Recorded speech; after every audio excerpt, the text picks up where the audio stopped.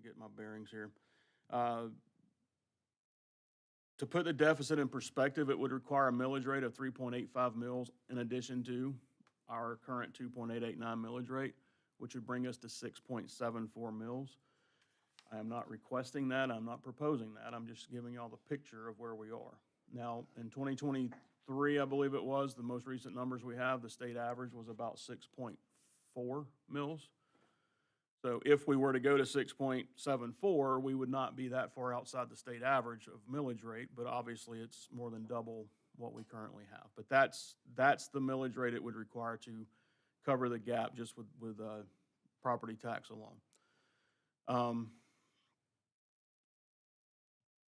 I also want to note that in our current budget, the 2026 budget, we projected a deficit of $3.9 million, and we used surplus funds to cover that, to balance the budget. It doesn't look like we're going to draw all or even most of that this year, just because projects have not been completed and just the way we spend and the way we operate. That is a benefit as far as, you know, we're not spending as much, but it's also a detriment because we're trying to spend down our surplus. It's very hard to do when when projects happen. Part of it is staffing. We just don't have enough staff to carry out all these projects. Staff positions go unfilled. There's a lot of factors behind that. It's not because we're not trying to spend that money down. It's just the way it is. So let's look at going down to departmental spending discipline. I'm referring to my memo that I sent you on Friday. With the exception of just a couple departments, everybody cut this year. Administration cut 3%. Finance cut 6.2, municipal court cut 2.6, public works cut 13.1, planning and zoning cut 1, museum, we took that down 12.5%, but public safety went up 5.1, the library went up 2.9, and parks and rec went up 35.9. The library expense is driven by health insurance premium growth, in addition to they requested $22,010 in furniture and fixtures. That's actually spending down some of the surplus that's out of assigned funds. That's money left over from what they were originally assigned when those funds came in, and they didn't spend all the funds that they had set aside for a golf cart. The golf carts came in at about half, I think, of what they had anticipated. So that is a little bit of surplus spending there. Parks and Recreation includes approximately $35,000 for America 250. Those are one-time costs. Furniture for 881, similar situation to the library with furniture. This is from their assigned funds. And this is to furnish the building at 881 once those renovations are completed. And also increase programming and event supply costs. Public safety's biggest costs reflect fleet replacement, which we generally purchase 2 cars a year. Body camera server upgrades, and personnel cost growth. In this proposed budget, we've included a 3% increase, which is pretty typical of what we've done over the years. Some years have been more, some have been less.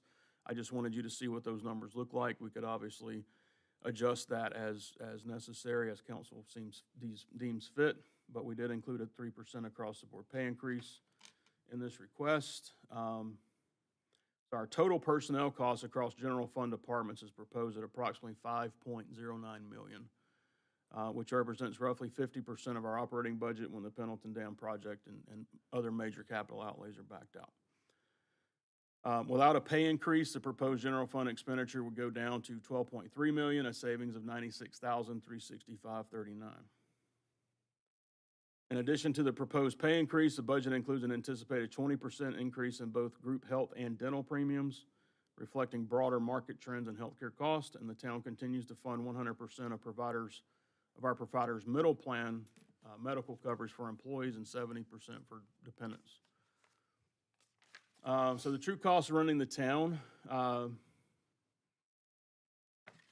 again, if you back out the $2.2 million in expenditures and $1.8 million in federal grant funding for the Pendleton Dam, you get a more clear picture of what it costs to run the town. And our revenues. So our revenues without the Pendleton Dam grant goes to down to $7.795 million. And our costs are our projected costs, including personnel, legal purchase services, Road paving and repair and supplies is 9.6 million, so there's still a deficit there. So there's about a $1.8 million deficit. So closing that gap would require an additional 2.62 mils, bringing our millage rate to approximately 5.5, which is below the state average. But when one-time costs are layered on top of that, the total shortfall grows to what we were talking about before, the 2.7 million, which would require 3.85 mils. So we have these structural challenges when it comes to our funding. We've discussed this over the last several years, that we are at a point where we are not going to be sustainable if we don't do something with our revenue or our spending. It's just the only way we can fix that. I believe our budget is pretty bare bones. Yes, our personnel costs are high, but our personnel are our most important asset. We can't do anything without the people we have, and we're continually bragging on our staff, so we want to keep those people. And so we have to make that investment.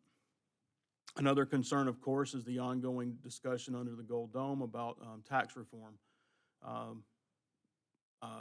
The House did not get what it wanted this year, and it's going to continue to pursue additional tax reform. So one concern that I have, and I think Sandy shares with me, is that going forward as additional tax revenue, or I'm sorry, tax laws are explored and possibly come to fruition, is our baseline. So everything's going to be based on your baseline, where you are at the point that the law goes into effect.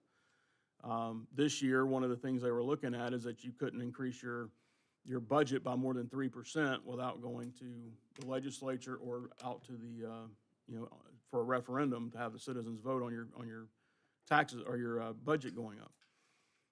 So obviously, with a lower baseline at 2.889 mils, we would be at a distinct disadvantage if a law like that were to ever come into effect. So those are things that are concerning to me.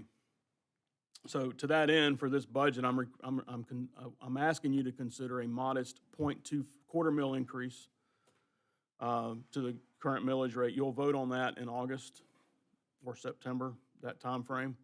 That would bring our millage rate from 2.889 mils, which it's been for 18 years, to 3.139 mils. This adjustment, which is reflected in the budget in front of you, would generate approximately $176,466.18 in additional revenue, and would help to cover ongoing costs that we're looking at. I provided in your memo, and I can put it on the screen if I need to, but I'll have to bring that up. Different levels of millage. The 0.25 that I'm requesting is on a $350,000 home would be a $35 a year impact. Could you bring that up, please? Yeah, It's hard to keep all that in your brain. I get that. I don't know why I put it on one computer, not the other.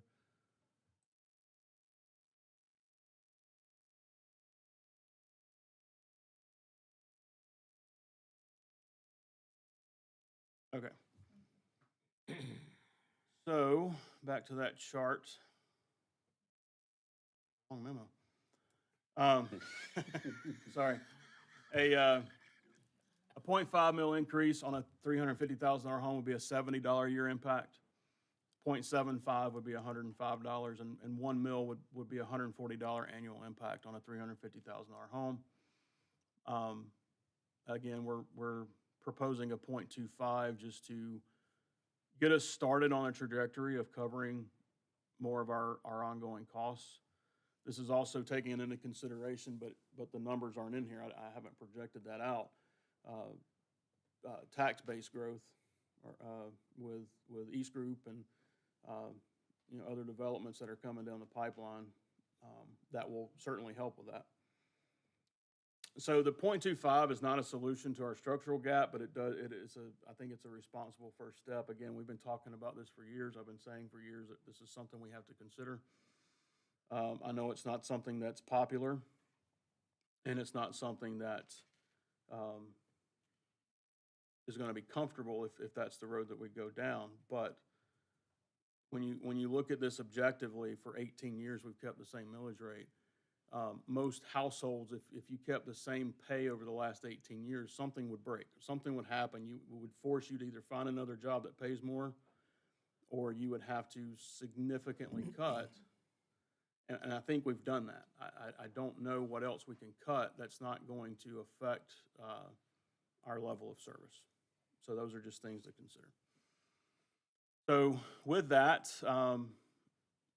we're here for the rest of the day to answer your questions. We'll go down the line by line if you wish on the budget. But are there any questions on the intro there and the lead up? Brandon, I have a general question. So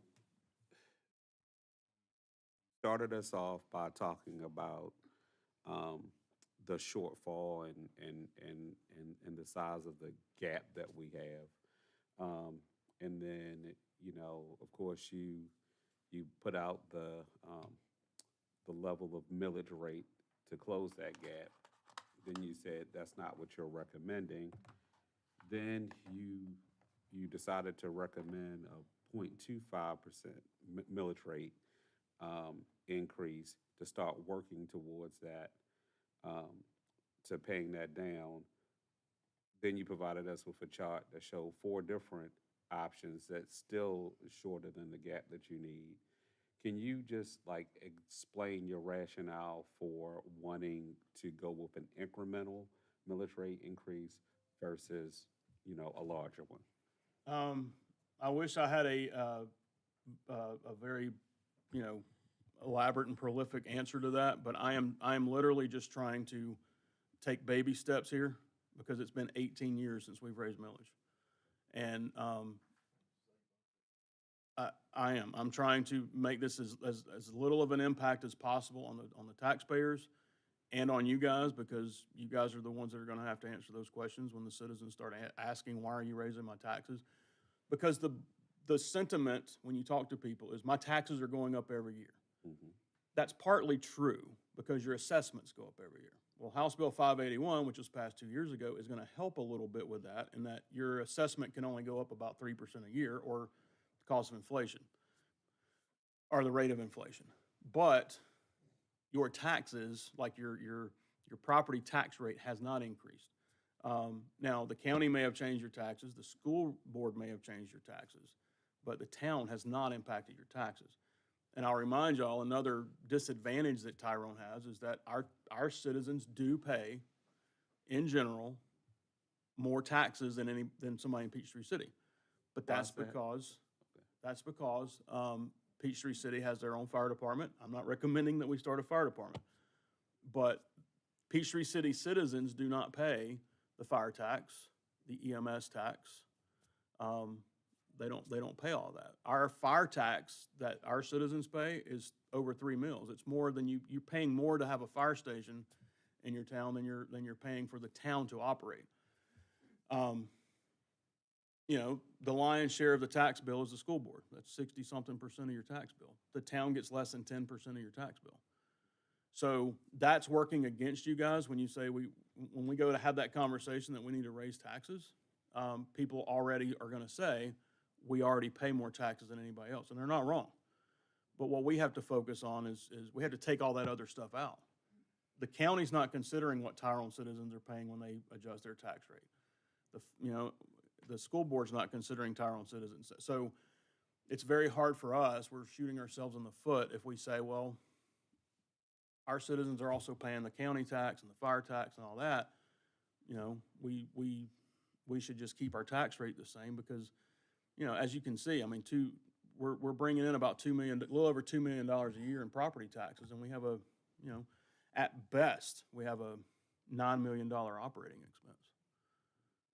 So, you know, so anyway, so to answer your question, it's just an incremental increase to kind of get us started, have the conversation with the public.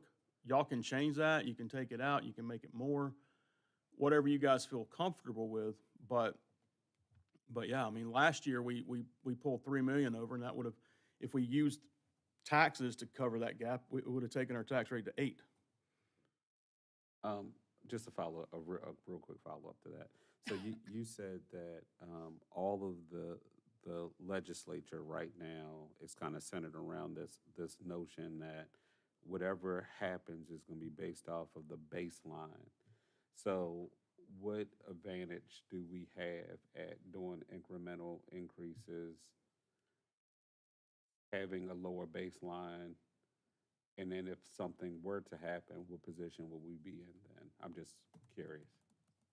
I mean, you're at a better position at over 3 mils than you would be at 2.889, but cities that have a average millage rate of, say, 6.2, 6.4, they're gonna be at a much higher advantage, because 3% of whatever you're pulling in at 6.4 is a lot better than 3% of 2.889, or, something like that. So, I mean, you have to look at it like that. I'm just basing this off of what almost got passed last year, what they were trying to pass. That's just one proposal. I mean, it may be that they say, we're gonna eliminate it. Right. And something did pass, and, They may say, we're gonna eliminate it. Oh, eliminated. right. What did pass is something that we gotta we gotta learn more about and wrap our heads around, is there are now options for new sales taxes that can offset the cost of a tax increase. So what we're trying to do is lessen the impact on homeowners and transfer it to non-residential properties. So your East Groups of the world, your Microsofts of the world, all these people are going to pay more, which, by the way, there's a lot of talk right now about tax abatement. Microsoft did not get a tax abatement, so let's just make that clear. On the record, Microsoft didn't ask for one, and they weren't presented with one. So day one, if they decide to move forward, they will pay their share. So that just needs to be clear. So anyhow. Thank you. I think education is, education is the most important thing here, because people, as you said, they think that what they're paying to the county is what we're getting for that. They don't realize that we get such a small percentage of that. My concern is, like you said, that if legislation comes down and we're caught in between the mix of it, where we're not high enough with our millage rate at that time, then we're going to be stuck, because we're not going to be able to move it at that point in time. No matter what we do, nobody's going to be in favor of it. But I think in educating the people and making them understand that what our costs are and what would happen if we have to start cutting services, eliminating staff and services to our townspeople, which they're very happy with at this point in time, that somebody's got to pay for that. Certainly, as residents, none of us want to pay more taxes, but it's going to come to that. I know it's not a favorable thing, and I've said this before. I think you got to go big or go home, and then do it once, and then leave the people alone. But doing it incrementally, I know I mispronounced that, but as we go forward to do step by step every year, no matter how little that may be, that's gonna hurt those people. They're gonna keep crying every year. I think if we do it once and then put ourselves in a position without taking any unassigned funds, because I am not in favor of taking any unassigned funds and using that to balance the budget, we got to figure out how to do it without doing that, because we're going to need that money somewhere along the line. But I think as far as the millage rate goes, I don't want to see it happen, but I think for our sake as a town, we need to do it and probably go up to that 6.4, 6%, and get ourselves in a position where we can sustain that for at least the next 4 or 5 years, depending on what goes on. Can I ask you or Sandy, whoever can answer the question, has East Group, I assume when they turned over dirt, they started paying a higher, or they started sending revenue for property tax? Do we know what that is and what their scale of payment will be? Honestly, I'm not positive of that. Have you seen that, Brandon? I'm looking at Q Public right now. It's probably not updated with the new assessment yet. I guess they had started at the time. I don't know that they really, well, I guess they started paying as soon as they owned the land.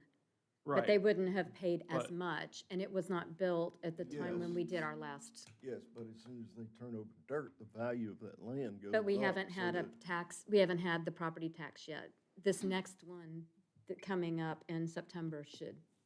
so the tax bill on that property in 2024 was 61,000. The tax bill in 2025 was, bear with me, about the same. So it should be this coming year that that Okay. assessment we'll will see be it this year. redone. We need to find out what we expect that to be in 26 and 27. Because right now, we're having a conversation about raising taxes without discussing the anticipated revenue from development that we're taking heat for. And I get that, and this is both the appropriate time and not the appropriate time to talk about this, because we gotta talk about what we're gonna project to balance the budget with, but it's also not the appropriate time to vote on a tax increase. And at the time that you do vote is when we should have the information you're talking about. But also consider, another reason I could say, Mr. Hunter and to Mr. Campbell, a reason I didn't take the big approach is because we are looking at East Group, and we anticipate Microsoft to be over seven figures a year, or close to seven figures a year, I should say.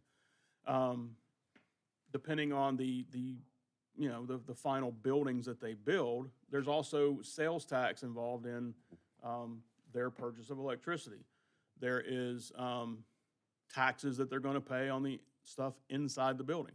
The city of Covington, I don't know if y'all saw this, the city of Covington this year is eliminating, there's a thing on their ballot to eliminate property taxes for homesteads because they have two data centers in their jurisdiction. And they're cutting homestead property taxes out. That's the proposal because of the tax revenue generated from the data centers. Is that a full selling point for everybody who does not want the data center? No. But that is definitely something to consider when you're talking about tax revenue. And so, yes, it'll take some time before we realize that with the Microsoft project, but East Group is going to be significant as well. So all those things could help keep property taxes low, and definitely reduce the impact of what we might have to look at as far as raises, tax increases going forward. So, Just- Oh, go ahead, Sorry. Marie. Go ahead. You might be saying what I'm going to say. I'm hearing everything, and it sounds like it's a moot point to discuss or even go forward with a tax millage rate at this point because there's too many unknowns, and you can't balance a budget with that many unknowns. I agree with what's being said about if we're going to increase it once and do it and be done. But at the same time, we don't know what we need to increase it to because we don't know what Eastman's going to be. So we could sit and debate that all day, but we don't have the answers right now, and we won't have them until further down the line. But you said there were two other ways that we could make up that shortfall, and one are cuts and one is surplus. And what I'm hearing Billy say is we don't need to touch the surplus. That needs to be sort of our rainy day fund and emergency fund. How much is in the surplus? About $9 million. And keep in mind, we have surplus and we have reserves. The town's policy that council adopted several years ago is that we maintain 6 months of reserves, How much is in reserves now? about 9 million. Based on the last audit, was around 9 million. Wait, is So, that I'm sorry, surplus or- that's- How many months was that? Do you remember? It was 13. She said double-digit reserves. It was 13 months. Probably 13 It months. was. So dipping into the reserves or the surplus, we're not going to go below that threshold of half. So you still have the rainy day fund. But wait, is there 9 million in surplus or reserves? So half of that is reserves and half of that would be surplus, if you look at it that way. Surplus would be whatever's left over after you hold back your 6 months of reserves. Okay. But the third thing you said was cuts. And cuts doesn't mean personnel, but I wanted, when we go through and discuss the budget, I saw a lot of places where we could make cuts and come up with a shortfall. So as we go through it, I'm happy, but I think my biggest concern is the amount of money that we're spending on contracted services and legal fees. And I want to go through and talk about those as we go through the budget, because I think there's places to find savings. We have a full-time engineer on staff, but yet we're contracting services, especially to the Mallet Group, that I don't think we need to be spending. Let me address that. So a town of Tyrone size will never, ever get to a point where we can rely on an in-house engineer. Even the county outsources their projects to engineers. They're bigger counties. I mean, they're bigger entities. Exactly. Right, so they have to. You're exactly right. Right. So do we. Scott can't possibly design all the projects and oversee all the projects. So Are we doing too many projects then? Oh, excuse me. that's up to y'all. Every project's gonna come with an engineering cost, and every project budget has that cost built in, including the SPOS project. So every single project has to be engineered in some way. But when the manager who was in my position when Scott was hired was short-sighted in his thought that we were going to be able to hire an in-house engineer and be able to never outsource again. The size of our town requires us to go outside. I mean, there's just no way a single person can engineer all these jobs, oversee all these jobs, and oversee Public Works itself. That's just not something that we're gonna do. So is he wearing too many hats? Possibly, but if you hire somebody, then you're defeating the purpose I of mean, not outsourcing I just think that as engineering. we go through the budget, there's places that we can look, that there are things to cut. And maybe it's not that we eliminate completely contracted services. But again, you know, in the communication that I sent you, I think if I have the opportunity to see what we're spending on contracted services and legal fees, that'll help me understand where cuts can be made. Sure. I mean, I believe we're at a point, and I think we'll see that when we go line by line, where, you know, cuts are gonna be, you're gonna be impacting citizens and quality of life when you start making those cuts, but certainly something to look at. This is y'all's budget. Y'all get to make those choices. I just wanna, we've had this discussion, I know you're new, I know you haven't been in those discussions, but we've had the engineering discussion several times over the last several years. There's just not if a county the size of Fayette, if a city the size of Peachtree City and Fayette will have to outsource engineering, then we're certainly gonna have to do that. You know, because these engineering firms, you gotta remember, they got engineers, they have CAD operators, and they have field staff that come out and oversee, they go to the job sites. We have Scott. So if we're gonna try to get out from under having to outsource that, then we gotta hire all that staff. We gotta buy all that equipment. We gotta buy all that software, and we gotta pay these people to be here, you know, engineering these projects, and then we gotta hire somebody that's going to be in the field overseeing the projects, because they can't do both. And so, I think I just wanted to put that out there. I think you said 3 ways that we could find the shortfall. And we can't rely on the tax increase right now because there's too many unknowns. Surplus is, I would say, our last chance or bet. I think there are places that we can find cuts without eliminating okay. the quality of life in Tyrone, which is something I would never do. I'm just going to rewind. That was not what I was going to say at all. Back to the millage, I would consider incremental millage rate increases as a way to give us time to analyze what's going to happen with these variables, with the biggest being the state legislature and what they're doing. We can kind of estimate the new businesses. We can have a general equation to figure a number for those. But what the legislature does is totally ethereal.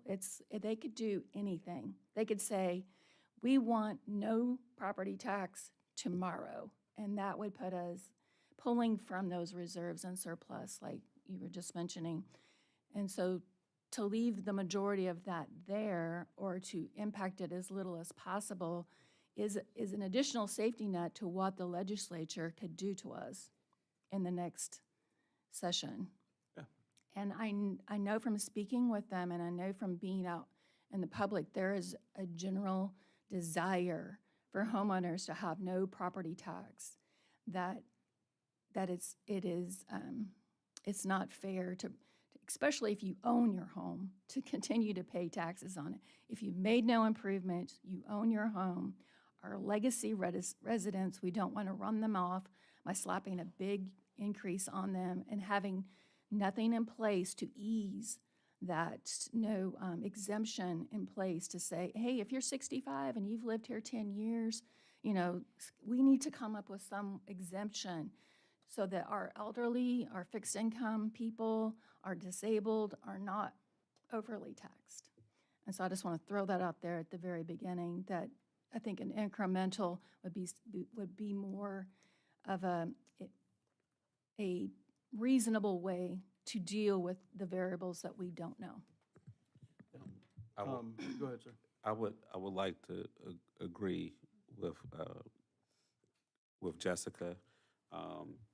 I do understand it, and I also want to think about it like this. You said some very important things at the beginning, and when I asked you those questions, it was mainly for clarity, because I wanted people to understand the position that you're in right now and the position that we're in.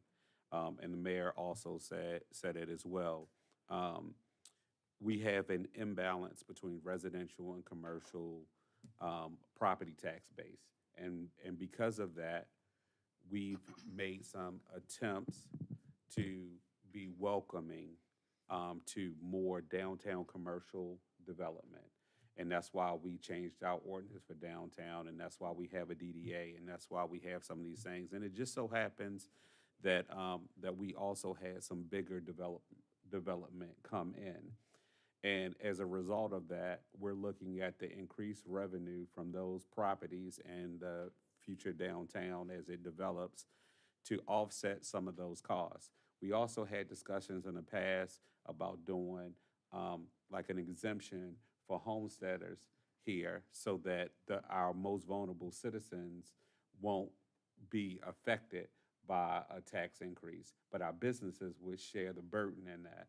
And so that's why I said for this discussion, that's why I agree with Jessica, because if you have an incremental increase, you can kind of start working your way towards that, while on the opposite side of that, we're getting some of that development dollars back in. And yes, our citizens are not going to be happy with some of the choices or some of the things that are coming here, because they're not used to that. They're not accustomed to that. But they're also not accustomed to paying a whole lot of taxes. And so we're in this kind of quandary right now. But I would say that in addition to this, you also mentioned our staff as being our most important asset. If I'm not mistaken, for a town our size, and administration's probably about 16 employees that run the whole town. Roughly. I mean, under the administration budget's only 3 of us, but you got 3 of us, you got Sandy's and her staff, that's 6. So as far as in the building operating the town, Yeah. the administration of the town and paying the bills, there's about 6. 6 people. And then we have 16 police officers, correct? 18. 18? All right. And we have the fourth safest city, and we're always in the top 5, right, every year. And so we're seeing direct results from the choices that we've made, right? So, and we also, people also talk about our public works guys. And how many do we have on staff? 6, 5 or 6? 5 in the field, right? Yeah, 5 in the field. Yeah, and so my thought is, if we're talking about retention, I would like to see those folks that are not making a real livable wage, I would like to see their salaries increase to a livable wage. And then, of course, that's adding, but you got to understand that, like, if, like you said, we're at a vulnerable place that if we lose good people, then where are we going to be? And the one thing that I always hear from our citizens is they love our police and love our public works, and they also love all of the things that we do over in that park.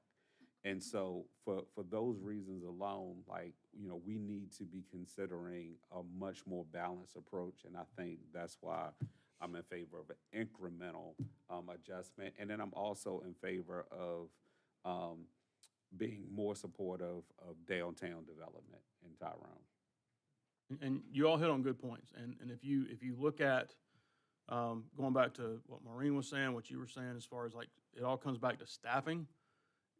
Philip did a study a couple of years ago looking at public works and things like that. If you compared us to other cities in the area, and especially of our size, we are severely understaffed in public works and a few other areas.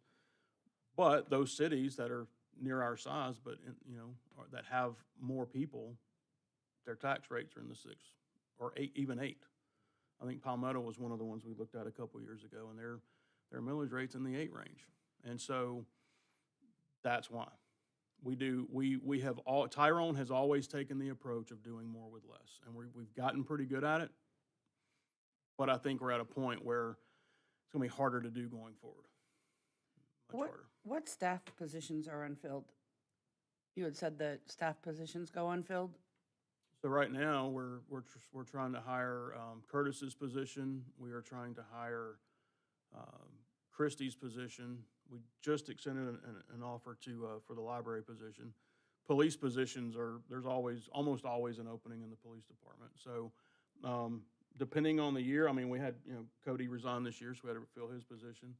So it just depends. Sometimes police positions will go for months before they're filled because you definitely don't want to get the wrong person in that job, but also sometimes it's hard to attract. Why is that? Part of it's pay.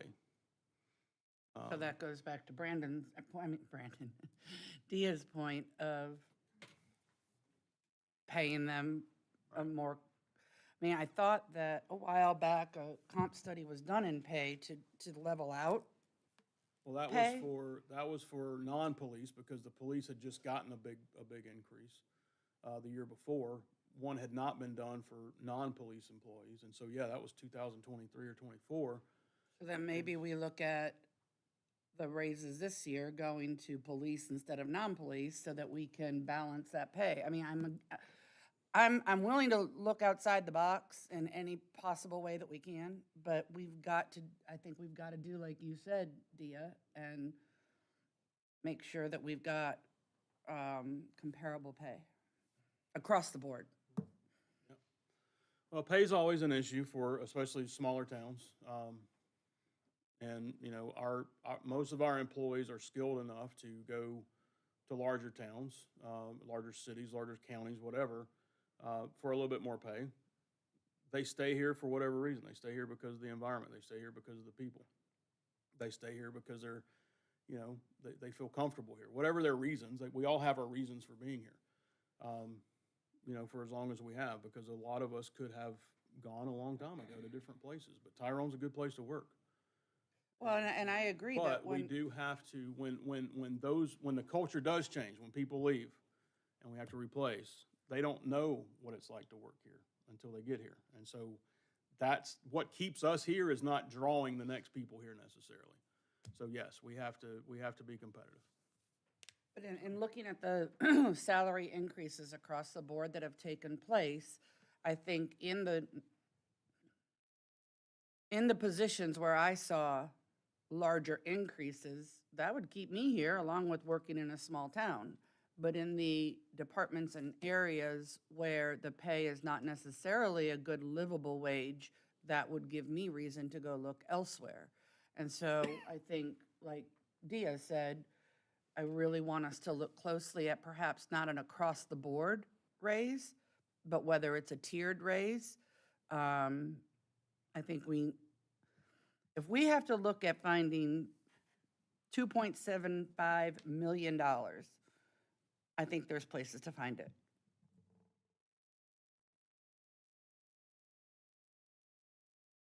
Well, to Brandon's point about attracting people, I know that someone from a neighboring city came to fill a position that we had created last year because our third party whatever you call it, agreement was not working out, was not being fulfilled, and that person has done exceedingly well, and they've gone way above what was being done in years combined. So there is that people realize that it's a good place to work, and they're willing to come here from larger cities that have more complications of different kinds. But there is that. So kudos for a good work environment for everybody getting along and looking out for each other. Agreed. Well, it sounds like we need to go line by line and find that 2.7 million. All right, well, my proposal would be to start with the biggest budget and work our way down. So I would have Scott go first, if that's okay with y'all. Scott would talk about public works, capital improvements, plan, sewer fund, and tree fund. If that's all right with everybody. Let me get the budget pulled back up here.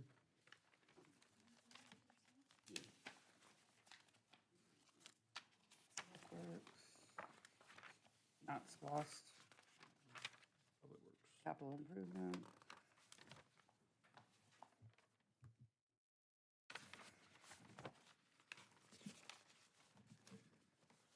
All right.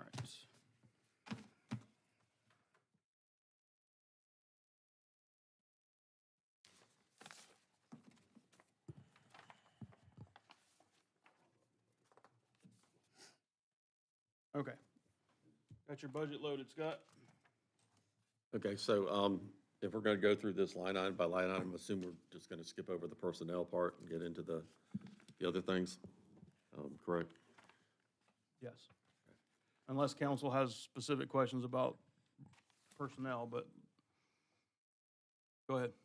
All right, so we'll start off with the line item for professional services. It's 14052, 1200.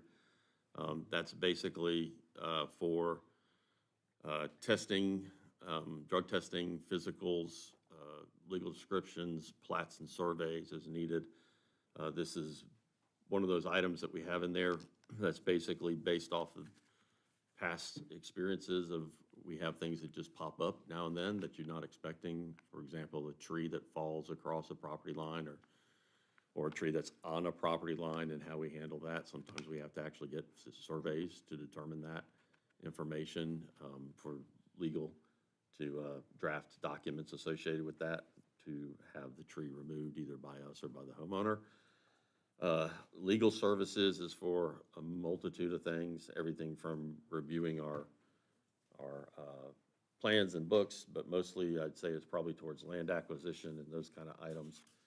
And also when the question comes up of, okay, who owns, once again, like the tree or a pipe?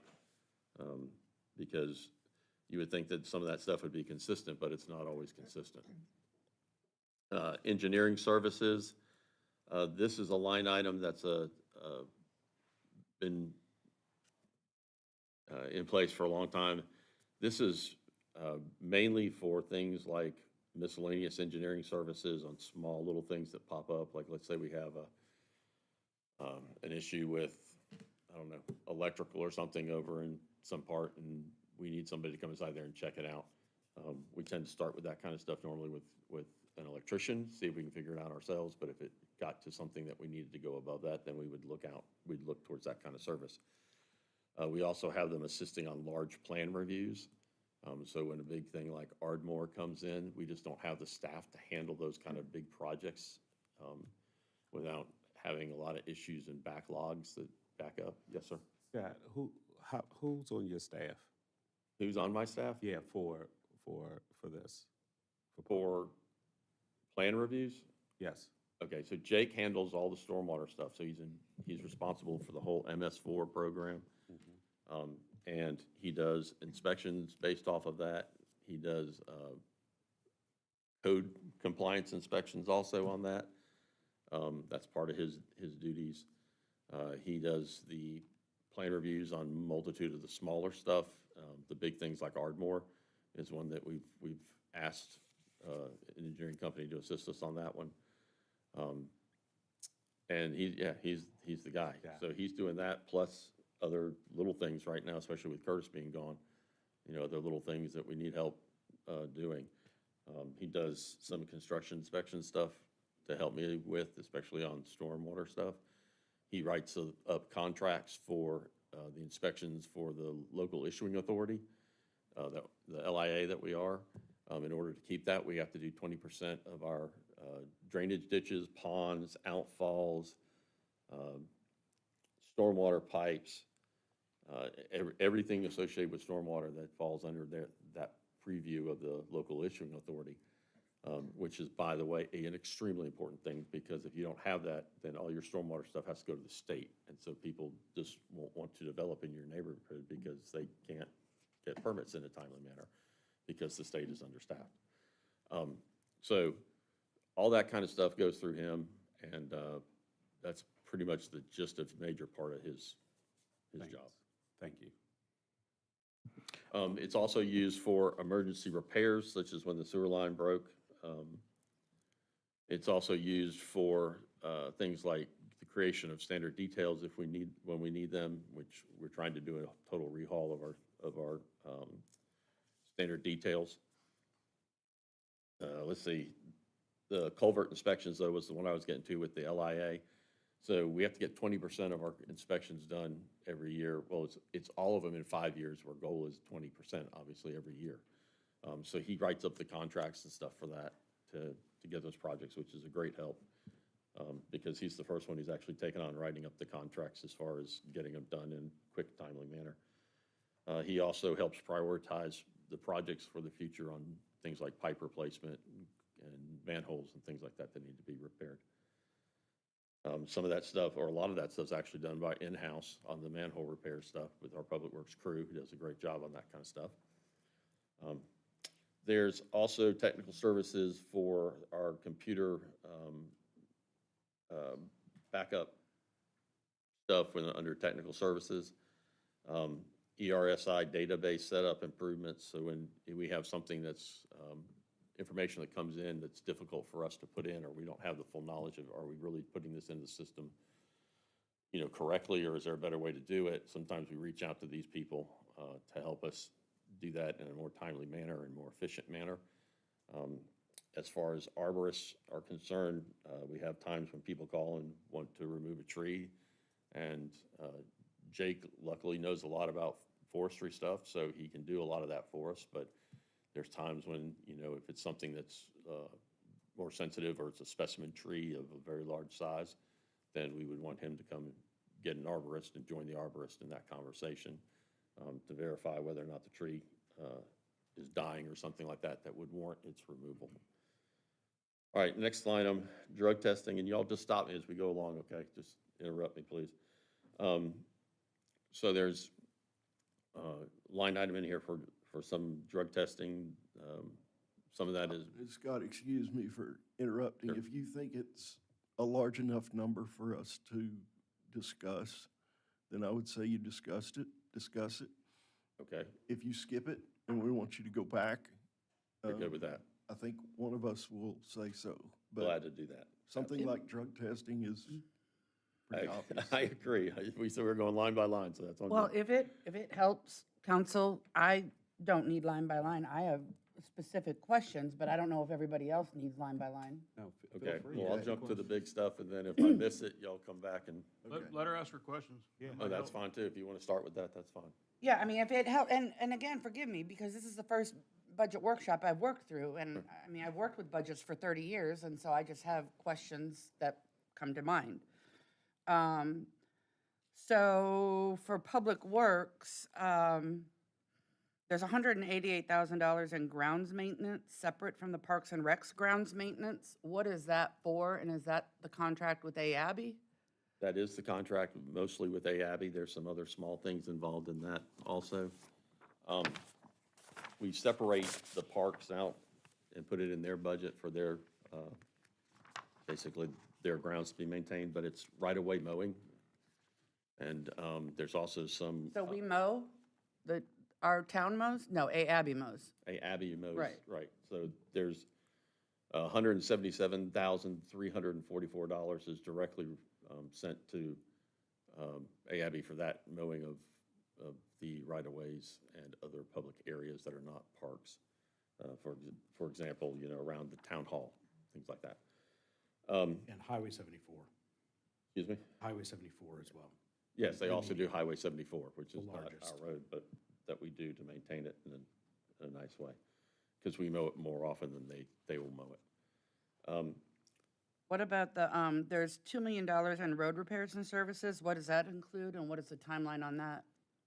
The $2 million in road services, all right? We'll jump to that one. Yeah, so the road services is going to be the 2026 asphalt resurfacing, which is a carryover of $488,000.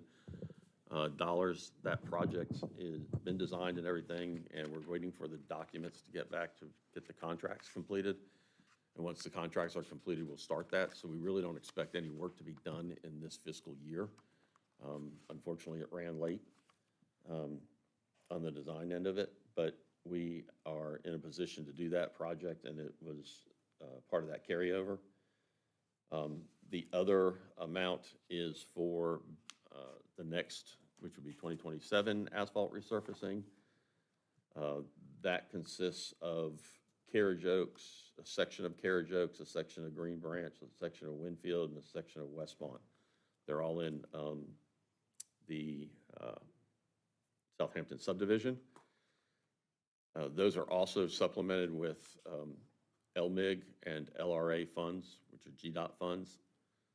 So that help reduce some of the costs on those projects. But they show up in our budget because this is where they come into the budget and this is where they get used. So where you see that $2.1 million, there's revenue, grant revenue associated with that also. Scott, what's the matching grant from those LRA and LMIG grants? I don't have the exact numbers in front of me, but they average somewhere between 140 to 160,000 for each one. The one that's the LMIG has a 30% match on that. The one that's an LRA, a local road assistance program, that used to be the LMIG supplemental. There's no match to that. That one's normally actually more. I think this year was maybe 157 or somewhere around there that we just applied for. So that's the main thrust of the paving, along with one more, East Crestwood, which has been on the books for a while, trying to get the multi-use path built with that. So we've kind of carried that over from year to year to year. Once again, we're carrying it over again because we're still finishing or still in land acquisition on that project. And we're hoping that gets done so we can start the actual construction on it. So there's 575,000 plus another 65, about 640,000 for East Crestwood and Huntington Road as part of that. So when you say that it's being carried over because it wasn't completed in this fiscal year or won't be completed in this fiscal year, are those numbers reflected in the budget proposed, or are they included as part of a shortfall? Those are, they're not part of the shortfall. Well, they are part of the shortfall because they contribute to the shortfall because they're costs. But yes, we're it's- carrying over, we're so carrying that'll get over- added too. We're carrying over on the books, you know, so if you had like the Pendleton Dam, we had $1.8 million in revenue like this current year for the Pendleton Dam grant, and we had, I guess, $2 million this year allocated to construction of the Pendleton Dam. But we didn't use nearly even half of that money or the bulk of it at all as far as like billing out, and we certainly haven't collected on that 1.8, so that just carries over. So it's just year-to-year carryovers, and it So inflates the budget. it's not showing as part of the $2.5 million that we have to come up with. Yes, It is. yeah. So But this may happen again next year. Right, We so- have a budget for it, but it may happen again next year. So it may be that we don't spend what we planned to spend, but it has to appear on the budget. Like, you could have a $500,000 project budgeted this year. He starts July 1, going out for bid, and he gets the bids in, and then land acquisition happens, and engineering happens, and legal reviews happen, and come next June 30, you've only spent 175,000. So then you've gotta complete that project, and that's why you typically see a capital improvement plan that goes out 5 years, and you'll see an allocation in this year for engineering, and next year for that, and next year for that. So it's all carryover, but yes, it does reflect in the deficit. And So, I mean, I guess my question is, if it was allocated in FY '26, 60, $6,740,000, but the actuals as of March were only at 2,613,000, that's about $4 million sitting there that hasn't been tapped into or used. If that's not going to be used, let's not just find things to use it up on, let's carry that over and apply it to the shortfall. We're carrying it over to complete the projects that they were originally allocated for. It's not free, the money's not freed up just because the project didn't get done. Part of the project got done in that year. So you don't wanna engineer for a project in 1 year, and then the next year you've engineered for a project, but you're not gonna budget for that project. You know what I mean? You're budgeting, let's just, like I said, to use the example again, you budget a $500,000 road project. Scott starts July 1 of that year, and he puts it out for bid. Right? Or first you gotta design it. But anyway, you go through the design, you go out for bid. By the time they break ground, you're halfway through your budget year, and they're not gonna finish that project in 6 months. So you've still got Right. $300,000 worth of project out there. Pendleton Dam, right now, we got ground broken on the Pendleton Dam. We've spent money on the dam, we've collected money on the dam. We're not gonna finish the dam by the end of this fiscal year. So that you money will have carry to over carry and that money apply. over. I got it. Yeah, so I it got it. doesn't free anything up, unfortunately. But a lot of the carryover money right here is not on projects. So for example, Okay, can we go, I'm sorry to ahead. interrupt, but, and the number that you used, I don't know if that's the March 30th it is number? March Okay, yeah, so 31st. that's, remember, keep in mind, that's only 3/4 of the year. Right. Right, okay, that's one thing. The second thing, like Brandon was saying, with moving everything forward, we don't encumber funds. We carry them over from year to year, and so I may pretty much know that if we start East Crestwood in them next year, by the time we get through a land acquisition, will we be 100% complete by the end of the year? Probably not, but if we can make that, I'd rather make it. So I put money in there to cover those kind of things, and that's where you see some of this shortfall that you're talking about. It's trying to push ourselves to get everything done as quickly as we can, but correctly, so that we can get as much done and we can lower the surplus that we've been asked to lower down. What is the need for the travel, dues and fees, education and training, and books and periodicals? Okay, let me get to those sections in my budget.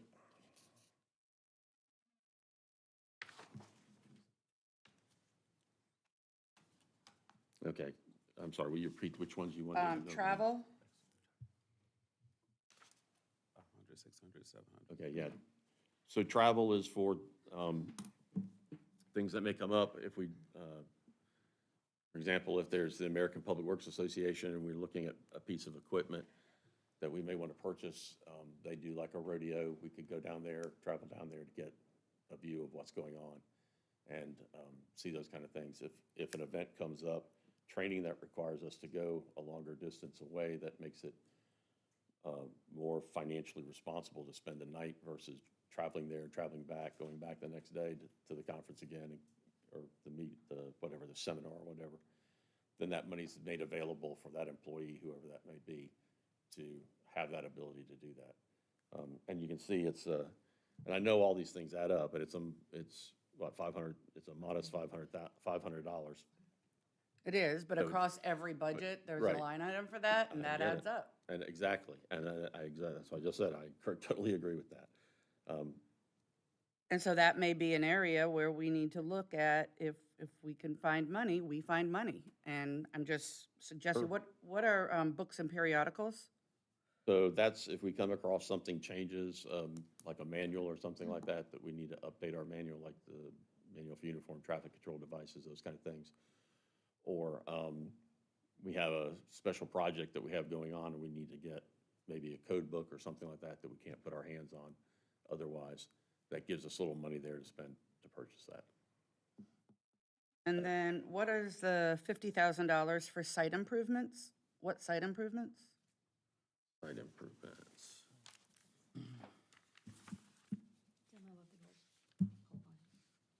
Oh, the $50,000 for that, yes, okay, so thank you, Sandy. The $50,000 for that is for the demolition of the pole barn area. We're not gonna demo the We don't know that. We don't know that, that's the problem, that's exactly, you're exactly, that's a great comment, because exactly, we don't know. If we can put it in surplus and it sells and things like that, and the people come and get it, that, we won't spend $50,000. But if I don't have $50,000 in my budget to spend, then I can't do it, and that's Is it exactly. a necessity to demo it? Yes. That area is projected to be a new downtown parking lot, and there's money in assigned funds to cover that construction. But aside from the pole barn, there's also the old, what used to be a dumpster area. There's a wall, there's a shed, and then there's a building, a small building, a little storage shed area, and then there's a covered area. That's not part of the surplus, because nobody's gonna be able to buy that and to carry it off, so that will have to be demoed. Probably won't be $50,000 worth of demo, but it'll have to be demoed. So that's just a contingency there in case, neither or both don't sell, and then we wanna, demo those. I'll note, it sometimes is for other maintenance items too, for like if we're gonna, this area out here in front of the town hall, the bioretention area needs specialty clean out or some sort of specialty work done to it to kind of get it back to operational standards. That's used for some of that type of work as well. Okay. What about the $300,000 for infrastructure?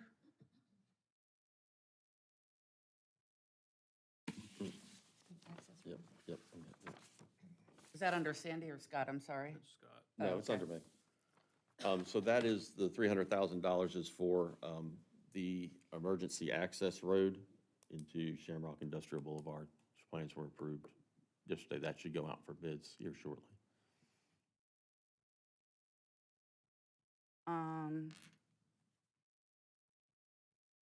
Okay, I think those are all the questions that I had for Public Works. Any others? I'm going to make a comment. I want to say I do appreciate Maureen for looking at each of these line items and trying to,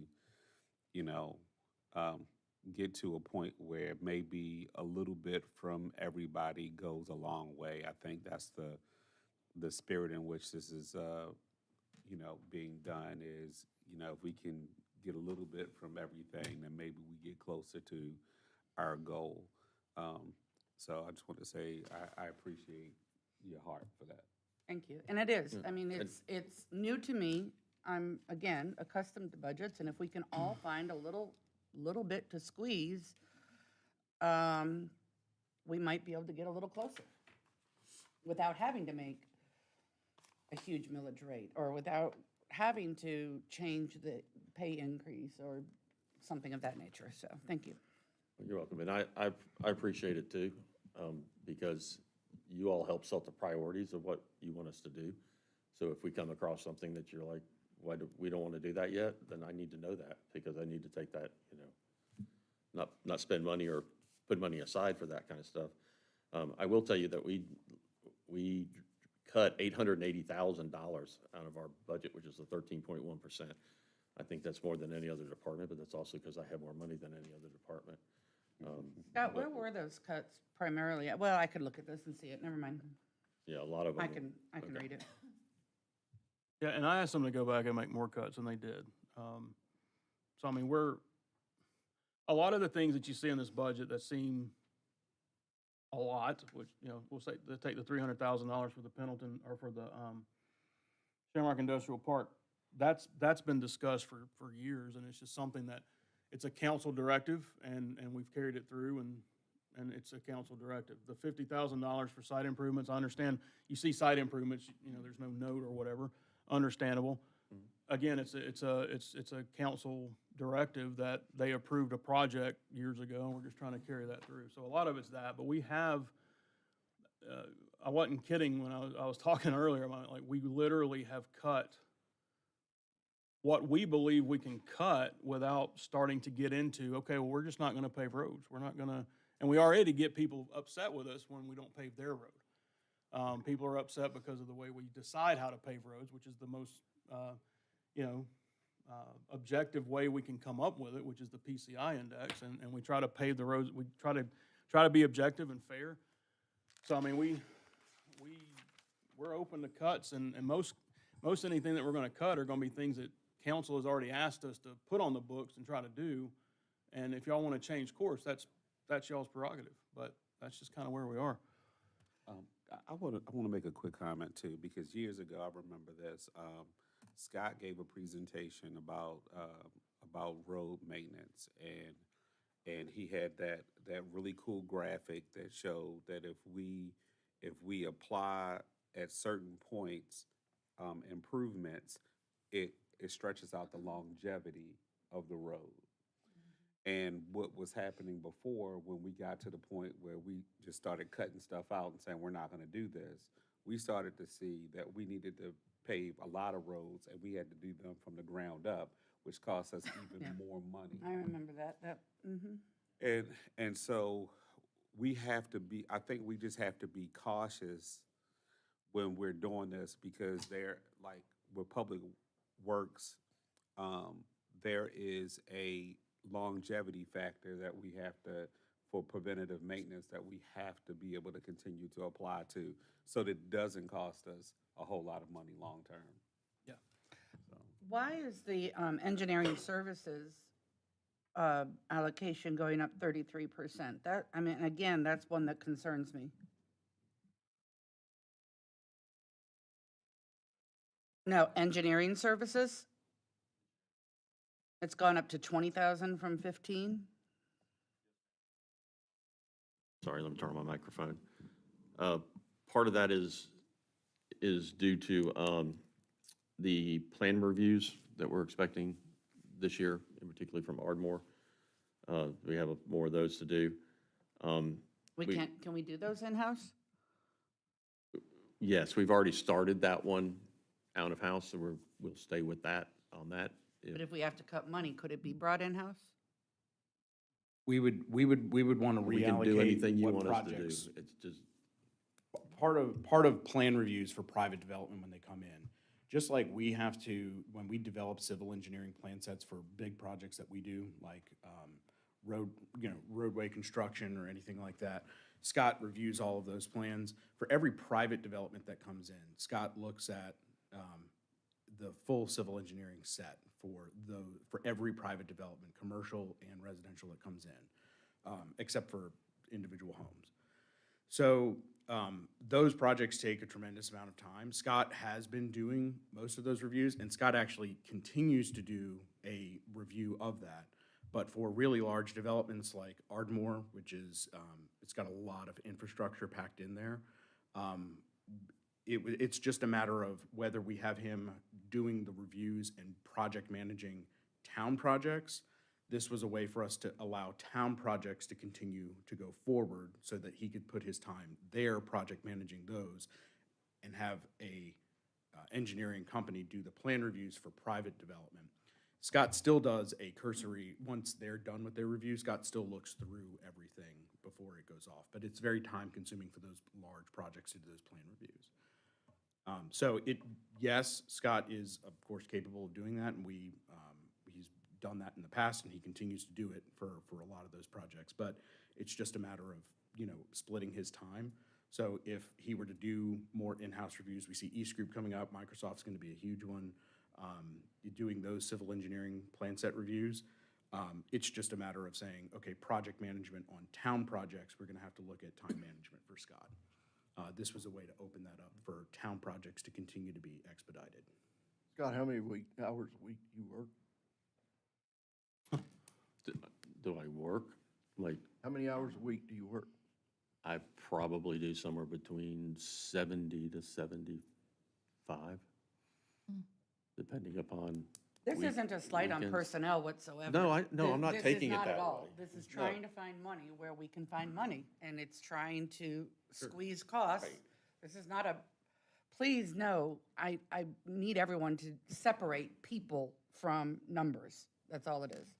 And Right, and I'm sorry, go ahead. I was just gonna say, won't that specific item in the permitting process will recoup, that's not necessarily gonna be something that's coming from the millage rate. We have increased our permit fees Yes. as well. So that expenditure that we're putting out has a money, that's a good point. Every permit review for civil engineering plans, for permits and things, we just upped our plan reviews. And I'll get to that a little bit in my budget, because mine's carries a large amount of that. But yes. So I mean, for that reason, could we reduce even further the engineering services there because we will recoup some of those fees? Well, we've already built in what we anticipate a little bit of permit fees coming in to supplement that number. So that number is reflective of fees that we will also get on the back end from new permits. And So we permit just reviews. expect it to increase in the need. Yes, and I anticipate, based on because we just this past year updated our fee schedule for building and engineering and all of those plan review fees. So we do anticipate additional revenue coming from that. That should help offset this number. Okay, thank you. Any more questions about the Public Works operating budget? We recess for 5 minutes. Thank you. Thank you, council.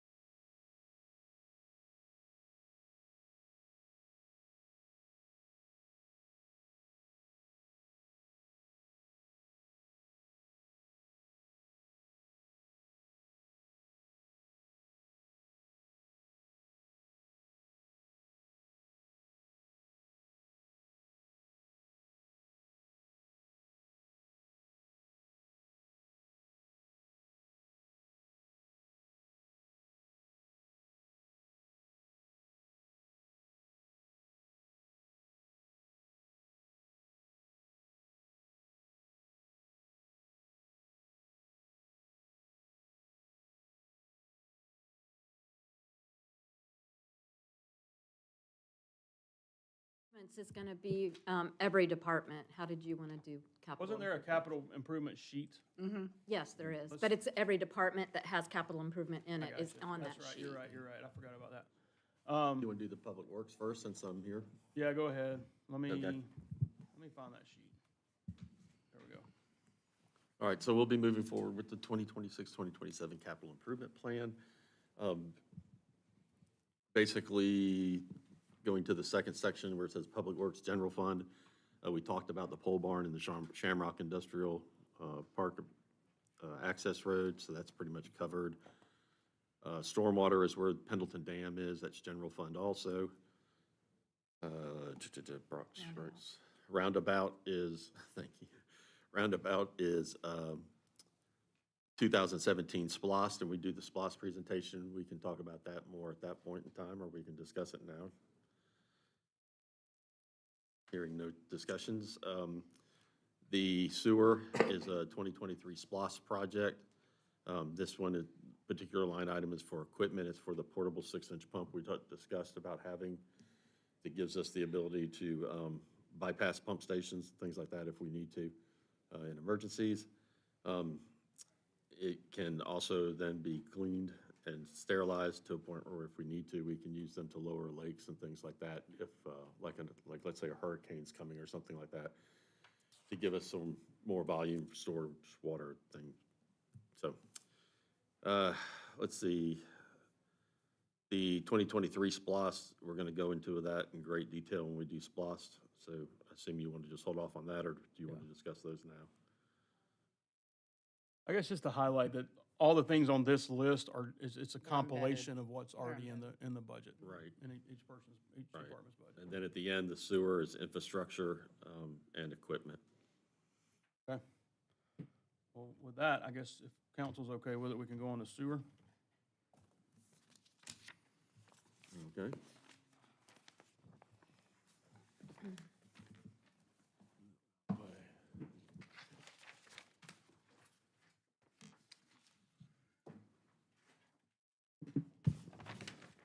Okay, so the sewer fund has basically remained the same for the most part. I think there might have been like a 1%, less than 1% increase. Very slight increase to this budget. It stays pretty consistent. You'll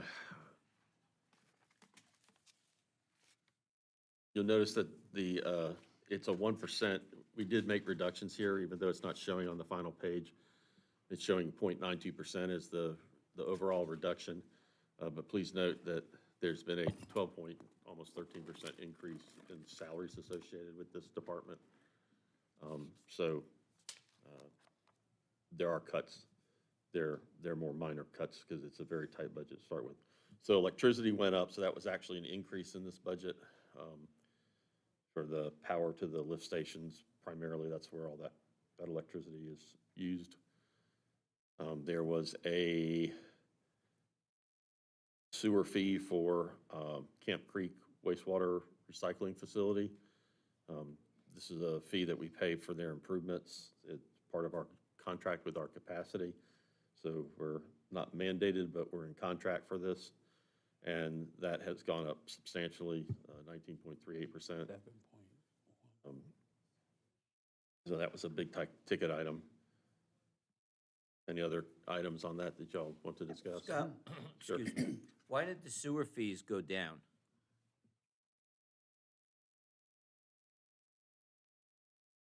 You went down from 400 and then you're. I'm sorry, 320. that's right, that's a reduction, my bad.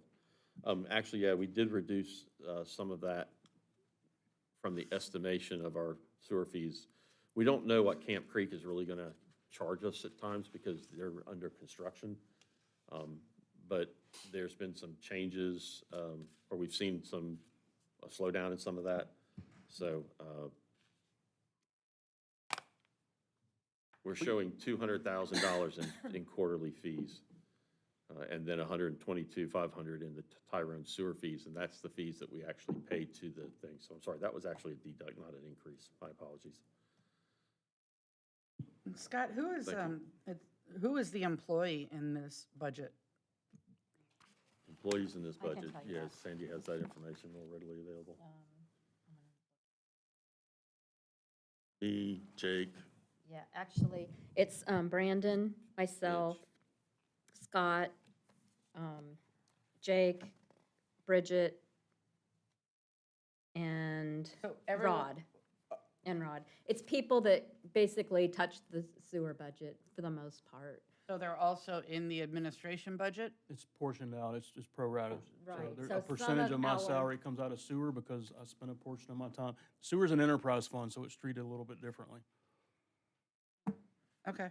So you track your hours and if you We think. don't really not track our tracking, we're hours, but it's just used as a percentage. We kind of estimate a percentage of what it is. There's nothing that says that you can't put an entire individual in there, even if that's not all they do. But we try to make it, It takes some of the pressure off of the general fund budget Right. because this is funded with user fees, not tax money. Got it. So it does do a little bit of a reduction on the impact there. Okay. And as far as the sewer use fees go, so last year, we asked you for I think it was a 5% increase in user fees.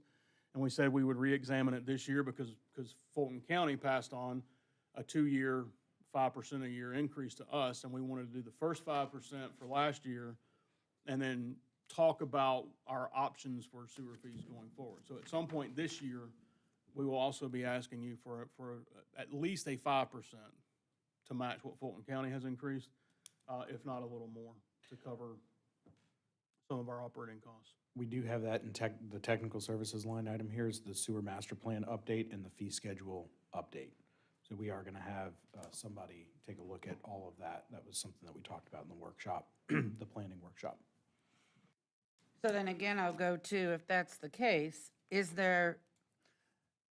a portion of your salary is being covered by the sewer fund, then what is the need for everything in this section under travel, dues and fees, education, and training, when those are already costed out in other budget areas?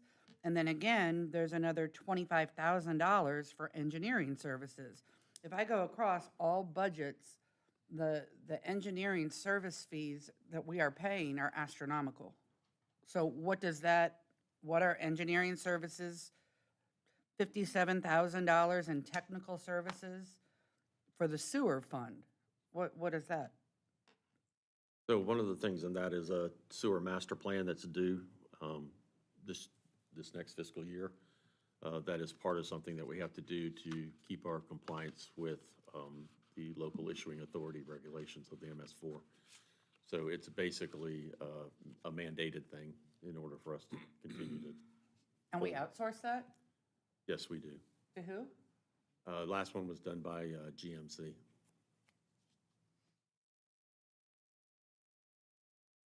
Part of outsourcing engineering also takes a huge liability off of the town.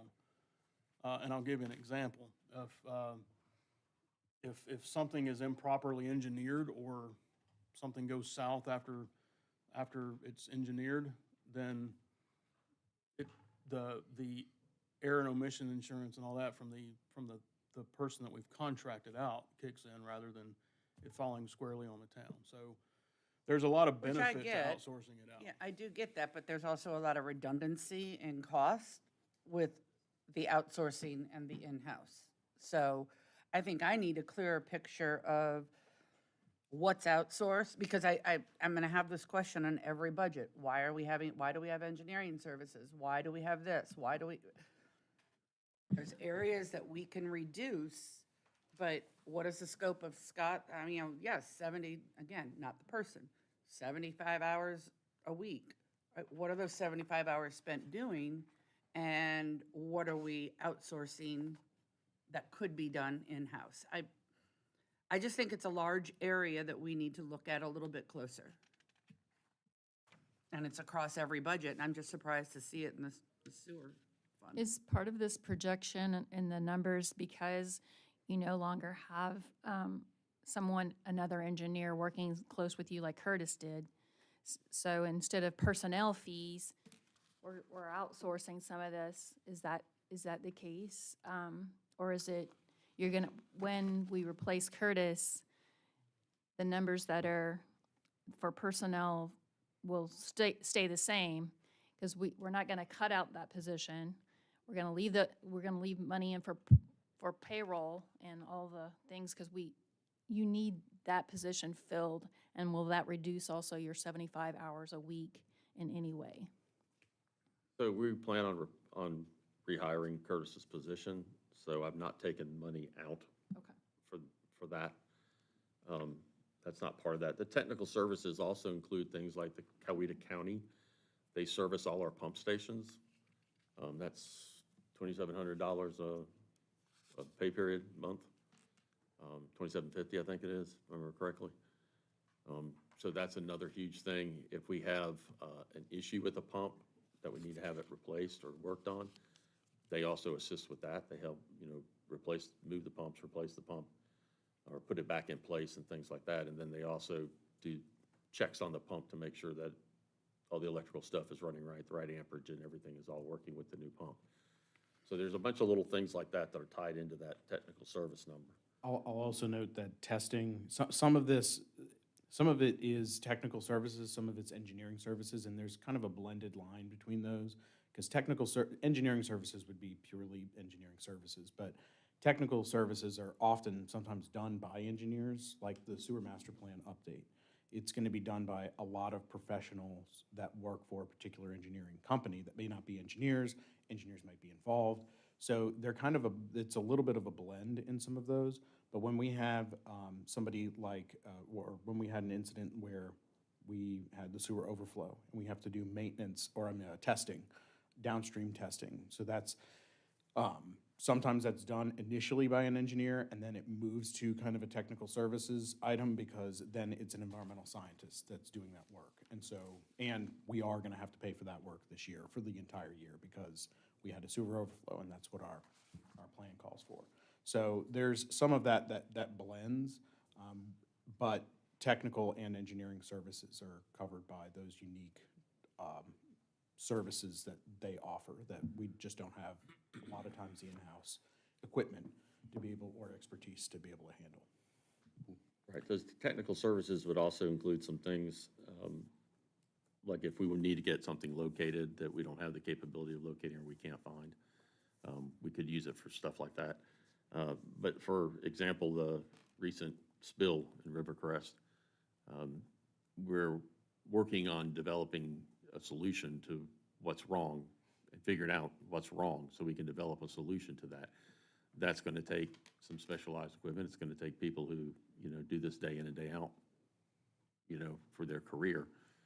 And in order to get that stuff, and that's where some of that engineering and technical services will go to that too.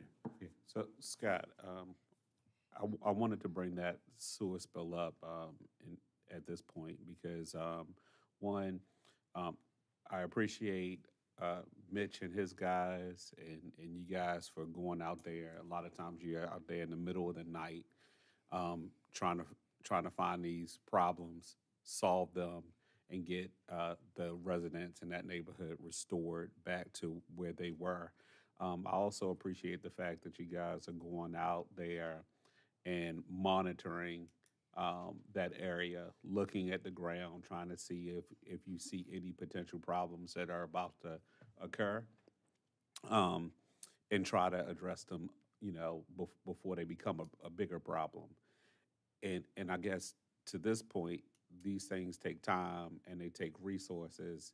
And I think the one thing that we're starting to see from your department is that you have your hands in a lot of cookie jars, and you are doing quite a bit with your one-man show right now, as far as your department being short with Curtis, and then it's the same, in some of our other departments like Parks and Rec as well. And so I just wanted to say that, once again, I know that we're looking for money, but at the same time, we don't want to shoot ourselves in the foot, especially over something that could be a public health issue, such as sewer.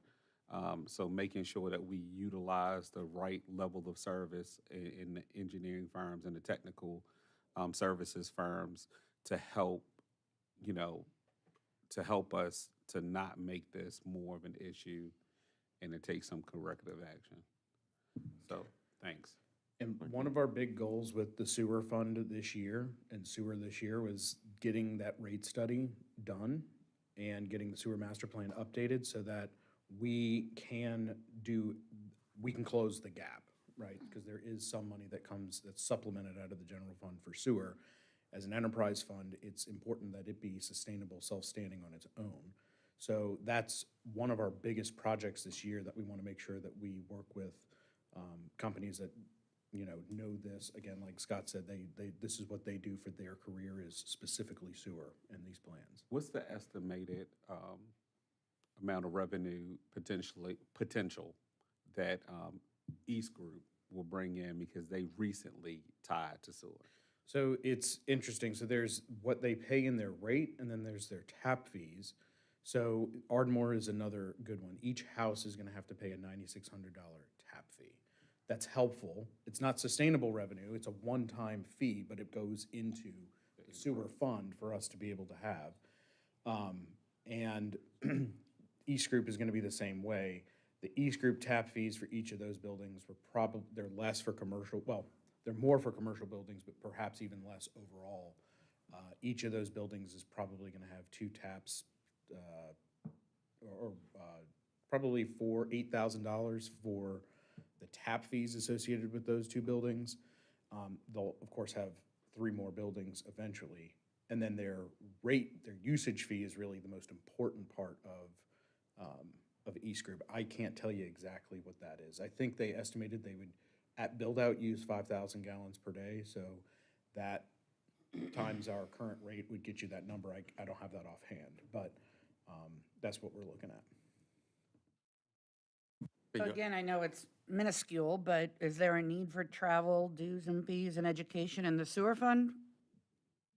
Yes, ma'am, there is. So for the dues and fees, at least $800 of that will go to the 811 program. We also have in the past done educational things associated with training and stuff like that, which is another item that you may be looking at. But with the dues and fees,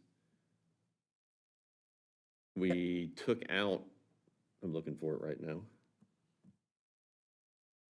No. Thank you. Right now, we took out a section that was used for like special projects or special event things because we were talking about maybe trying to host a UCC meeting kind of thing. And we have decided that we can't do that this year, so that's actually we didn't do. UCC. The what? What is UCC? Oh, that's the locate stuff. Okay. So at the top 2 items, just for my clarification, you've got the sewer use fee and the sewer tap fee, and the numbers are right there. So that's money that we'll be getting in, right? Correct. Okay. Correct. That's all revenue at the top. It is, but I left it in here. I'm not too smart. As far as the travel part of that, once again, if there's something that's associated with educate, or for example, a training course or something that we take, or an educational course that we take, that would require us to travel somewhere, that's money in that budget to do it. That's kind of if you said scratch that, that's an easy scratch because it's also kind of covered in the Public Works budget. But because it went to the sewer, we would want to charge it out of the sewer fund Right. instead of charging out there. So that's why I put it in both of them. And then what is $100,000 for contingencies allocated for? That's, once again, part of that emergency stuff if we have a major spill somewhere. Do we use any of that this year? We will. Or,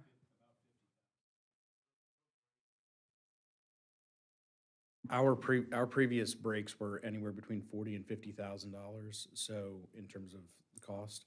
So That's what we'll anticipate spending for this one break. The extra is in case we have a second break in a year, we want to be prepared for that. Or fines Oh, yeah, and because of yes, the break? Anything like we that? luckily have not been fined for either one of these, but yes, the fines can be steep from EPD if it, if They'll be significant if they do come. yeah, we've responded promptly and to our standard, and they've recognized that, but, yeah. Got it. Thanks. All right, Scott, if no more questions on the sewer fund, we'll go to the exciting tree fund. Okay.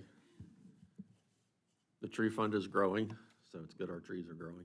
No pun intended. Thank you, Councilman. Not much to say on this one. We have a tree fund amount, thank you, $4,500. I have too many pieces of paper here, my apologies. For $4,500, and we should be getting more funds in, probably not this year, I'm not sure it'll happen this FY, from Ardmore when they start, depending upon which side of the road they decide to start with, whether it's the already cleared area or whether they start in the area that's not cleared, will make a difference on that. And this tree fund money we have been trying to use, but it's very limited in its use and for the right purposes and the right reasons.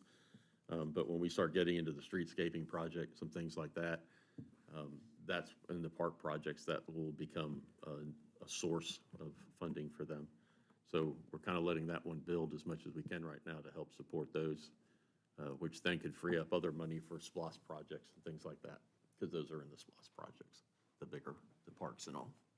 Scott, I just noticed you got the 4,500 under the FY '26 actuals for this year blank, and then the FY '27 proposes blank. Was it your intention to carry those forward?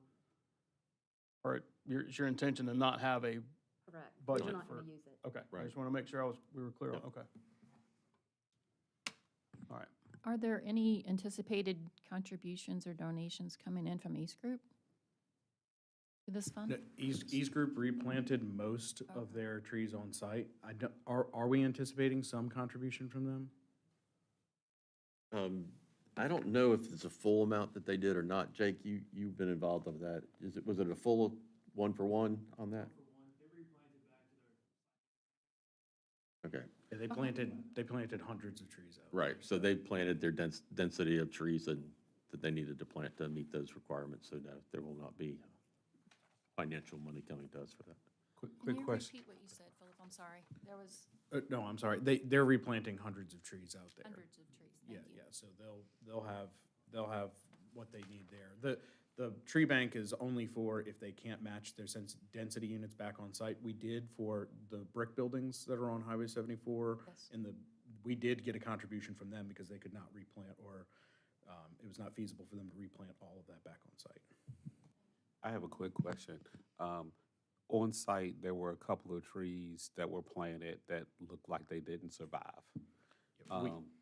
Yeah, they have a landscape warranty that they're supposed to show us in a performance bond, so if they die within a period of time, we have them go replant.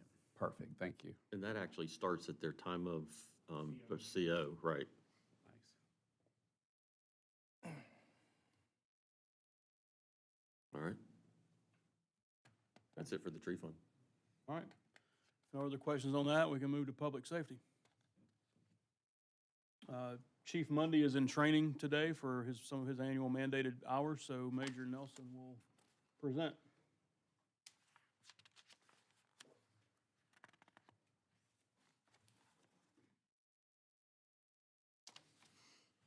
Good morning, everyone.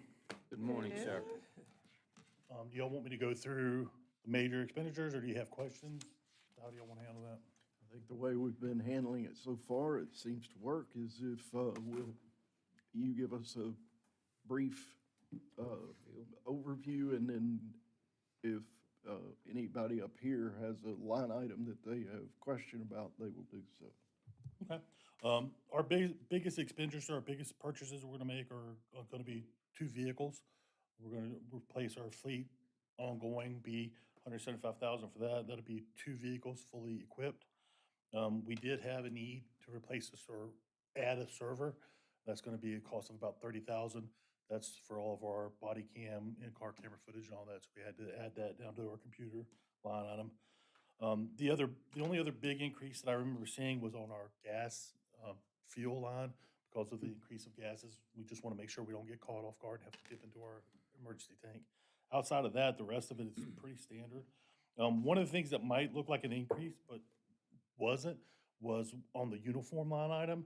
There was a transcription error last year, I think, so there was only $400 in there, but actually, that's not what we spent, because we spent about, I think we budgeted, what, 11,000 for that this year? Or 10,000, so it looks like it's a much bigger increase from the previous year, but that's because there was only $400 in that. Outside of that, it's pretty much keeping along the lines. The other equipment is small equipment. There's 20 grand in each of those. That's more of a contingency issue. For instance, one of our radios, if two of our guys get in a fight with a guy and two of those radios are broke, those radios are 6,500 a piece. So you're looking at $13,000 knocked out right there. And right now, we only have one spare radio. We're working to, I think the next agenda, we're gonna get another one. Oh, also the custody, thank you.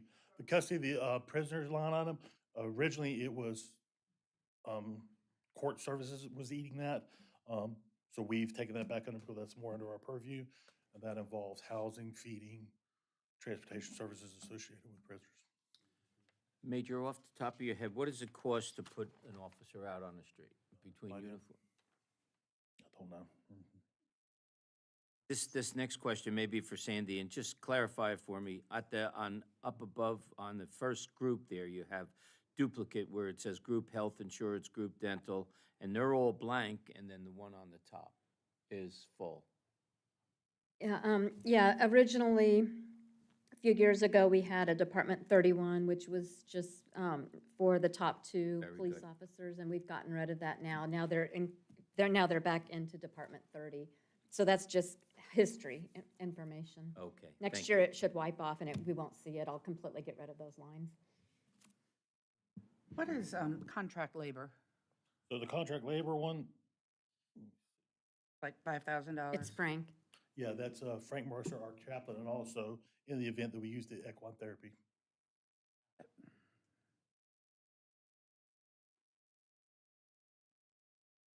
And that was recently added to our budget. Our chaplain, who does a fantastic job.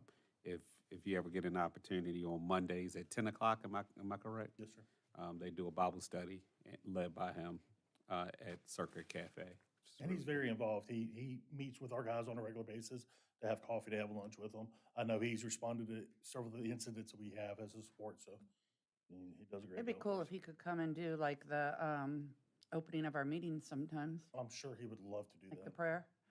That would be cool. He can make it happen. Cool. He's done a lunch and learn too. Oh, yeah, yeah. Cool. All Thank you. right, Seized, let's see. Custody of prisoners, you can be looking for whatever it is.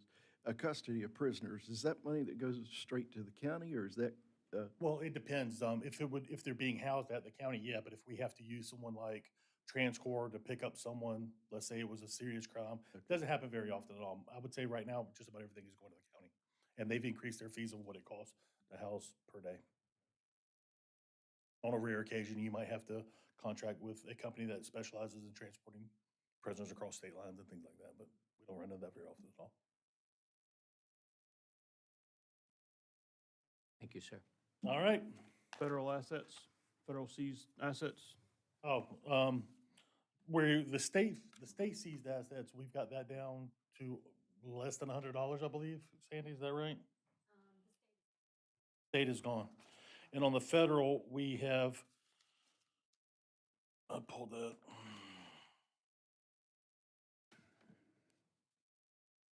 This year, we've budgeted for additional in uniforms if we run into more that we need. Ammunition, the reason we've done some extra ammunition out of that as opposed to our regular budget is when we use the local police academy, which is much better. We save on wear and tear on the vehicles, gas, the guys are local. We have to provide our own ammunition, and we ran into a pretty big purchase of ammunition last year for the two people we sent. Hopefully, we don't have to send anybody, but just as a contingency, We have that in there. And then some other small supplies would be any kind of promotional items we might use for Founder's Day or Citizens Academy and things like that.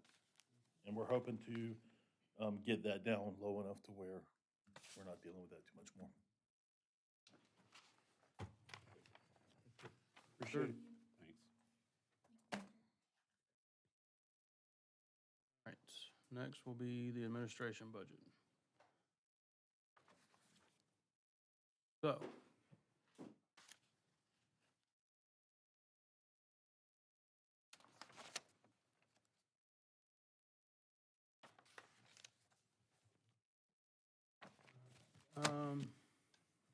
Go to.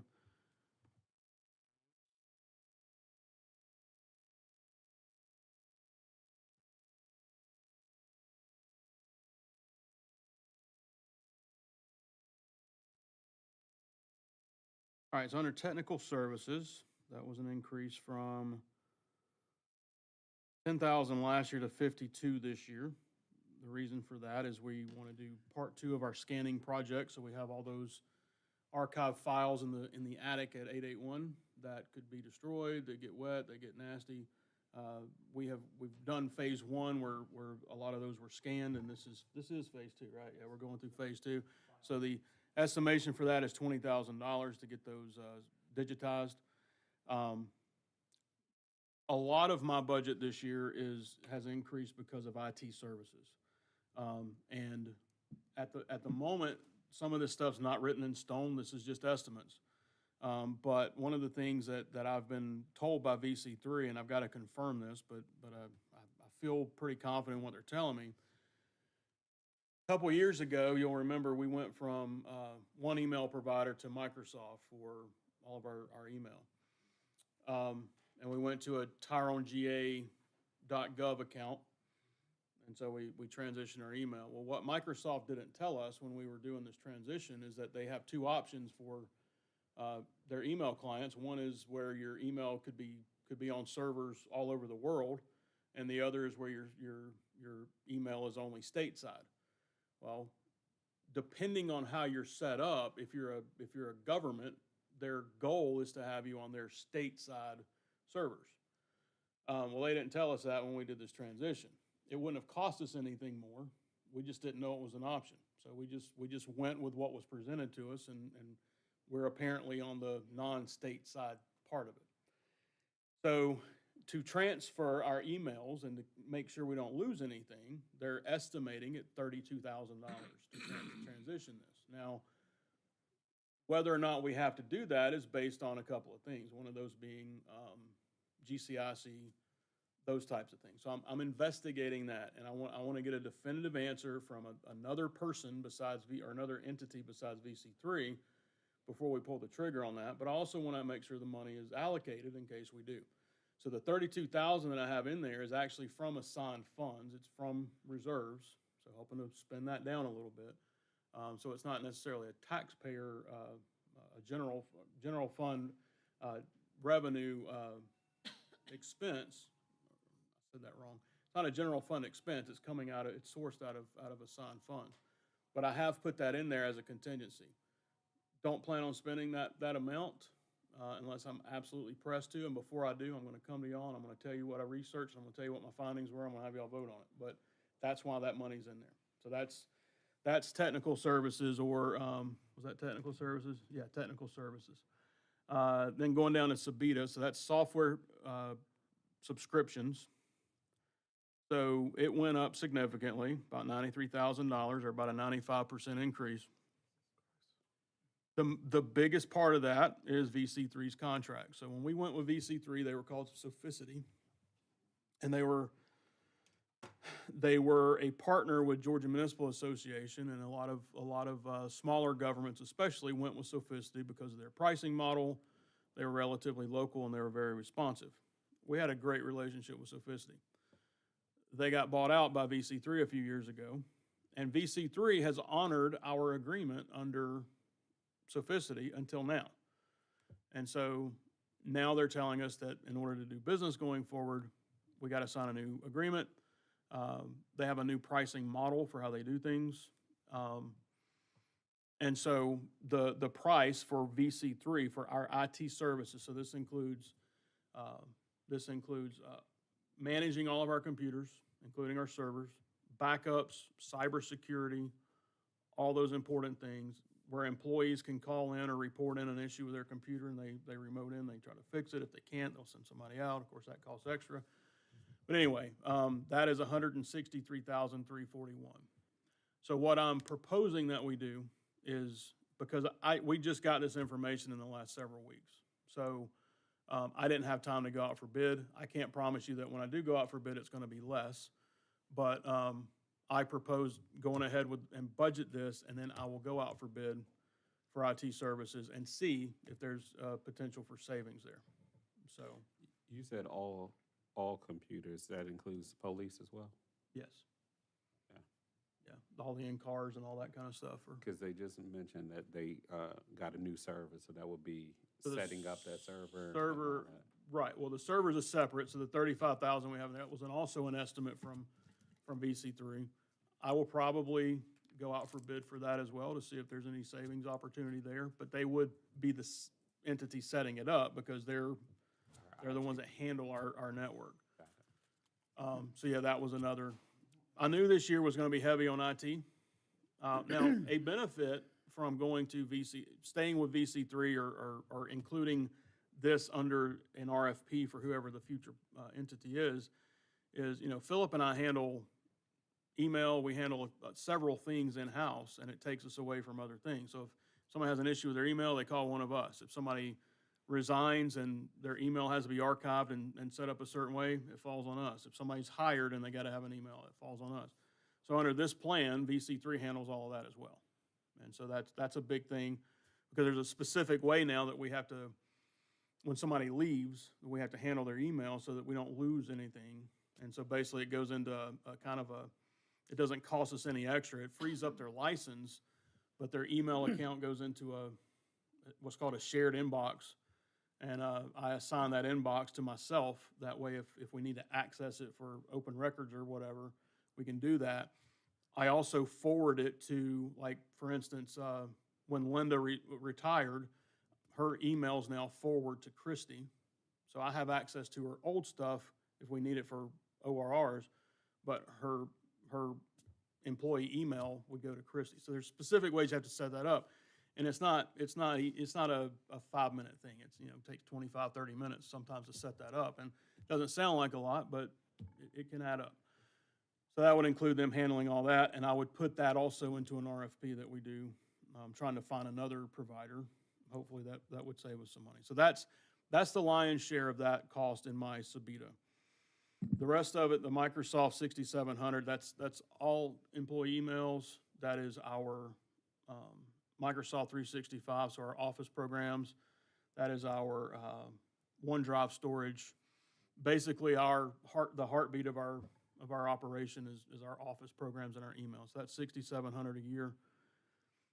Plod is something that we're using now for meeting minutes. So there's a device that you just put on the desktop. Sierra has one, and it records. D has one. D and Sierra, I think, are sharing. But once you're done, it uploads to the Plod service, and it actually helps you put your minutes together. It takes a tremendous amount of time off of them. I thought Dee just wrote well. No, she did. Well, I mean, I thought she just hasn't- wrote everything Well, I mean, down. I think the last minutes are Oh the my first gosh. ones that she's done with it. Oh. So, and then this meeting Wow. will be another. But so I mean, you talk about time saving. This is huge. That's great. So for $300 a year, basically $240 a year, the devices are cheap. That's for that. It can also be used for other meetings and things of that nature. So that's that cost. Just Adobe. We all know what Adobe is. That's $650 a year. Just FOIA, that is the software that we use for open records requests. That's $6,300. Municode is $11,000 a year, so that's the service that we use for hosting our code of ordinances online and also our putting together our meeting packets. So that's our Municode. Powered EMS is a document management system, that's $2,000 a year. MailChimp is what I use to do our newsletter, that's $1,100 a year. And then Cognito Forms, that's the service that we use for our website forms so that people can interact with the website and send us information, that's $300 a year. So that all totals up to $191,671, which, like I said, is unfortunately a 95% increase in Sabita. And like I said, I'm going to go out for bid for that service and hopefully find some savings. So those are the big expenses there. I have a question before you go to a different line. Is there a way to pull out the email and put it with VC3? So instead of having Microsoft manage our .gov mail, which is not proprietary to them, pull it out and put it with VC3 and avoid that mitigation fee where they're taking a stateside, if they could roll it into some package. That's a great question. My not having the technical answer for that, my concern would just be losing data somehow, because you're still going to use the tyronega.gov domain. So I can ask that question. I'll be happy to ask that question. But- You're talking about starting from scratch under VC3 Yes. with new services. But our OneDrive, they should be able to move it Right. to our OneDrive and have it all of our backup there. I can ask that question. It might be a potential savings, because I know that it's a .gov. They're just pushing it through, just reroute it to Yeah. a different. Yeah, I agree. I mean, I was talking to our representative the other day, and I'm just like, we got to find something here. You know, and I forget what our questions I asked her, but yeah, I will ask that question and find out if that's a possibility. It could be that we change if this is a stretch, but I mean, it's just a thought, and I hate to do it, but it could be that if we go from first name dot last name and go to first initial last name like we used to do, we could start fresh with those and then archive the old stuff. I just thought about that. That might be an option. I don't know. I'll ask. I'll certainly ask. Potentially $42,000 in savings. Yeah, roughly, yeah. So, okay. I will ask that question. Yeah. Thank you. But I had a couple questions. Whose salaries are included in this budget? That would be mine, D's, and Sierra's. 3 of yours? Okay. And because I see, what's vehicle insurance for? So we have a admin vehicle. We have a Ford sedan that Sierra and D use. Like this morning, Sierra used it to go get the food from Publix. D uses it when she goes out and does OTCs. They can take it for training if they need to, so they're not putting wear and tear on their own vehicles. Anytime admin needs to go out and do town business, they can use that vehicle. Okay. Is that the same one Cherish uses? No, she has a truck. Get the-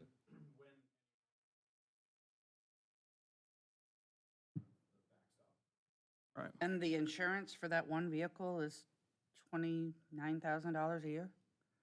That shouldn't be a vehicle. And it Where are says we at? Vehicle insurance, 29,375, one up 15%. Andy, what you got on that? And not be. Honestly, I didn't do the insurance. I had Bridget do it the last couple of years. I'd have to look to see how she split that out. It may not necessarily correlate to how the number of vehicles, but I think it did.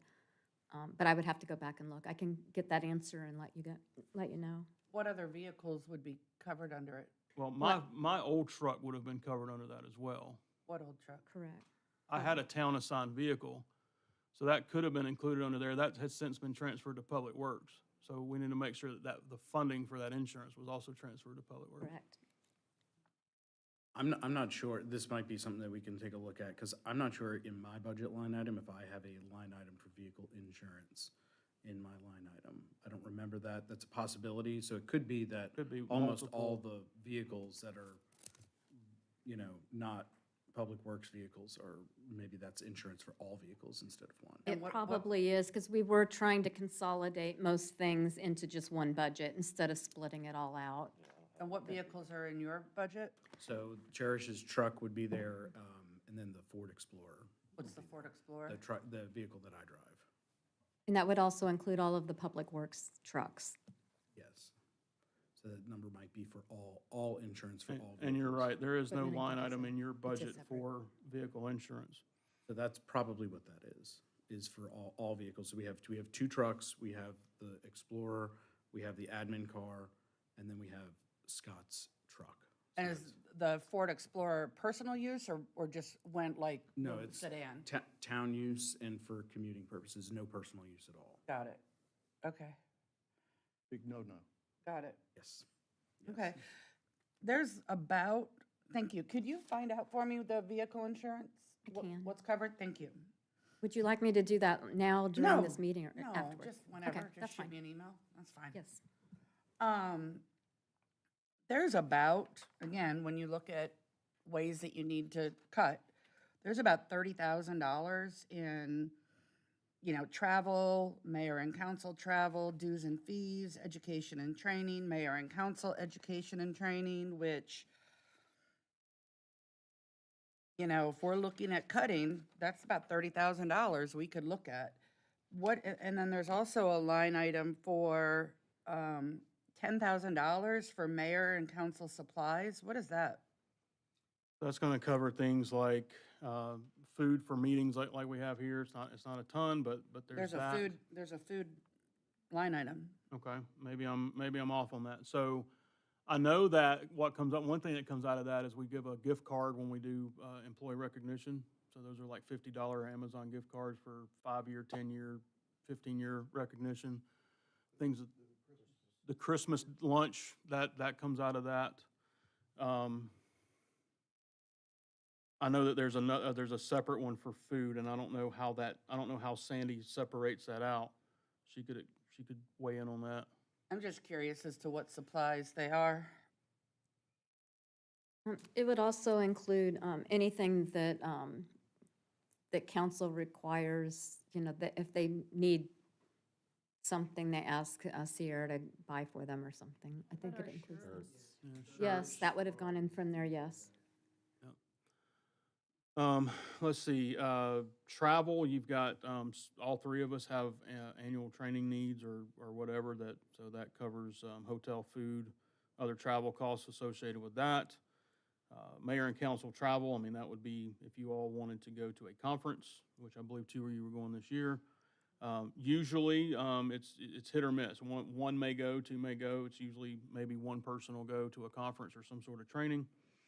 Dues and fees, so $4,500 of that is our GMA membership dues for the town.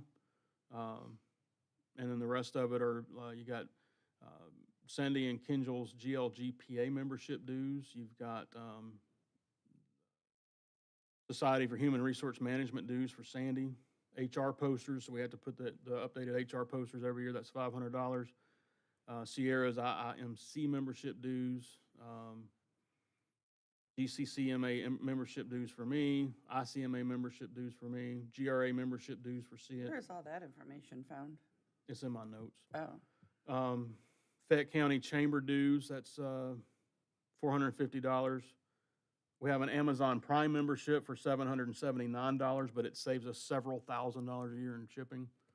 And then we have a line item, I have an extra $500 in there for new memberships in case, there's a new type of membership that we need to consider. So that's the funding for all of that. Education and training, so there's $11,000 in there.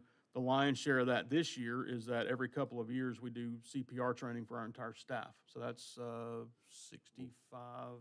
$7,000 for the entire staff, something along those lines. The rest of it's going to be myself, Sierra, and Dee all have annual continuing education requirements for Dee and Sierra. It's their master certifications for clerk. For me, it's my ICMA. I have to have 40 hours of training for that. So I'll go to a conference a year or something like that. So that's what all those are. And then, of course, we've already covered mayor and council education and training. So most of it's line itemed out, and it's not, it's not, everything's pretty much accounted for. I mean, the training part of it especially, I mean, there's no fluff there. It's just, these are the hours we have to have.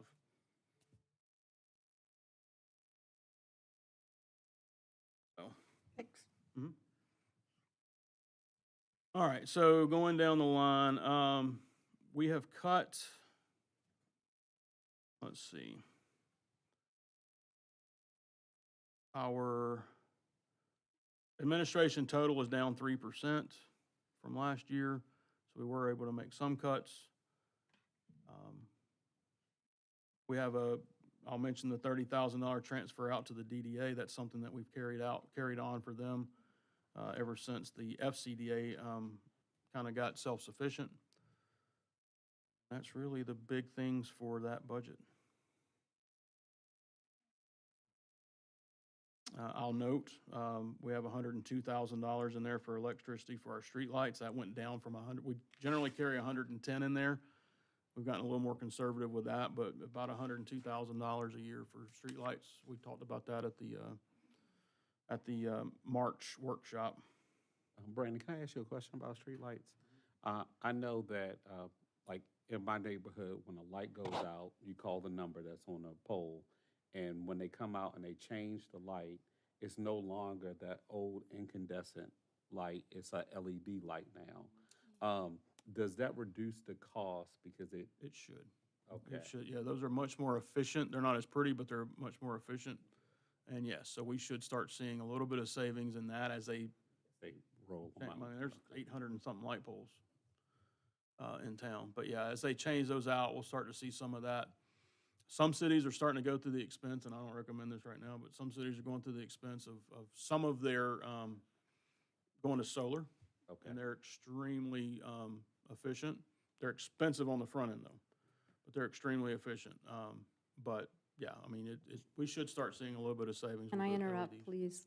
I believe the streetlights are set at a specific amount per month. I don't think we get charged the actual electricity for the streetlights. You're right. I forgot about that.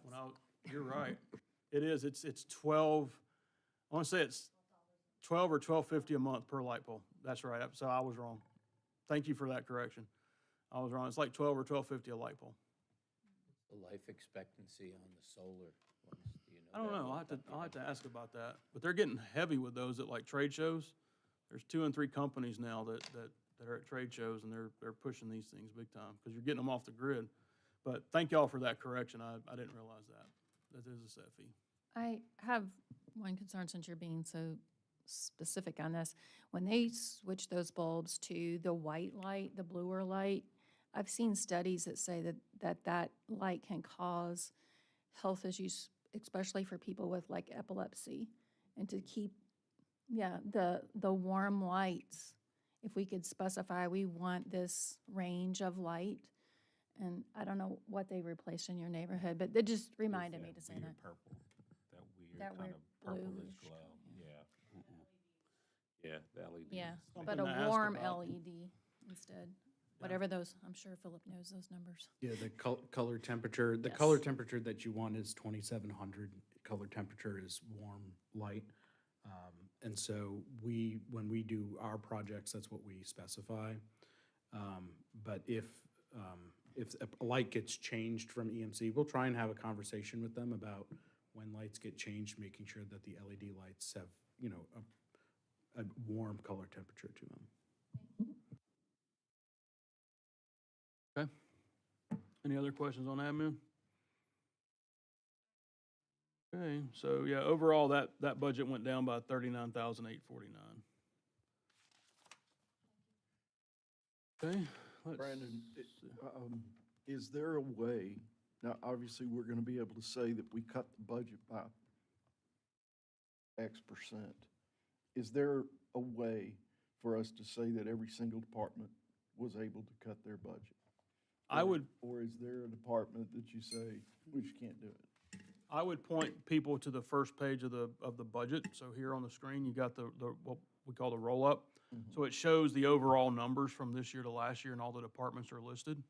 And so over here, once we balance it out and everything, it'll look better. But over here, you can see where the majority of our departments have reduced. Okay, but I don't view Founder's Day or fire impact fee as, quote, departments. Right. That's So- fair, but. So is it possible for us to be able to say, well, Parks and Rec, I don't see how we can do it. Most did. So Parks and Rec, Public Safety, those went up. Library went up a little bit. But yeah, I mean, you could show, and I think I showed it in my memo as well, but we could create y'all a sheet, a cover, or change this cover a little bit where it would show that better. But yes, the majority of our departments did go down. I mean, we went down almost $600,000 in expenses. I'm just trying to think of what our narrative can be when we're trying to talk about. I get it. what we're doing. I mean, we have just always been uber conservative with our spending. We just have. And, But overall, to your point, Mayor, I mean, even with the excessive parks and recs, we're still down almost $600,000. Yeah, yeah. right. And that's the first point, is how much we've come down. And the second point, it would be nice if we could say we were able to get every department to find a way to cut. But if we can't, we can't. I mean, we So- certainly asked them to, and by and large, we accomplished that, but there's some things that, you know, we're trying to, some things have attention. But yeah, I would just point them to this number and say that we were able to cut nearly $600,000 from the budget. We are going to continue to spend conservatively. Yeah. Part of that, our history of spending conservatively over the last 18 years with our low tax rate is the reason that we have this surplus that we're trying to spend down, is because money in doesn't always equal money out. We've been super conservative. When I became the police chief in 2007, the first message I got was, because 2008 was when we started the budget, and it was when the housing crisis happened and everything, you got to cut. And we cut from 2008 until, I think it was 2014 or 15 was the first time I got to increase a budget a little bit. And so we've just always been do more with less. So anyway. All right, next up is Philip, Planning and Zoning. So let me pull his stuff up. Oh, Yeah. let me get to the mute. Yeah, let's see. Not much on the museum. Got $5,000 in there for building maintenance.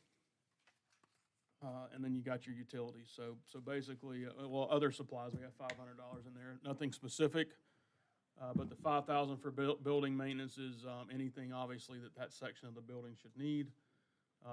And then other supplies would be just minor incidental items that we would need for the museum. Nothing huge there. So between maintenance and utilities and that it's $11,150, a $1,600 reduction from last year.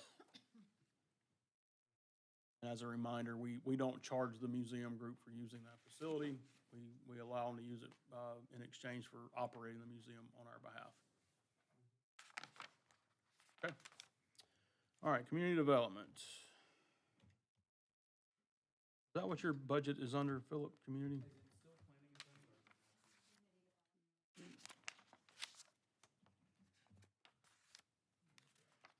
There's that. Philip, just tell me what I need to do, if I need to scroll or.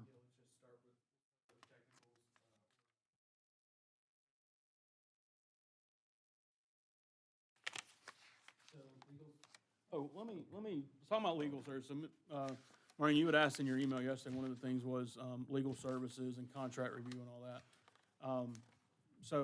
And you asked about a retainer for Dennis. Dennis doesn't get a retainer, he gets an hourly rate, so whatever, it's you know, if we utilize their services, they send us a bill. Bridget gets that bill and it's itemized, and she writes a number, each department has a number. She'll attribute that particular use to a department, and she'll bring it to me and we review it together. And then I'll sign the bill. So yeah, every month, each department's gonna utilize some sort of legal. services, and we look at the bill, we itemize it, but there's no set monthly retainer that we pay to them. So I think my question in that was based around anyone in the town, any staff can call him for legal reasons and be charged. Would it not be more cost efficient to have everything come through you or Philip to determine whether a call is needed? Well, a lot of To times that avoid happens. charges. I'll tell you, a lot of times they will come to me and they'll say, here's the issue, and I'll say, we'll either talk it through or we'll call Dennis.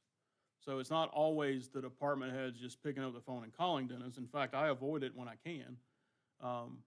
Just because I've worked with Dennis for so long, I can generally gauge based on an issue and our past experiences together whether or not he's, I can usually, we can place bets on what Dennis might say. But there are times when, it's just, you got to call Dennis. Generally, though, what they don't run through me is anytime we have a contract that needs to go for legal review, that'll go, and I know you asked about that too. I don't know of a town manager that just does the legal reviews. I'm certainly not qualified to review a construction contract and approve it for legal form and then have you all approve it for the mayor's signature. I don't know any city manager, short of somebody with a legal degree, that's capable of that. That's too much of a liability. So all of our contracts, so the charter requires y'all's approval before the mayor can sign anything on behalf of the town. And I certainly wouldn't want to ask you guys to sign, to approve a legal document before it had gone through legal review. There's also OCGA requirement, like it stipulates in Georgia code that municipalities, subdivisions of the state must have legal review of any contracts that go forward, because there are certain stipulations that are put on cities for contracts by the state. And so it is in Georgia code. Now, not all municipalities follow that, to the T, but there is a Georgia code reference that says that all contracts that municipalities engage in must go through legal review. So I get like construction contracts and those larger contracts, but do all contracts have, like if you're contracting with a vendor for the library, or if you're contracting for a band for whatever, all of those can't be reviewed in-house? That's up to They're y'all pretty and the cut and law. dry. If you guys decide that you don't wish for those items to go to legal counsel before the mayor signs them, that is up to y'all, but it's also on y'all. I think that's why when I ask for like the stuff that I asked for, it'll help me see. Yeah, and we'll get you that. I mean, Yeah, that it'll stuff's just easy help to me get, but- understand but yeah. what we're sending and what we're utilizing and what it's costing us. Right. It'll help me. I asked Dennis to review a document a couple years ago. It was for a software purchase we were doing, and I said, this should be easy for you, because I knew one of his other clients was already on it. I said, you've probably reviewed this before. He said, I've never seen that, and not all of my clients asked me to do this. It sounded outlandish to me because it was a thick legal document.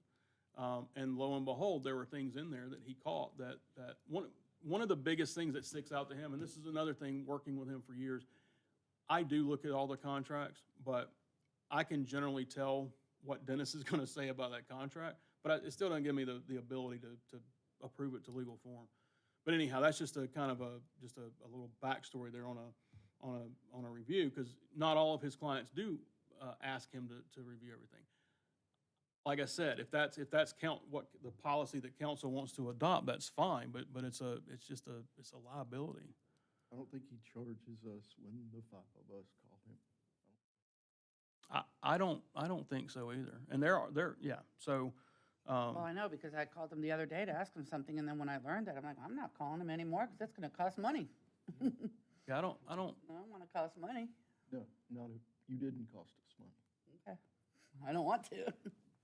But we are cognizant of every time we pick up the phone, it does cost the Right. town money. So we do try to be conservative with that. Unfortunately, here lately, a lot of things that we're dealing with require his assistance and input. The most important thing is to look at what the hourly Fee. retainer fee is. And if it's, pretty sure it's below the norm. Yeah, he hasn't asked for an increase in a couple of years.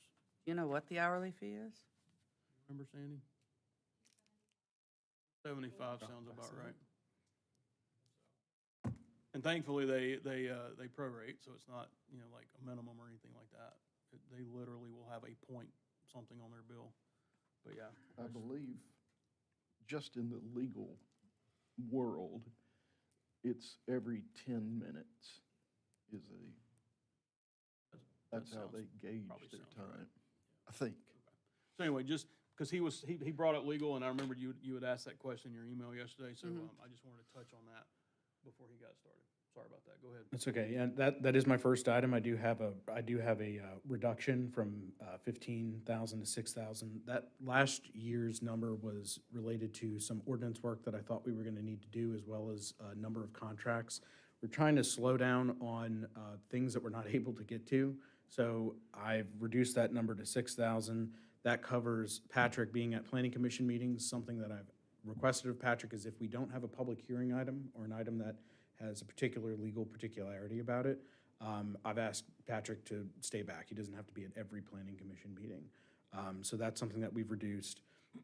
Another item that we've reduced is standardizing contracts. So I've worked with Ally on creating some technical services contracts that she has approved, and we've now gone through this twice where I have, from one of her previous reviews, created a little bit of a boilerplate contract with terms, conditions, insurance requirements, all of that. The only thing that changes is, of course, the scope of services that I'm asking for.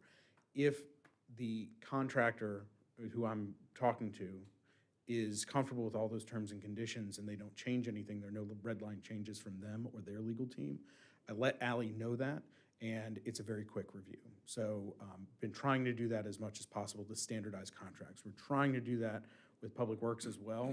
It's hard when they're really complex projects to have a standard contract, but that is something that we're doing, and that might be a little bit to Ms. Wheeler's point about trying to reduce costs. So that's one thing that we're trying to do there for legal. So that's seen a reduction. The biggest one is building departments and code enforcement services. We obviously don't have any code enforcement services anymore, so it's really just building department services. That number, that $250,000, is simply a reflection of money that comes in from revenue that we'll get from building permit fees, and the percentage share that will go back out to Safe Build. So Safe Build gets 75% of our building fees. We retain 25%. We just changed that because they were taking 100% of those fees. The 75-25 split is what we've seen in a lot of other communities. We asked for that, especially because we're seeing more commercial construction.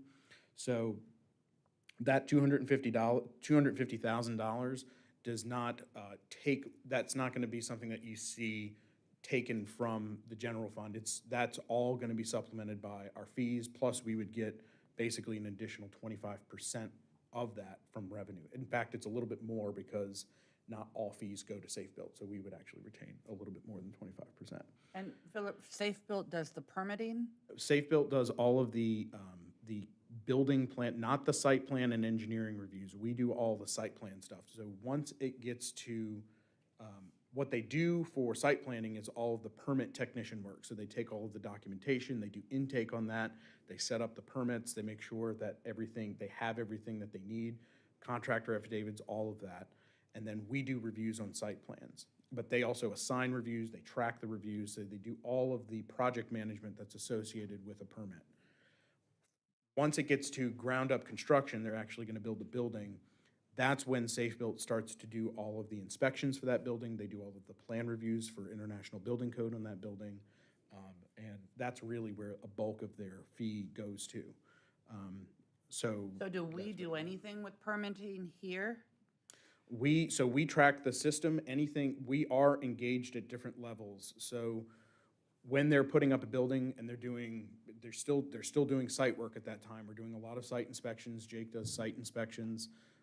We're making sure that we have bonds in place, so any kind of performance bonds, maintenance bonds if there's infrastructure that's to be dedicated to the town as part of their project. So we are managing those types of things and those inspections, sewer inspections, stormwater inspections. But we don't do, Safe Built does anything that happens on the inside of the building or has to do with the construction of the building. Safe Built is reviewing, except for any architectural review. I do the architectural review, and then that goes to Planning Commission. So that's what we do. So essentially, it's not a $250,000 cut to our budget. We're getting the revenue, and that's just what we're putting back out. That's correct. Got it. Yep. Thank So- you. And we try to estimate, so, based on when construction's gonna come in, we're gonna have some houses that get built in Ardmore. We might have an additional building at East Group, and there might be something happening at Microsoft this year, maybe not ground-up construction that necessitates Safe Built's involvement, but we're trying to estimate that the best we can. If, for whatever reason, new development comes in quickly, it's a huge number, we would do a budget amendment, but it's an easy budget amendment to rectify because it's directly money that's coming in that we then have to pay out. So that's that. Did a reduction of engineering services. This kind of goes hand in hand with technical services. So we still do have $1,000 in engineering services, and the reason for that is if we get into any kind of technical services from a planning and zoning requirement that overlays with engineering, we can use that money to kind of code more appropriately. But really, I would look at technical services and engineering services being one line item. It just helps us code that appropriately. An example, if we're doing any kind of ordinance work that is looking at our subdivision regulations, the subdivision regulations also have street construction standards in them. That's really an engineering item, so there's a lot of land use stuff, but then there is some engineering that goes into that. So just to be able to code that appropriately if we delve into the engineering side of land use regulation. But it's a minimal amount. We've reduced that heavily from last year. Technical services is seeing a reduction, but it's still a big line item, so I want to make sure we go over that. The biggest one here, and any increase that you see in my budget here, is going to be mostly related to the comprehensive plan. This is not something that we will necessarily be doing every single year, but a big portion of that 30,000, 22,500 of that is comp plan public engagement services. I have a little bit of money dedicated also to the remainder of that dedicated to on-call ordinance services. So like a lot of the departments, a lot of functions are one-man show. I have this past year used TSW, which is a planning firm to help craft and put together some ordinances related to downtown to make sure that we're thinking comprehensively about that, because every time you touch a zoning ordinance provision, it adjusts something else downstream or upstream, and just keeping track of that, making sure that we're comprehensive with best practices. I've contracted before with some technical services planning firms there. Sabita-based IT agreement, so that's that line item. We've seen an increase. We have an Adobe Pro subscription. I got a Plod account as well for some of the work that I do now. And then online ArcGIS supplemental credits. That's $500 of that is supplemental credits. ArcGIS and Esri is our GIS system. And it operates on a credit basis for utilizing some of their services.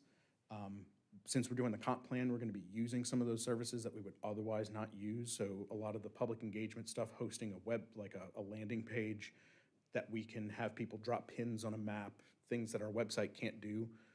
We're going to be purchasing some extra credit so that we can have that engagement for the comp plan.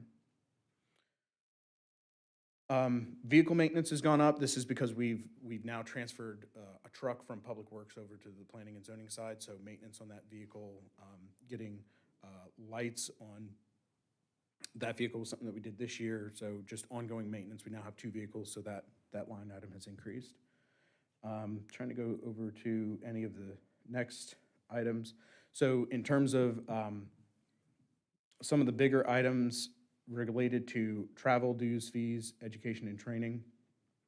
So that is the travel and education and training is not just for Cherish and myself, it's also for the 5 planning commissioners that we have. So I like to make sure that I can offer to the planning commissioners the ability for them to have continuing education that's often through UGA, so they go up to Gwinnett or what have you to try and do trainings. They're, a couple $100s each. So I like to use that money to help comp them to go to those trainings. Sometimes if a lot of them want to go in a particular year, it's a little bit hit or miss. But if a lot of them want to go in a particular year, we'll comp them like half of the money for the training, or we'll comp them all the money for training, but they have to use, their own gas money to get up there. So we like to give them as many opportunities for training as possible, but that's why that number is larger in my budget as compared to others. Dues and fees, this covers membership for the Georgia Planning Association as well as the American Institute of Planners. That's my AICP training. That amount has increased, and we are also going to be paying for membership in GACE, which is the Georgia Association of Code Enforcement Officials for Cherish. And then again, education and training, that sends Cherish to a conference, me to at least a conference each year for us to get our continuing education credits that are required for our certifications. And it also covers that for some of the planning commissioners, for them to have supplemental training. New line item this year is uniforms for Cherish. And then I'm trying to see if there's any other major increases we have this year. You'll see some miscellaneous items, other supplies, small equipment. A lot of those, small equipment's gonna be a new computer and accessories. And then some of the other supplies are gonna be associated with us doing the comp plan. So increased postage, things like that. We wanna send out mailers. They can be very expensive if you do that townwide. So that's my budget. It is an overall decrease by a very, very small amount, but again, to kind of navigate having the comp plan costs in there, we're gonna be able to, I think, handle that.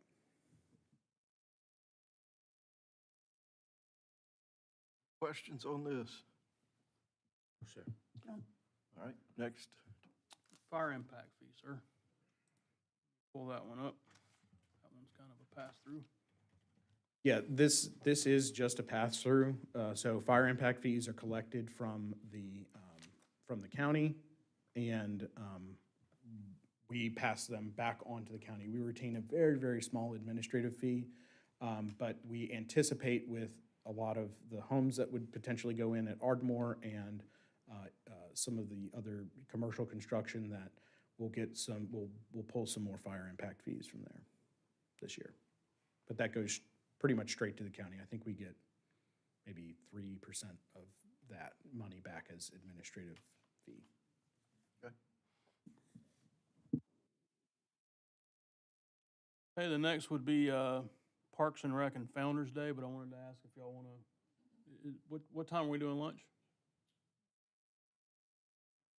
Did y'all want to do lunch before we knock that out, or you want to go ahead and hit Founder's Day and Rec? How many First. votes, so you want to Sure. knock out one more Okay. department?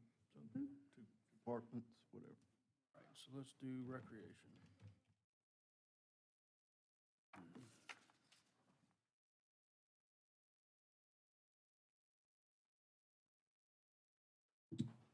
There's one back here if you want it.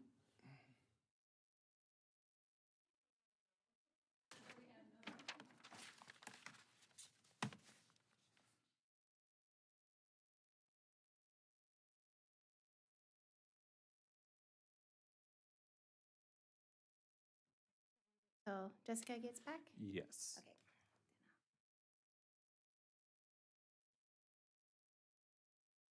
Okay.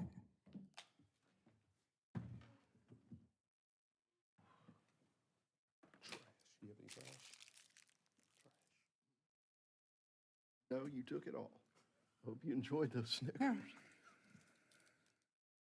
There's a pile of Snickers for both of us. I look down, they're gone. There's some over here if you want them. That's it, empty wrappers. Mm-hmm. Man, my computer screen's covered them up. See? I'm good, I just need one. I'm gonna get that later. Oh, she's not giving Those I don't can wanna be turn into Joe branded. Pesci.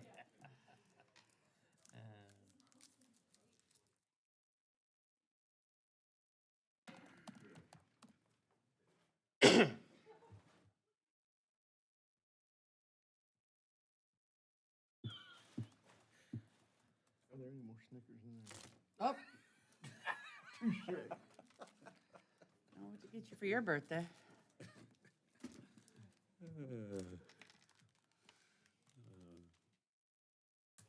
I can't eat a whole Snickers bar. But you can eat a lot of those little I ones. probably can't eat a half one. Itch.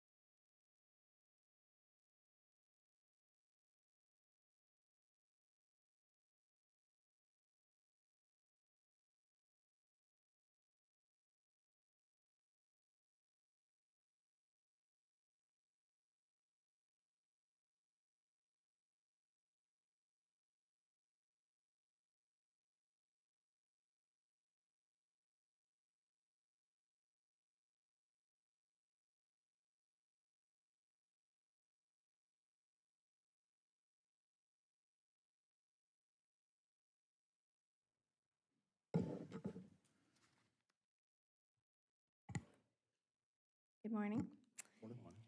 All right. Lots to cover, so I'm going to try to be as succinct as possible, with exceptions to your question. I know, right? I'm learning, I'm trying. First one we'll start with is the Parks and Rec, and then I'll move on to Founder's Day. I'm going to go through these as fast as possible, with the exception of the ones that I feel like need attention. And if you have any questions in between, please don't hesitate to stop me. Legal services, I might make note that in our general fund, we have also put the America 250, which last year was budgeted for $35,000.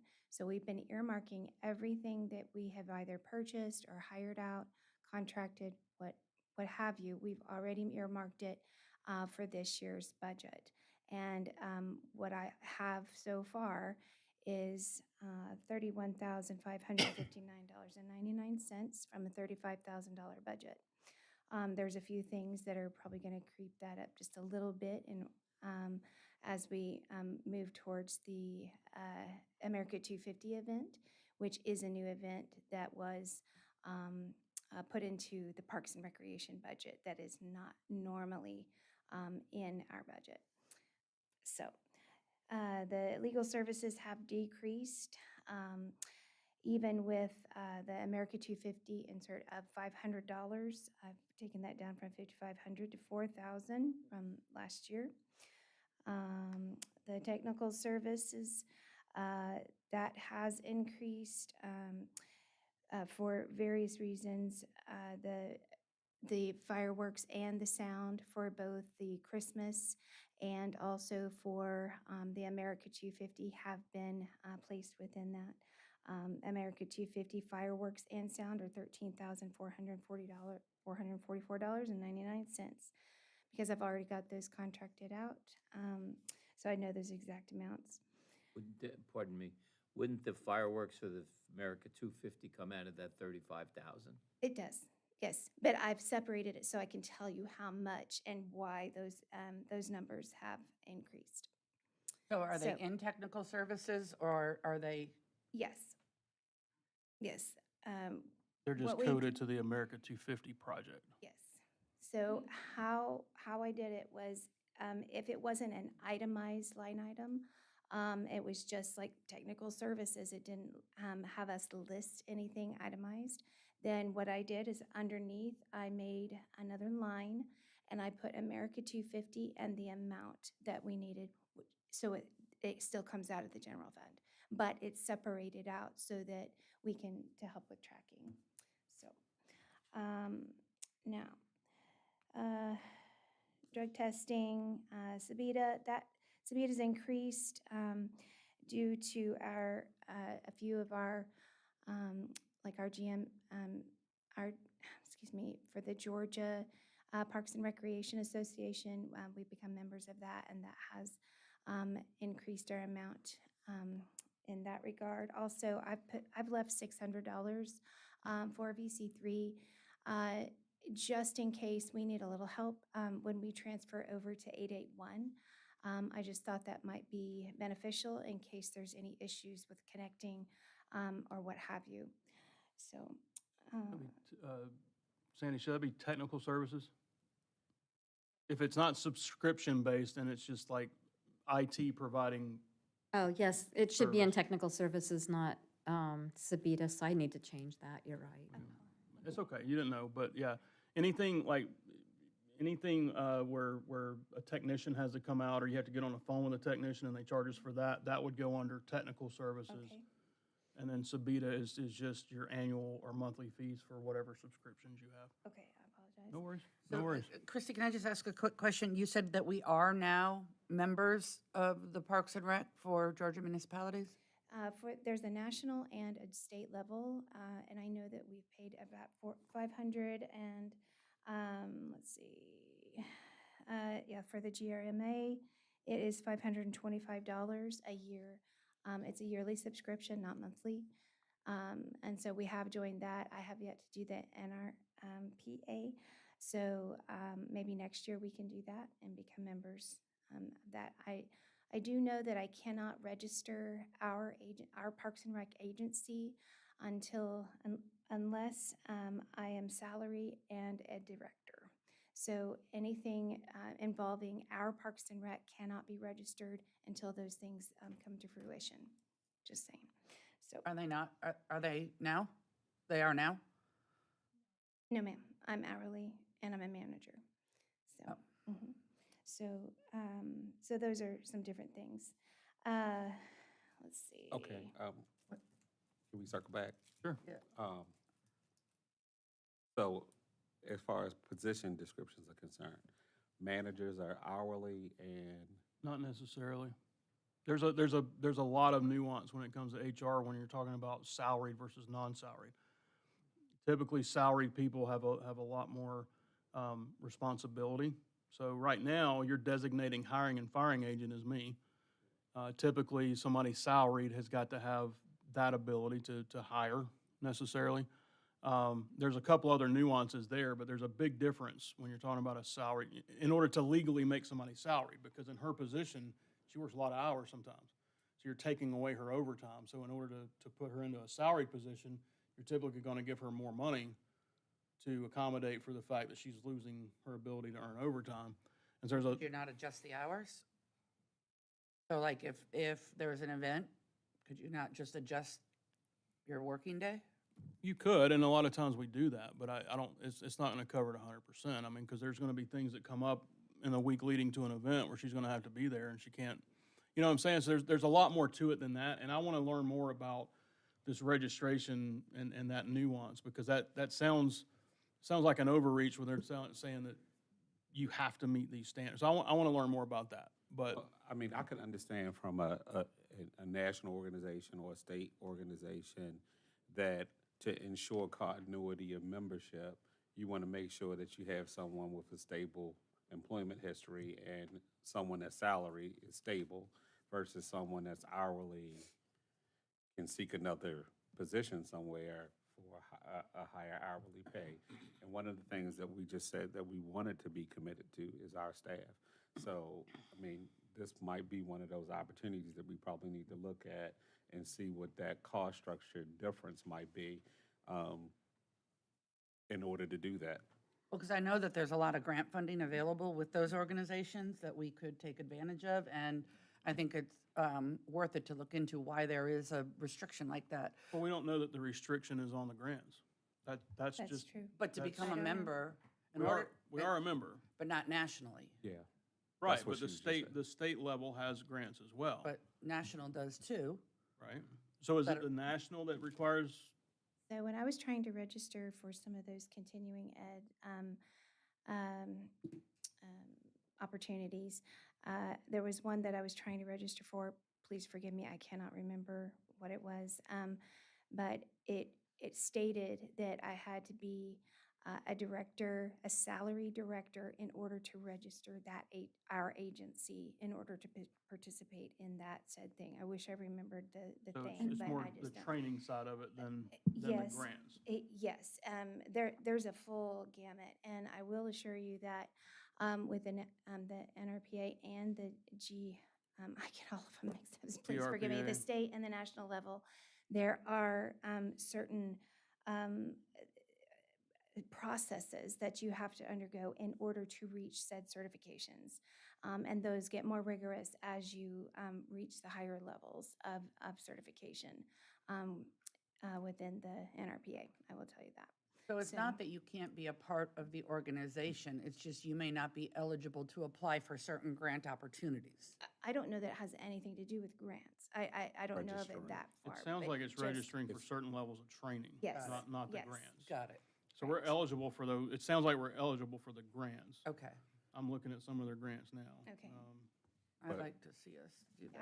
I haven't seen, there's opportunities for grants even through the GMA. And I haven't seen anything restricting anyone that would be in my situation. Okay. So I don't think that that would be a problem for funding. It would more be along what Brandon is saying, but I cannot, please don't quote me on it. I'm just saying that I have tried and that has been an obstacle for me in some regard, but not in every regard, I don't think. So just so we. Also, if I can jump in for a minute, in HR world, including in public, typically a director is somebody who manages a supervisor. And that is very rare in our small organization. It's like Scott is a director because he manages Mitch, who also manages people. And pretty much the only other one, other than Brandon, is on the PD, but they have their own designations. So that's just because we're a small organization and we try to do a lot more with less. I will also mention that I've been looking at how to become accredited, how to have our Parks and Rec department accredited, and it is a process. However, it is so rigorous that I am not sure that we would be able to meet all of the pillars and standards that they require in order. And Linda and I had done some research on it, and I believe there are only 17, and that may be pushing it, accredited Parks and Recreation agencies in Georgia. It is very difficult. The nearest one is in Gwinnett County.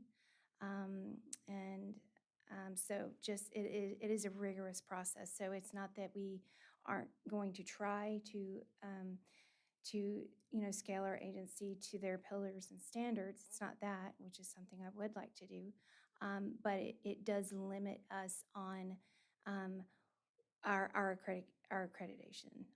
And so that is why we are not, and why we may not be able to become that. So moving on, as far as the special program services, this is a big one.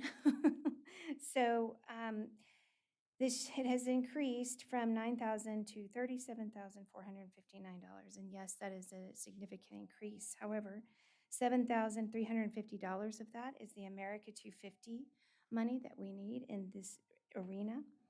I would like to amend it. I found a mistake that I had made. I had put facilities in two different places. So I can take out the 1680. And then as far as erased facilities, I put that in for America 250. Is it, Christie, is it 37 or 39,000? The screen I see says 39. It's 39,130. If you add up all your numbers, it adds up to 39,000, not okay, I'm 37. sorry, yes. You had skipped some when you added Okay. it up. Sorry about that. Then the disposal, that's no change. Just trying to keep numbers down. Vehicle repair, no change. I kept it. What vehicle is that? We have 2 golf carts, and I did want to mention that. I made a little note of that. Does golf cart insurance come out of the vehicle insurance that you guys have, that you were speaking of? Okay, all right. I just made a. Are those vehicles housed at the Parks and Rec? They're housed right here in Are- the back. How often are they utilized? We use them mostly for events. I can't speak for Kate, but most of the time it's for events, so. Also, just while I'm here, as far as the Christmas luncheon, Linda had mentioned that that came out of the town money. However, I went ahead and put it $2,000 for the luncheon and $2,000 for the gifts. Just moved that over to rec. Is that acceptable? I know we have it in two different places, but I believe I spoke with Sandy, and I don't know if I should keep that in rec or move it back to the town, I would prefer to keep that under the town under the town. admin. Okay. Take that, was it 4,000? Yes, and that was just a number that, that I had seen as far as catering and also with the gifts. And then I think rec just goes ahead and pays for the supplies and such that we use. So I can move it wherever. I would prefer to keep that in admin. Okay. It is the Christmas luncheon, and let's see. I think, yes, it is, where it was.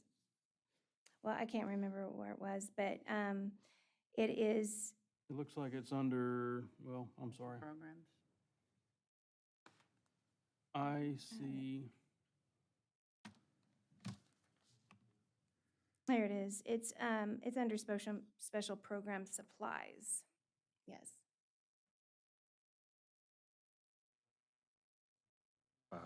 53, 1,005.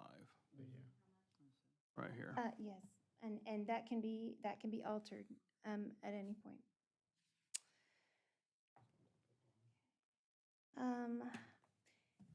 Equipment repair, I had shown a 0 for the year '26, and so I would like to move that to 1,000, only because if we didn't have anything repaired last year, Murphy's Law is sort of, well, we may probably be more likely to have some repairs this year. So I just went ahead and put some money in that just in case.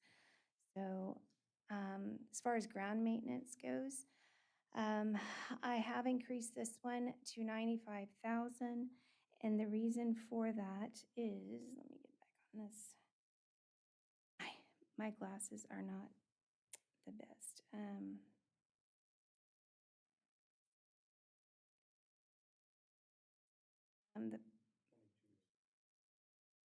Yes, we have 2 electrical, thank you, Scott, I appreciate you.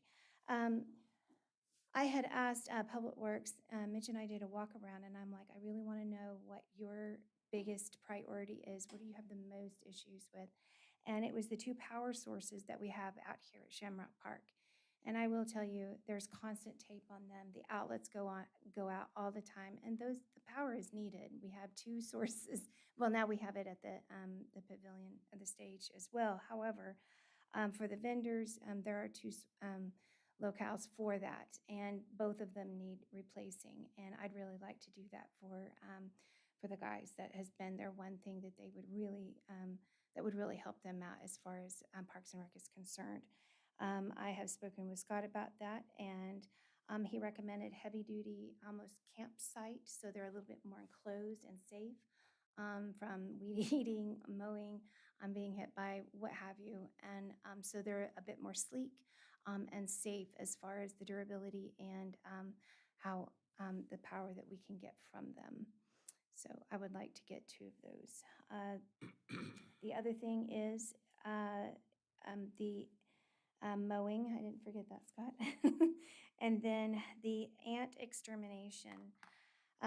We did it was about $550 to exterminate the ants in the playgrounds last year, according to the 2025 playground inspection.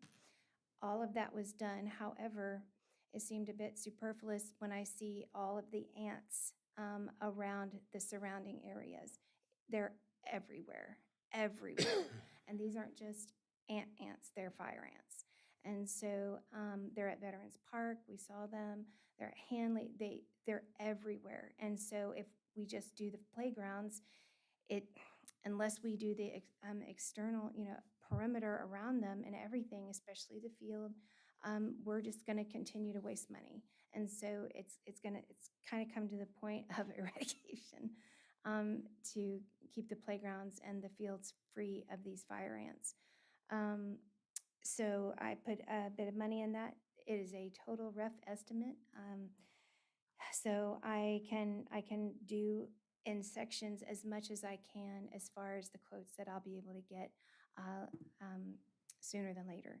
So, Christie, pardon yes, me, sir. what is the process that they're using in order to eliminate or try to take care of the fire ants? So last year they had a spray. It is safe, but they do, They, Taylor did it last year. Okay.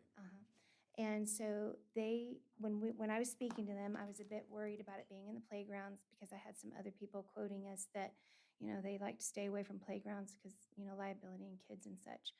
And so I spoke with the man that did the spraying from Taylor, and he said, just give it some drying time. Just give it a day. And so we marked off the fields and to allow the spray to dry.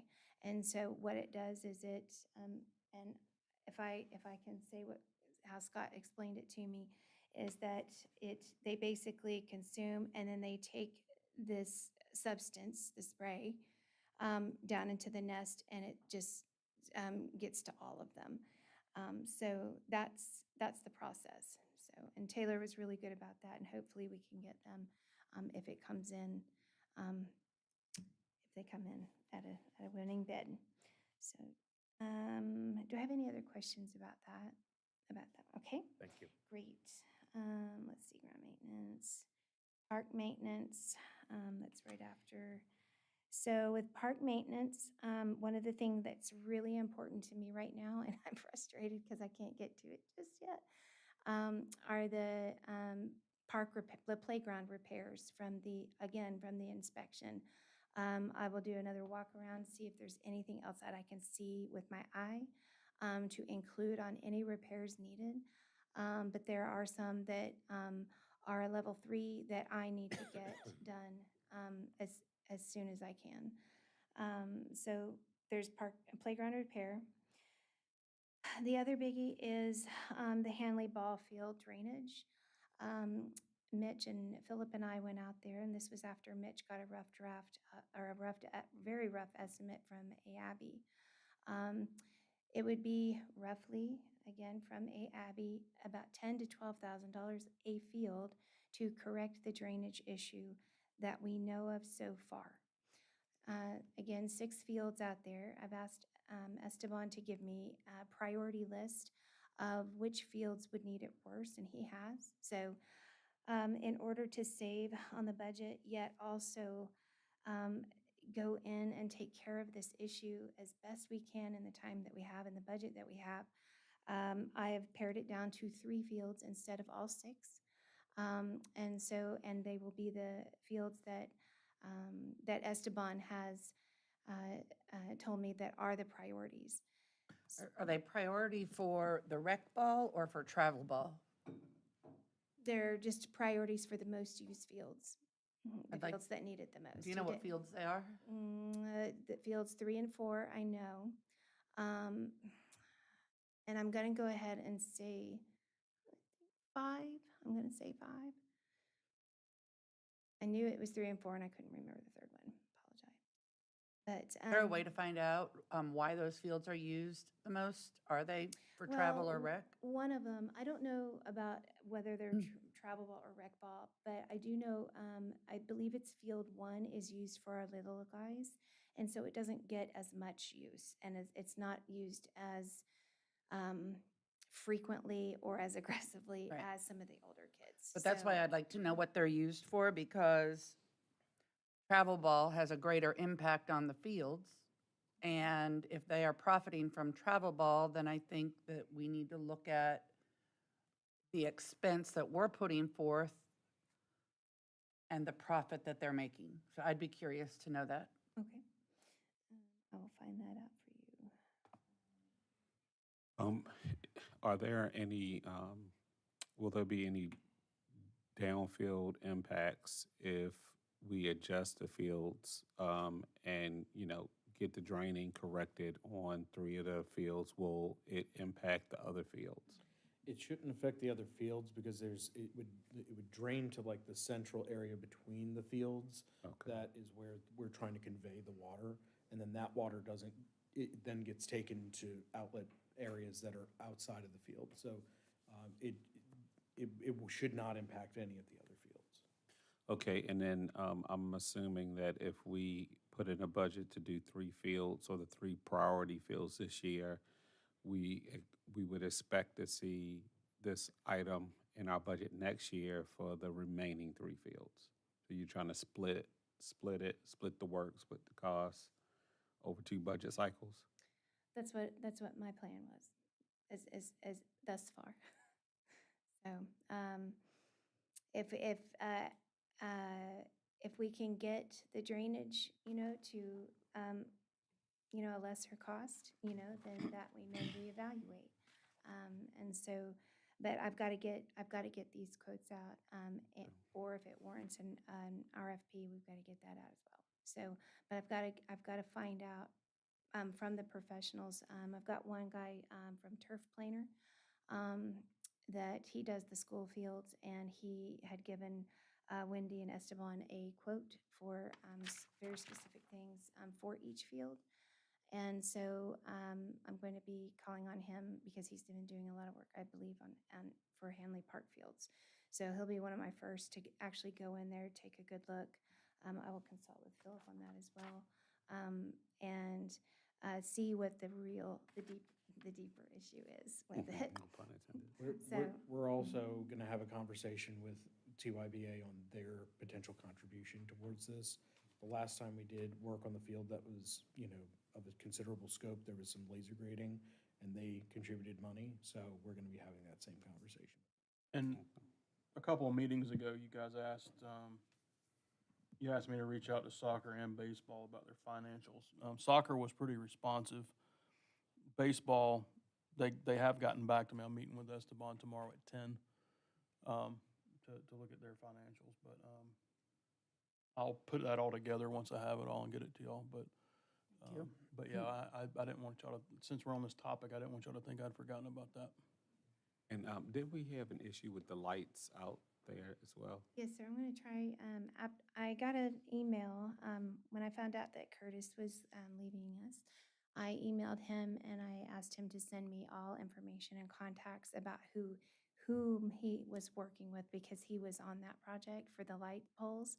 And so when I found out he was leaving, I asked him to transfer all that information over to me.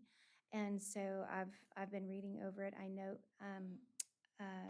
know 3 different entities in order to get the quotes from. I know there's an electrical issue, and so it warrants precision and accuracy, and I really want to get that when speaking to whatever company is going to be dealing with this, since it is so intricate and also began to happen as we were trying to construct that other building. A lot of issues happened, and this has been a longer timeline than I would like. So I'd like to wrap it up as soon as possible, and hopefully with the remaining budget, and if I can get to it, hopefully I can maybe get those fixed within this budget year. Hopefully, the clock is ticking on that. Thank so, you. Yes. Okay. Building maintenance, that is no change. Last year we put that money in there in hopes to get the floors redone and painting done in the rec building. It is in desperate need for a bit of sprucing, and so I left that in there. That one is flexible based off of what you guys approve. But that one I left in there so that I can get that building painted on the inside. It needs it, and also some spackling. And there's those the drywall in that building is paper thin, and it gets damaged pretty easily. And so I'd like to get that damaged. I'm working on getting the recreation center decluttered, clean, I've moved all the mats and such in another room, but anyway. And so it's beginning to look a lot nicer. And I will do a little plug for the Rotary. They have donated landscaping that looks absolutely so much nicer than it did, and I'm very grateful for them. So suddenly the rec center is really taking on a new makeover, and I'd like to pursue that a little bit more in depth with flooring and paint. I think it'll make a real difference for when we do have our nicer events in there with a lot of people who see this building. And I think I would like to get it done also so that we can market it better. So we can have pictures, video of the facility inside and out, so people know what they're renting. So, and if they can choose things online. So, Christie, regarding the yes. building, if you're looking at changing the flooring, and I don't have any clue what the cost is on this, but just thoughts, it's such a huge space. Could it, the flooring be done so it's some type of floor that, like, basketball could be played on, so that schools or organizations could rent the rec center to play basketball? I would like to say yes to that. I really would. Or camps, or, I would like to say yes to that. However, the way the building is shaped, the longer portion of it will not allow for a second goal.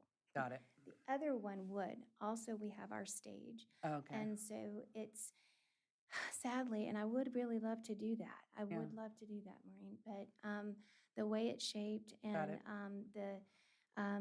what's already in it and what it's functional for right now isn't conducive to that. And I wish it was, but not at this point. All right. Playground maintenance, no change. What, Storm. Christie, go what is the ahead. difference between the playground maintenance here and the playground maintenance that's in park maintenance? So it, like, park maintenance and then playground maintenance, those are the Right, two you're because trying you to had said differentiate? that within park maintenance, you had repairs for equipment at the playgrounds? Yes, you So know then what would playground maintenance be? that playground maintenance is things like the mulch that we did last year to maintain that. That was about just over $6,000 to just do the playgrounds. And so when I had the inspection done, I had all the playgrounds treated with ants and weeding, and then finally the mulch was installed. So that sort of thing would be the So not playground. equipment, just grounds? The playground maintenance could be playground repair as well. So let me see on that. I have playground repair on playground maintenance. I'm sorry, I might have said that. It was the one, oh gosh, I have it in both places. Shoot, well, that might cut down on that. So it's in both places right now? Yes, ma'am. So we could maybe pull that out? Yes, let me move that out of park maintenance and so that playground repair that I spoke of, thank you, is in playground maintenance Okay. now. I apologize for that. I am not exactly sure because I haven't gotten the quotes on all of it yet, but let's see, it's if we did that there, I've raised it, well, it's only 15, so if we did that there, that should cover it without having to raise it because the pattern that we've been spending for that, and also I did the mulch last year, we should be good, and I should not have to raise that at all. You don't think you'll need to redo the mulch? It won't be to that extent Got it. because it was a full fill because it had been a while since it had been done. So I believe that we can do it for a little bit less than what we had. So I apologize for that. All right. Stormwater, no change. The rental of equipment, yes, that has changed. The portion for America 250 is $3,365 in addition as part of that increase. So it's basically the same, but I had to increase it for America 250 as far as the small equipment rental. And that What is, kind of, pardon me, what kind of equipment are you referring to? yes, sir, it would be the tower lights, it would be facilities. And this year we got a big, It's a large tent. a big old tent, a rain tent for, a rain contingency for that. Thank you. You're welcome. Alrighty. Advertising, I kept the same. Printing and binding, I increased a little bit just due to the fact that we may want to get big banners for the America 250. I was going to speak to the committee about that. I believe we have enough for that if we want to do the big honker banners on each side of, like at Castlewood and then near over here at Dolly's. The size of the Founder's Day. I need to get on that, but I wanted to save a little bit of money to really have that grand opening for that event. So we'll work on that. Wouldn't you think we should have that stuff out already? It's only 5 weeks away. I know, we're trying to get, with Memorial Day, my daughter's graduation, I had 2 days off for my daughter's graduation this past Thursday and Friday. We have bunting and flags. We're sort of doing it in stages. We had, the guys were asked to pressure wash the gazebo, and so we didn't want to put the bunting on the gazebo until that has been completed, and being considerate of their timetable as well. The Veterans Committee and Brandon and I and Jessica met, I believe it was just maybe a week and a half ago, and created a to-do list to spruce up Veterans Park. And so part of that decorating is contingent on that park getting cleaned up a bit. Yes, sir. So So how soon do you think we could have the signs up the for America 250? well, we as soon as possible. Like I can get into depending on how much the banners are. If they're 1,000 or over, I have to go get quotes and all that mess, and that does take time. So, but if not, then we may be able to get it done faster. But procurement process takes a minute. I have a question, and I might be really off on this, and it might just be that I'm drained, but America 250 is this year. Yep. Why are we putting all the money for this in next year's budget? Because it's July the 4th. All the. July 1st. Yeah. Got it. Thank you. See, I knew. Yeah. There you go. July 1st. Thank you. Yes. Where are you in the process of hiring your assistant? Because I'm hearing a whole lot, and Yes. you are a one-woman show right now. So how far are we along in that process? We're trying. I had 2 interviews the week ago, and then last week Sandy was out, so I couldn't have any interviews then. This week I've got 2 or 3 that I want to look at, and I bet I've got to get with Sandy to see when she's available in order to get them scheduled. We're praying that the Lord sends you some help. Me too. All right. I have a question. You just reminded me of a question I had wanted to bring up for a while, but the procurement process with the $1,000 limit seems to be extremely low with the rate of inflation. And I don't know when the last time that was looked at. I would like to consider as updated council that. increasing that to possibly $2,000 or $1,500, something more in line with, I mean, $1,000 just doesn't go very far with the rate of inflation. I mean, we're seeing numbers on here where things are 30% more, Right. you know, just to, yet, like you said, you are a one-woman show and you're doing an awesome job, but to ease, even for other departments, to have more flexibility, I just think that's a very low bar in this economy and the way things Okay, just have so rapidly increased. up to $1,000, we changed this a couple years ago. Up to $1,000 are direct purchases by the department head. Public Works has an exception for $2,500 because of that. And then $1,000 and a penny to $2,500 just requires 3 written quotes. But it shouldn't be like she could literally call 3 companies today and get those quotes. So Okay. it's not as restrictive as it sounds. Okay. It doesn't have to come to you guys until, if it's unbudgeted and it's 5,000 or more. So 2,500 and a penny to 99.99 require 3 written quotes and approval by me. And then anything that's unbudgeted would be 5,000. So, yeah, it's not quite as restrictive. So she could literally, like I said, call today and get 3 quotes from different printers, and we could have it approved this afternoon. That's not That a, takes, the printing part is, that takes takes time, longer, yeah, you know? Yeah. yeah. I And think I'm as long sort as, of at their mercy of them getting back with me. That's we can't get one it of the up by June issues. 1st, I don't know that we should bother. Right. I agree with you, Jess. But at the same time, I think because we're competing with other areas, it's critical that we get it up. ASAP. See what we can get done.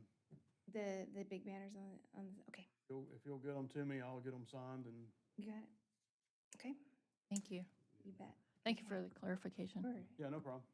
I was And glad to be you- able to and pull you- that up You quick. know what, I want to also say, maybe we should probably just be going with the one banner since we already have everything up for it. I know on Castlewood is not, there's nothing to support a banner yet. That might delay the process. Make sense? No, we were doing at Dolly's and then across the street by the BP, right? Is that where the normal Founder's Day ones go? Or- Well, those, yes, we could do that. But I think we were talking about doing over there at Castlewood at one point. Always. Yeah, I to- know we had to- discussed that, but I don't yeah. think the infrastructure's there. Okay. You're Okay. saying, to get it up. That's fine. Just to two. So do we want to do 1 or 2? She did bring up a good point. We do put it at Dolly's and we do put it here, so that's fine. 2? It's already there. All right. The power put that up? Um, EMC, EMC. So we still have to get with them to put the banners up as well. Okay. Yeah, it takes a minute to get Okay. things done. It can be very tedious sometimes, but, okay, so with travel, I didn't change it, and here, I,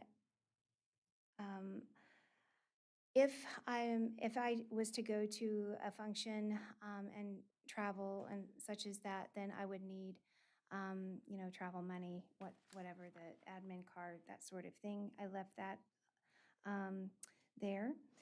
As far as dues and fees go, I went ahead and just decreased it because I felt like, through patterns, of spending, I felt like that was an area that we could go ahead and decrease.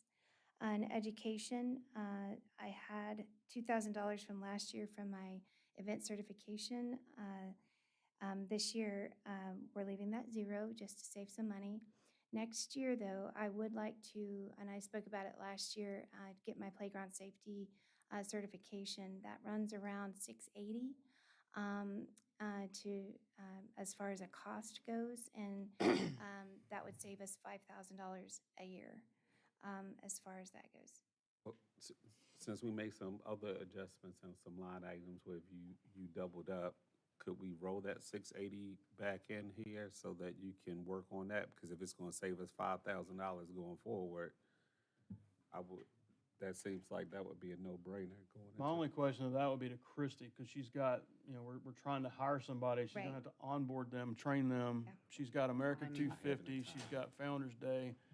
It's a There's- lot. It's a lot right It is a now. lot. It is, and I would just ask you guys, this is a lot for one person. And so as far as programming any events, I want to get it done so badly, I do.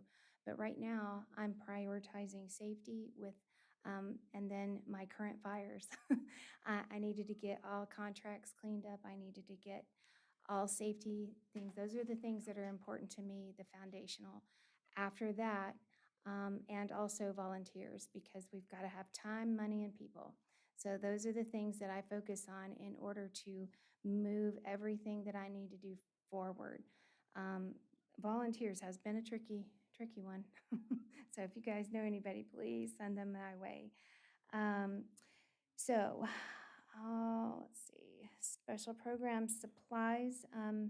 We've got 4,500 for America 250. That has been increased for various reasons. One of the reasons is last year, I think some of the items weren't correctly put it in the line item, so it decreased the amount needed for that. And so that has been corrected this year. And so it does seem like more, but it's actually in the right line items. So there's that. Holiday decorations. So last year Linda got the quote and contract for icy lights for our our professionally installed Christmas lights. And I believe everyone really liked those. However, there's a bit of a caveat. Last year, since it was their very first year of installing those lights, they did cut Linda some deals or included them in this, or yeah, we'll sponsor this on the pavilion. They made some, they had some flexibility as far as that goes. However, this year, now they have gone from $7,500 to $11,680, and so a significant difference. Personally, I think that yes, they were wonderful. However, at this cost, and I have been speaking with Mitch, and if Mitch is okay with it and we have the ability to hang them and the time, he said he was fine with hanging them. That is not to take away from his and the other fellas' current duties or duties that they have at that time. But I do think that given the bucket truck, and just a little bit of time, which I'm more than willing to help and get volunteers for that. But just wrap our trees. We're gonna wrap trees for the America 250 in red, white, and blue. There's 3 trees we're gonna do. And that was one of the main things that we had done in the back of the field here. And uh, and everybody loved it, but those are things that Public Works can do, or myself and some volunteers, quite frankly. And so if that is a lot to you, then we need to look at how to either pare that down, or if you want it, we can go with it. We have to make that decision right now. No, sir, and at least in my book. Unless you want to change the numbers in the budget. Just, So this budget does not include the $11,000. It does. Yes, sir. why don't we just keep it what it was last year for now? Can we do that? And then we'll revisit. This is one of those topics you start discussing, you go on for 20 I minutes. understand. I appreciate you. Okay, so are we keeping it at 12,000 or, Whatever it's Yeah, in. what it was last year. okay, so 12,000, okay. Is that okay with everybody? I just Yes. made it. I don't want to make an executive Okay. decision. Office supplies, no change. Postage, was just an area I thought I could decrease, $75 to $75. Crosses and bricks are no longer under Parks and Recreation. They have been moved to the Veterans Committee, so we no longer house those. So I have moved that from 200 to 0. Small equipment, overall, there was a $200 decrease. However, I have assigned fund money that I would like to use for 881. And so I went through and I thought about the different things that we could be using and also need in order, because I'm hoping that the 881 facility will be open before the next fiscal year. Therefore, if it is, we will need things in order to have that the facility functional, meaning tables, table cart, chairs. Instead of full-on heavy conference tables, I'm looking into mobile conference tables that are still nice, but trying to keep everything mobile. Maureen, I know that you were concerned about children's programming. One of the things that I'm working on is doing life skills and bringing back some of the classics, but things that are also in trend, meaning sewing, crochet. So I'm getting 4 beginner yet heavy-duty sewing machines with also mobile carts to go with them, so that we can open up to more skills that for kids or teens, anybody can take sewing. You know, maybe not the little bitties, but they can do cross stitch, you know. But trying to incorporate some of the equipment so we're ready to go with some programming once that facility is Do they, open. don't they offer that over at the school? Yes. So maybe, Heart encounters. a thought would be, could we do a survey of type to the community to see what types of children's programming you'd like to see through the Parks and Rec so that we're not duplicating efforts? Yeah. I would worry that we would either, A, take away from what's happening at what is it called, caring? Heart encounters. Yeah, Heart encounters, mhm. or duplicating, but perhaps, there's they want to play a chess league or I don't know. If we get input, then we don't spend money on things that we might not see a return on. No, I really like that. So we'll do a survey. When you get your help. I appreciate you. I do. Once you get your help. I am not short of ideas. It's the time Yeah. right now that I've got, and I've got.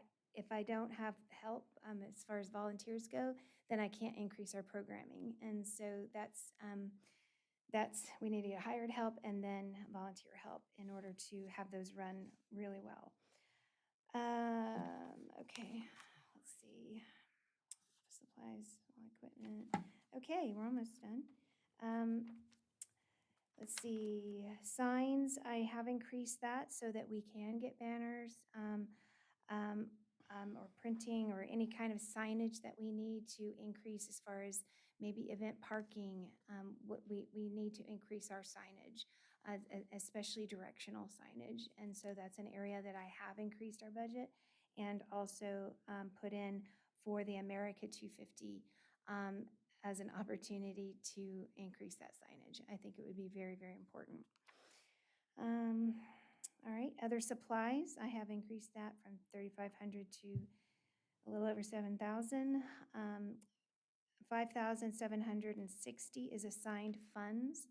And so that's going to be things like yoga balls, Bozu balls, racks for those sort of things that we can increase our programming with at 881. Is that Rain? Yes. Oh, wow, okay. Coming down.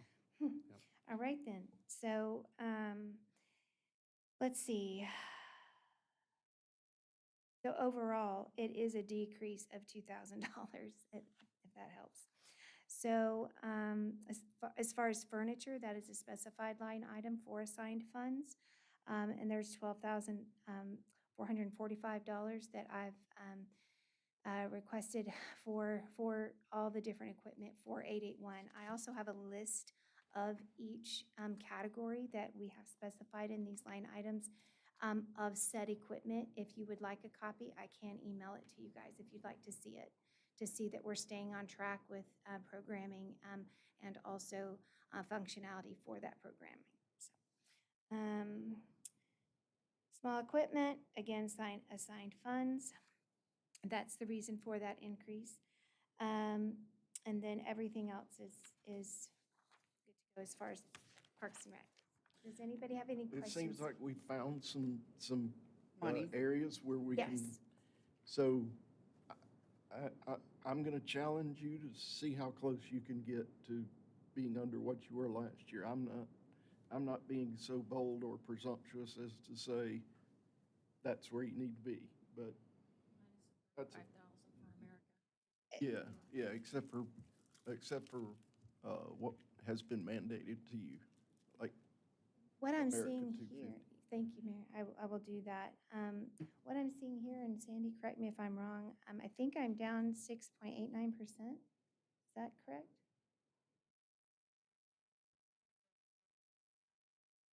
Okay, I don't know why they're doing that. Okay, Just a personal challenge. I appreciate, yes. My parents have movers at the house right now. Hey, moving their Sandy. furniture. I'm sorry, Sandy. What are claims? Line item 200. Okay. Yeah.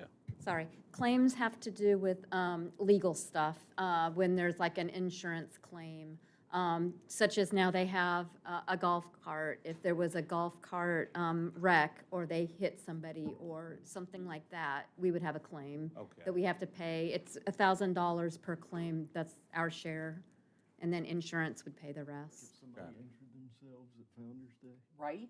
And didn't file a claim? Got the scar. All right, any other questions? All right. Christie? I just have Founder's Day. We can go through this lickety-split if y'all like, unless we need to go.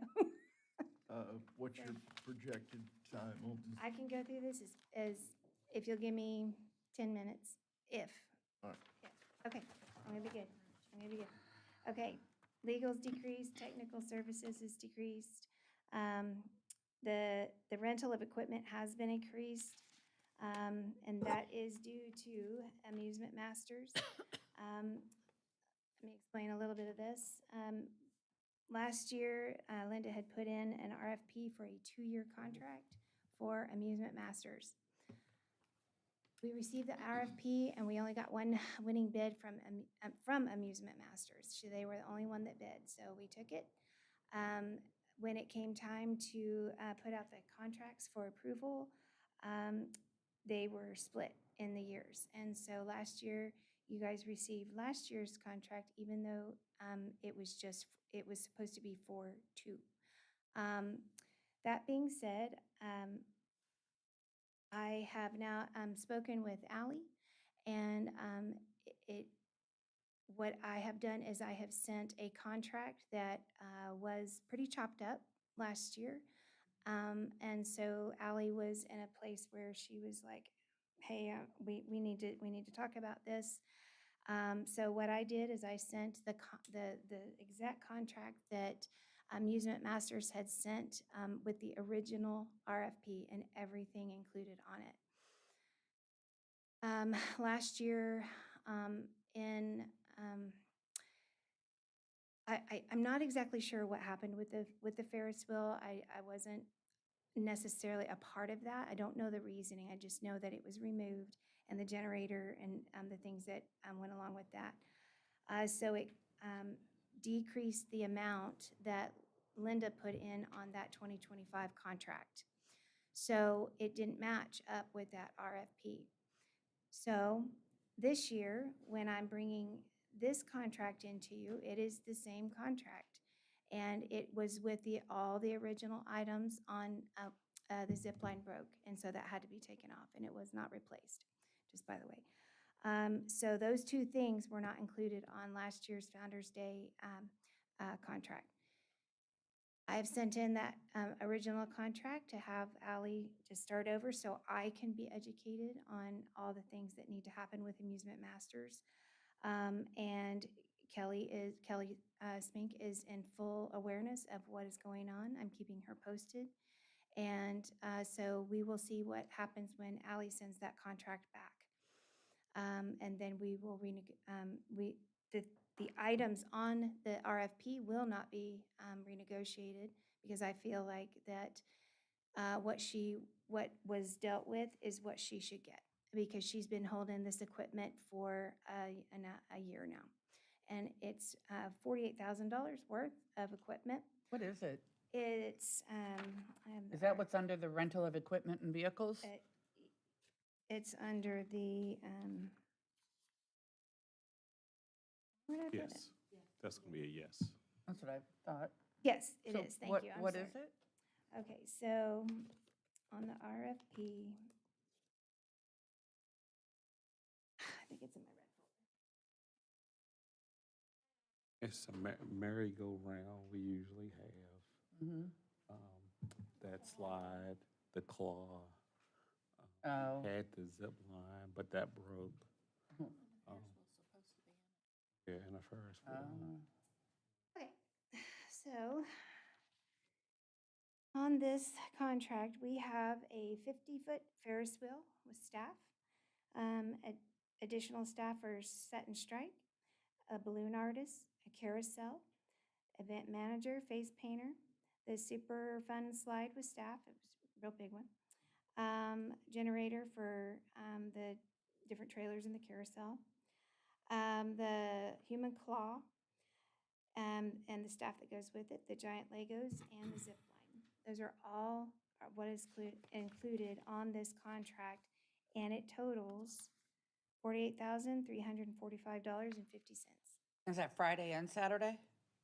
Or This just is for Saturday. For one day? And then we also have, that was part of that deal, the Christmas contract for near 13,000. So if you're seeing that on there, that is also for that. So, so that's where we're at right now. The Carnival contract is used to with. be 2 days, didn't it? Used to be Friday and Saturday? A week.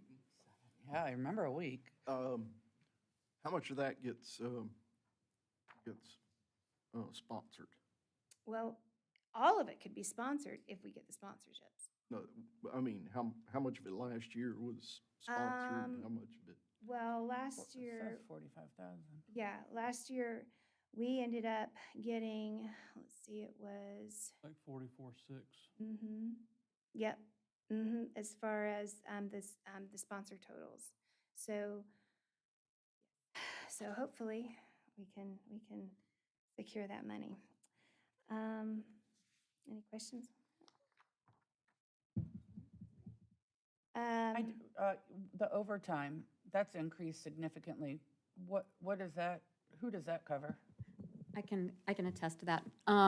What I did is I pulled everybody that used overtime last year, and I put them down at the new rate and counted it all as overtime hours.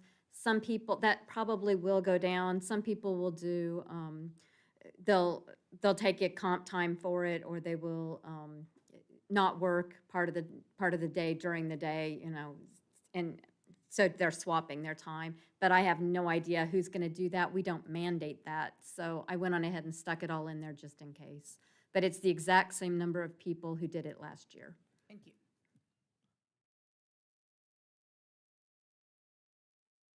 All right. I increased our printing and binding just a bit. I feel like we need to do that as far as just getting the word out there and maybe some more things that will be beneficial to the program. Everything else has been decreased, so did want to ask you guys one thing, and this is kind of just an out-of-the-box thinking.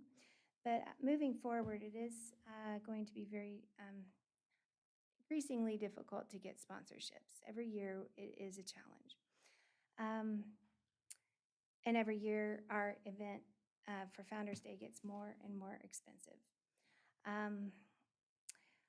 I was wondering if maybe we could, and I don't know how it would work, but if at some point we could do a match where whatever we get sponsored, maybe the town matches.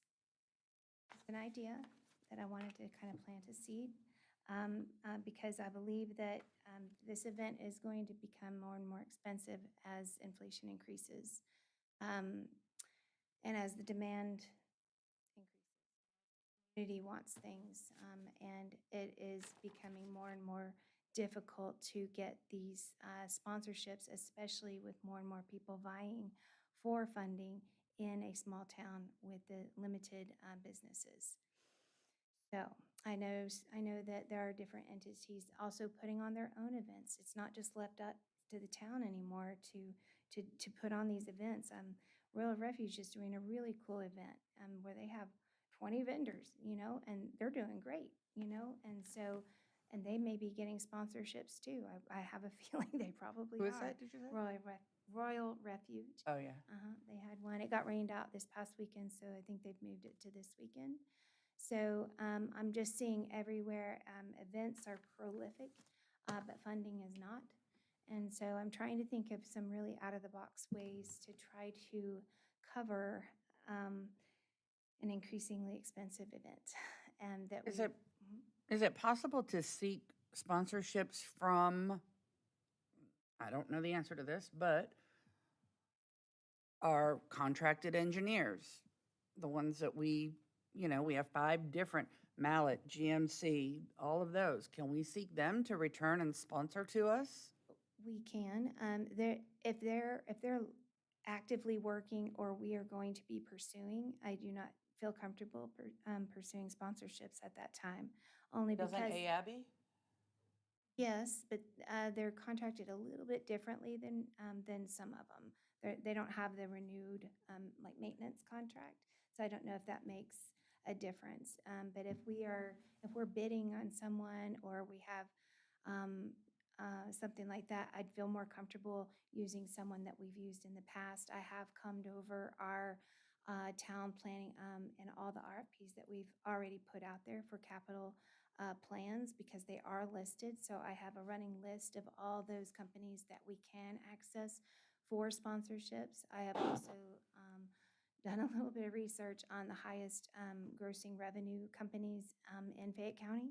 Not that I want to stay in Fayette County, but that was just one of my searches, just so we could keep it as local as possible.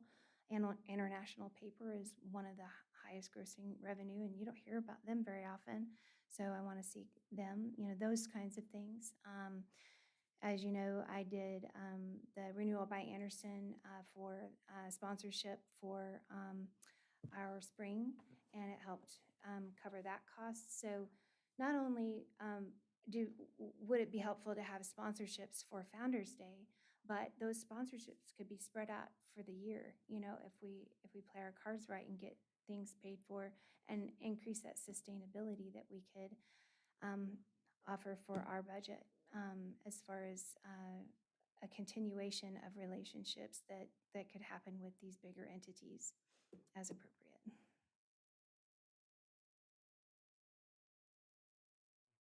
Yes, That but 10 I don't think, minutes? but I don't think now is the time to have that discussion, but I Okay, think, sure. does anybody have a response to that other than what I just said?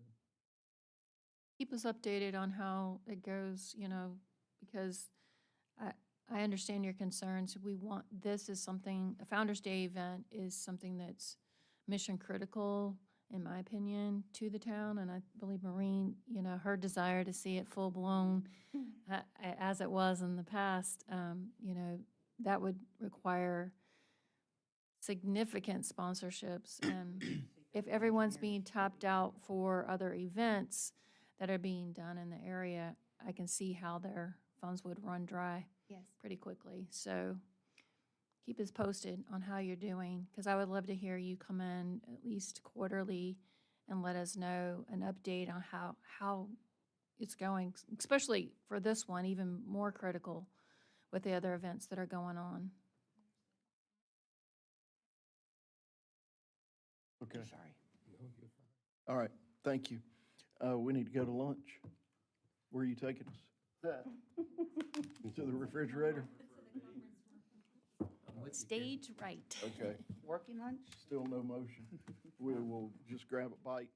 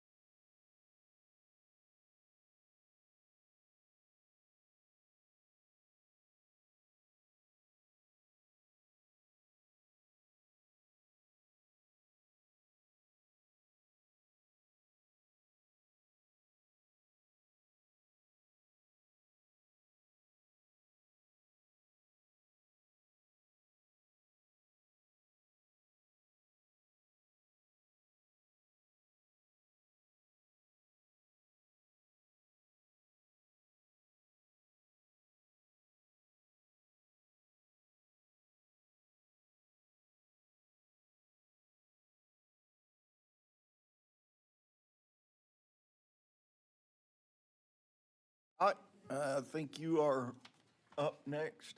Sierra, you ready? Yes. Yeah. Yeah, yeah. When does the 2017 SPOS expire? Doesn't. Yeah, the collection period was 6 years, and that has stopped. But the time to spend the money, as long as you do it within a reasonable, as long as you're working towards it, you're good. So, All right, so the 2017 SPOS, we've, are getting close to finishing out, spending some of that because of some of the projects involved. The big things are, under facility renovations is the 881 upgrade of the building or rehab of the building to make it into a community center. It's $250,000 is the budget associated with that from the SPOS, 17 SPOS. Most of the other projects here are completed, getting down to the roundabout. We're at 1.7 roughly now that we're estimating is needed for next year. So that's a 34.62% reduction from last year because we spent close to $900,000 last year, or in this fiscal year. So this is a SPOS, but it's also kind of like a carryover because this is one of those projects where we're in the middle of that we talked about earlier that we're not going to be able to finish in this fiscal year. Other expenses on this, the only other thing we kind of have down here that's been on hold is the Hanley Park restroom. Basically, that's going to be on hold for a while, so we're going to have to figure out what we're going to do with that additional money, whether it goes to the loans that are also covered by the 2017 SPOS, or how we're going to actually get water to the building of sufficient pressure and flow. Right now, there's not enough water coming from the meter up on Hanley Road to operate the building appropriately. So that's pretty much it in a nutshell, other than the loan stuff, which I'm sure Sandy wants to. Yeah, that's what I wanted to make sure and everybody understood what the other debt expense and the interest expense is. Those are the GTIB loans. One of those loans was making the turn lane on Tyrone Road that goes on to 74 North. And the other one is, the other GTIB loan was repaving Sonoya Road and Castlewood Road way back years and years ago. And we're still paying those loans off with this 2017 SPOS. Is that paying them off, or it's just another installment? It's just more, yeah, it's just other installments. At some point, once we're finished with all of our projects in 2017, at that point, or that SPOS, at that point, I'm thinking about coming back to you and seeing if you just want to pay it off. But right now, we're just kind of using that money. Give me an idea of just around about how much we Ooh. still owe. Honestly, I don't remember. I haven't looked at it for a while. There's both loans, there's two different ones. One is about, I think a good 10 years, somewhere around 7 to 10 years longer than the other, because they started at different times. Okay, thank you. Hey, Scott, you just mentioned the Hanley Park improvement, the bathrooms and not getting water flow. We're talking about the public restrooms right in the middle of the ball fields? No, I'm sorry. We're talking about the soccer complex. Okay, Where we're, on the backside of the right, park. there was talk about building a bathroom down there. Okay. And like I said, that's been on hold, and it looks like it's going to be on hold for a while, because the only way to get water down there is to bring really a sufficient water supply. But if you didn't do that project, you could use that money towards something else in the park? Absolutely, we can, and that's what I'm saying. We'll have to have discussions on where we put that money, whether it goes to the loans, whether it goes to something else in the park. You know, like I think one of the things that was listed was the parking lot, whether that's improvement to the ball fields, beautification, electrical systems, whatever. We'll have those discussions with y'all. One thing that you might want to consider, and I don't know if it's possible or not, but I know that U.S. Soccer had partnered with a couple other Fayette area parks for soccer fields. If we, you know, reach out to them and see if our little baby soccer field is something that they might want to help assist with in some funding opportunities, you might be able to get some help from such a large organization in the county who's trying to do something in Fayette County. Good idea. Is that it Alright. for 17? That's it for 17. That's the quick and easy one. All right, next is the 2023 SPLOST. So basically, let's see, downtown improvements, you won't see any money in that for this FY because this is part of the big LCI project that Philip is working on. And I think it's at the point where we're going to, Philip, you can add more to this, but I believe we're looking at applying for grants over this next year. Is that correct? We've put in for the Transportation Improvement Program grant, but we may have some initial design for Shamrock Park. That's going to be our main project that we look at. I'm jumping ahead here, but anything else for the design of the roadways and things like that, we're probably not going to be able to get to that this year with all the other projects that we're doing. All right, the next thing is sewer line repair and maintenance. The Rivercrest sewer project is a potential one here that we put some money away for, as well as doing sewer manhole maintenance. And also, part of that is part of our infiltration reduction of the manholes and other places like that in the system to reduce the amount of stormwater that's pumped, or to ensure that stormwater is not being pumped. Down to sewer equipment, I said earlier that we were looking at doing a 6-inch portable pump, a trailer pump, so that's in there at 40,000.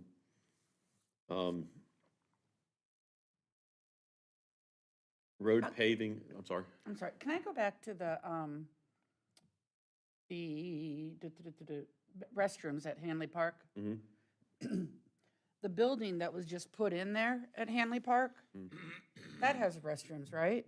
It has a restroom. A That's restroom? A restroom that's inside the Public Works building. So wouldn't, This was for the soccer people, the soccer fans, that they would have a Right. restroom. but couldn't the same water source be used for restrooms there?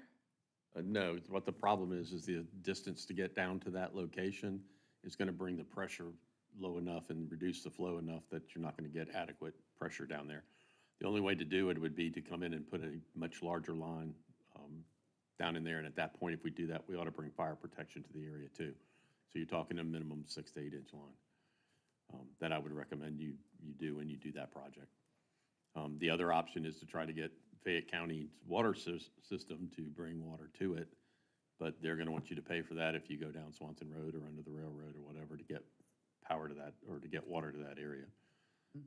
Okay, thank Which you. is not a bad thing, because that would loop in Swanson Valley, that would loop in Berry Hill subdivision, and give another source coming into Pendleton. So, but that's a lot of money. More than 350,000? Yes, ma'am, probably.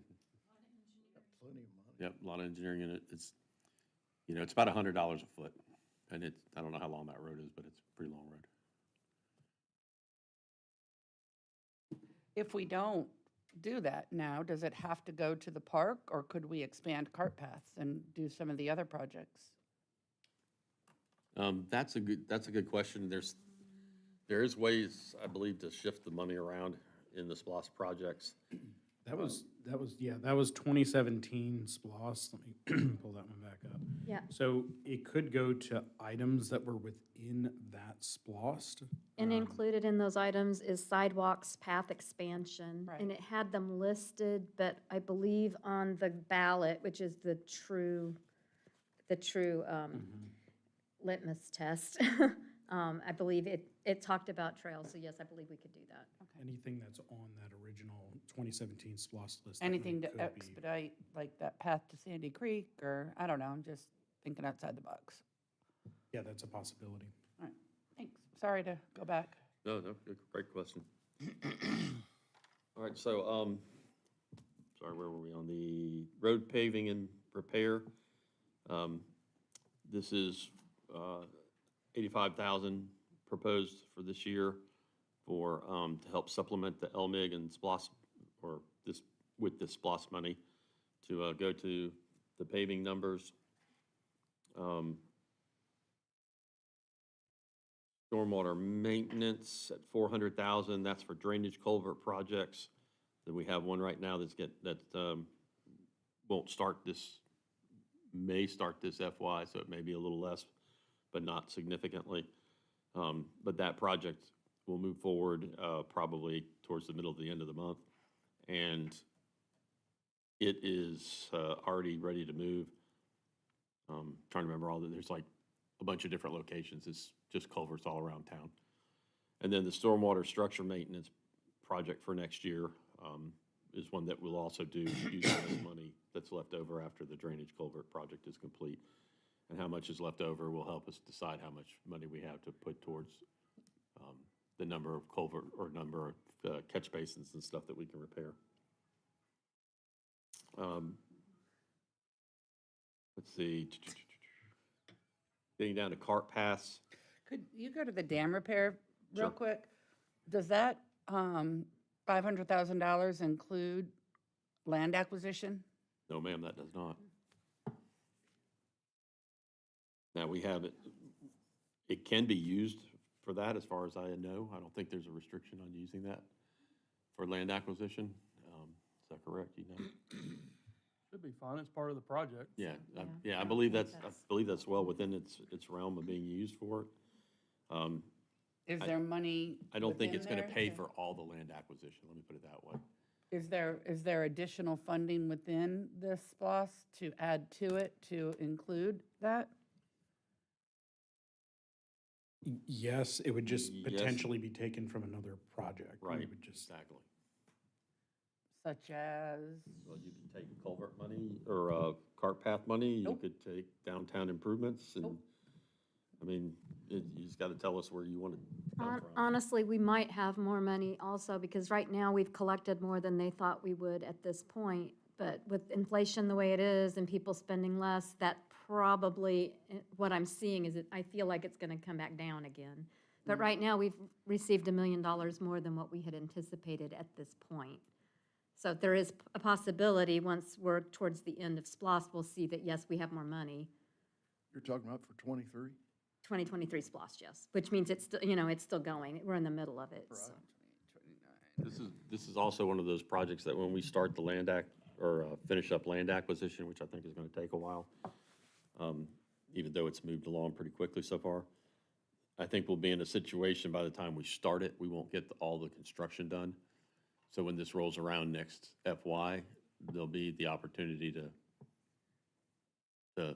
bump that money up. But in SPOS, the nice thing is that the money's a little more flexible to move around than it is like in the general budget, the general funds budget. So if we need to borrow a little bit from here or there, or dip into this extra money that's remaining, we could do that. But now would be more the time to put that full money in there, if you want to put the full money in there.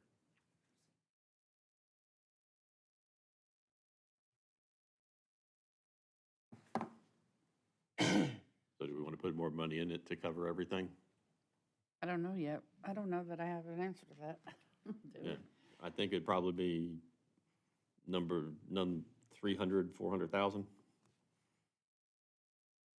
So I guess it would depend on where it would come from, because then, like, what are these site improvements, and then Shamrock Park upgrades, Hanley Park, what are those? Okay, so the site improvements are for Veterans Park and the museum, it's 50,000 per. What's This- happening at the museum? Well, what happened was that, and when we had our budget discussions or SPOS discussions, council added $50,000 for the Veterans Park and for the museum each. And without really any guidance of what we were supposed to spend it on, and we've been trying to figure out what we're gonna spend it on. One of the things that we know we're gonna use the money for is at the museum would be to repair the molding and stuff around the window, stuff like that. But we could take it and do other things, like I anticipated some striping around the Veterans Park for the parking spaces and some things like that. We did spend a little bit of it in the sidewalk project. So when we redid some sidewalks in there. So, yeah, that's, I don't know what to tell you other than that, but I'm sure there's going to be plans once we get this LCI going and stuff too. There'll probably be plans associated with probably both those areas that money could also go into the LCI improvements. So what is Shamrock Park and Hanley Park? Shamrock Park is the, Shamrock Park is the next phase of our improvements. So we did the stage. The next part is to shift the parking to where the old pole barn area is and to do landscaping improvements. So the money that we have dedicated here is for the engineering associated with that next phase. It's not going to cover all construction, but it will cover the engineering the Is parking lot. that with a and everything. contractor? Yes, yeah, so that would be with, we'd probably put that one out for bid to some degree. And landscape architects for some of the landscaping and stuff like that. Handley Park this year is, what we have in there was money to match for the nature trail area, so that 40 acres A that's walking there. path? Yeah. When So will that that was what- happen? So this upcoming year, we're gonna be partnering with the Southern Conservation Trust to help us come up with a plan for that. We'll use this money, we'll kind of have whatever resources that they can, help us with to help plan that. But it would happen this year, this next fiscal year. And then red wine? Red wine, was that for the playground? Yeah, playground Playground replacement. replacement. So there's money in here plus the Parks and Rec budget for the playground at Red Wine? Yeah, we also talked about the red wine being for opening up the center part of the building where it used to be concessions Oh, yeah. and doing some drainage improvements in there. So I really think this is, originally, I think it was for the playground, but Yeah, that was always a part of the red wine plan as well. We have the path that goes down to where the concessions building is, requires a lot of reworking drainage area. And the concessions building's not currently utilized, so kind of repurposing that building so it could be a pavilion of sorts. So then could the money be taken out of Parks and Rec? Yeah, it would have to be a selection of one of those two kind of projects. So we would either replace the playground or we would go forward with the drainage and the repurposing of that building. But we could take that money out of rec and just do one of those projects. If we're looking to save money, I think it'd be a good place to look. I mean, the playground definitely needs to be upgraded.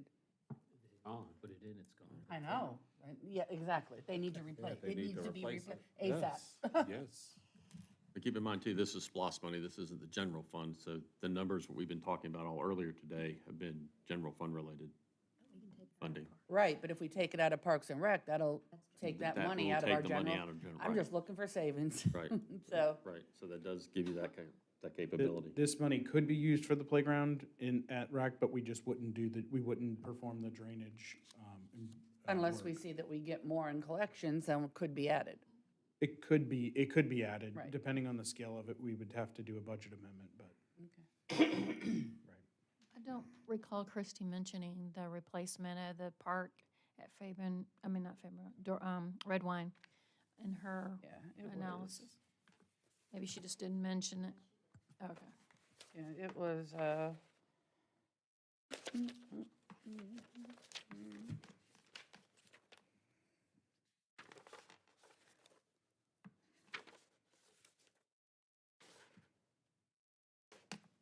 gonna be the last one I come to, huh? Parks and Rec, yeah, it's, under playground maintenance, she said. She only had $15,000 in it, but there's $95,000 in park maintenance. Was there Yeah, equipment no, number too? that was all about the wood chip. Mm-hmm. Was that the one that also had an equipment? Yeah, I think it just needs to be Inspections. double checked, I guess. I thought I heard her say that it was for the playground. In her notes as Okay. well, yes, she did. For how much? Well, she's got several things, it's 50,500, but it's for Right. different things, so I'm not sure exactly how much of that she included for the playground. Okay. And just so we're clear, like the splost wouldn't be for just like regular maintenance items Right. of the playground. It would have to be for like a full. The equipment, Yeah. Yep. Replacement. Yes. state of the art. Yeah, I know she couldn't have put one in for the playground because the last playground we put in was very expensive. This one is smaller. Yeah, the last playground was over 100,000, but that was the big one. Right. This one would be much smaller. So directive from council is to do what on this red wine? My recommendation is to use the money for the playground and pull it out of the general fund, and then if we have additional funding coming in, we can revisit the whole concession area. I think we'll get more out of the playground than a concession area or pavilion. That's my recommendation. Marching orders? It just depends also, though, now I'm thinking about this, because she has been on a rental kick as of lately. And every time she has a space, she's trying to rent it out. So a pavilion could be rental income, and a playground, you'll never get income unless you want to put a quarter machine where they open the gate to get inside to play. Right. Yeah, the space we're talking about is not a big space, though. It's not a rental space, I think, that you would think of as like a real pavilion. It's More of a shelter. It would be yeah, more of a. it's it really was- more it of a was shelter to requested get by out in the rain if you're playing pickleball. Yeah, it was something Oh. that was kind of requested like from a that. pickleball perspective, Yeah. yeah. Okay. Or baseball or softball, or what, they play softball there mostly. Then You don't wanna make let's them stay mad. let's stay with the playground. Well, what we can do is we can ask Christy what those other line items, because it wasn't all for playground replacement, it was some maintenance, so we'll try and parse out what was in there for like just maintenance, and we want to retain that amount in the general Right. fund, and then, but we can see how much we can lower that Okay. and pull it out of Splost side. Okay. Don't make the pickleballers mad, telling you. Don't make the children upset. We'll keep them happy. To keep them happy.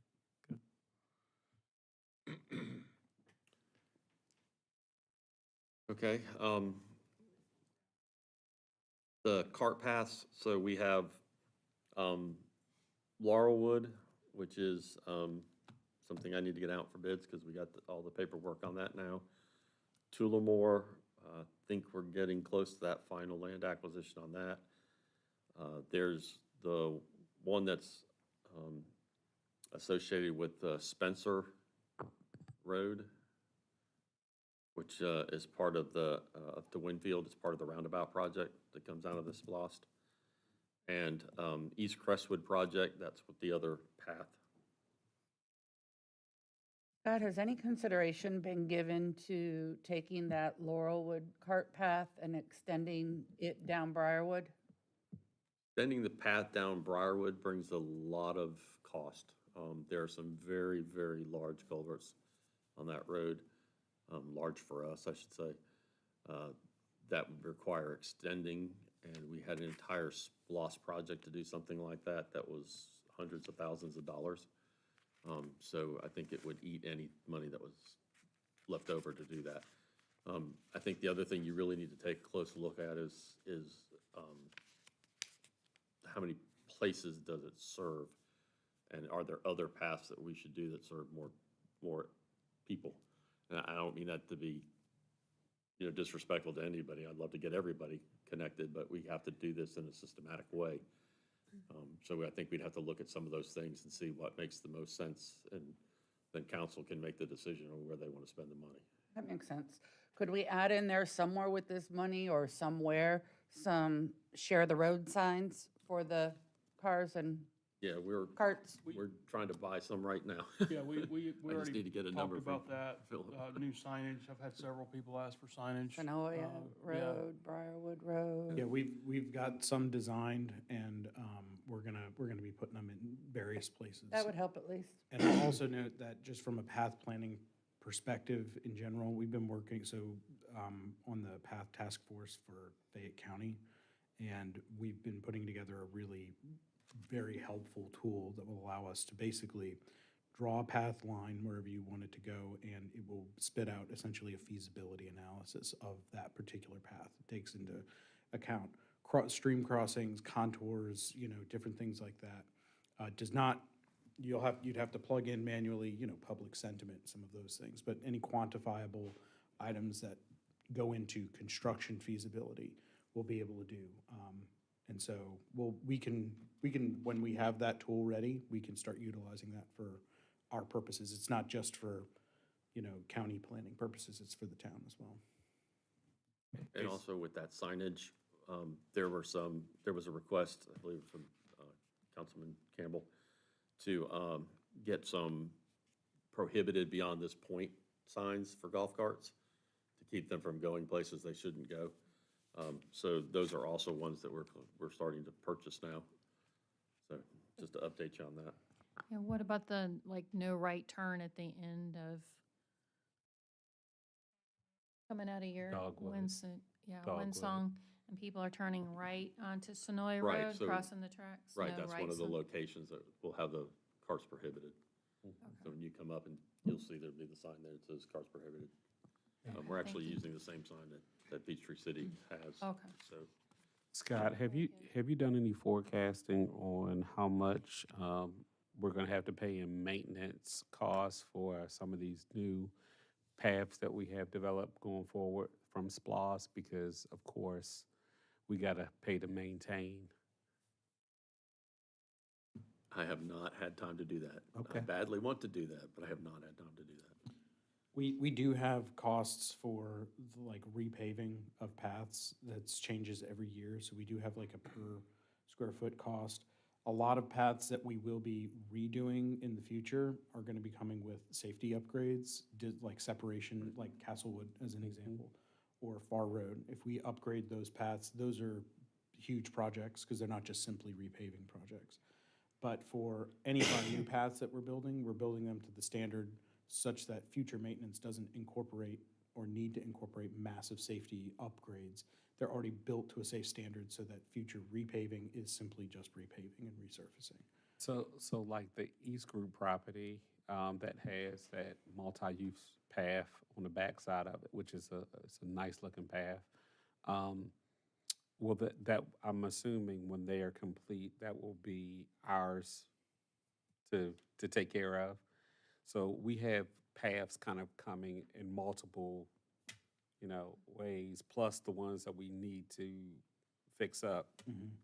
I just see added costs in the future, and we're gonna be spending money that I would like to kind of have an idea of what we're gonna be spending in the future so that our budget reflects that. Sure, yeah, absolutely. I didn't hear you mention the path to the Jenkins Road School cluster.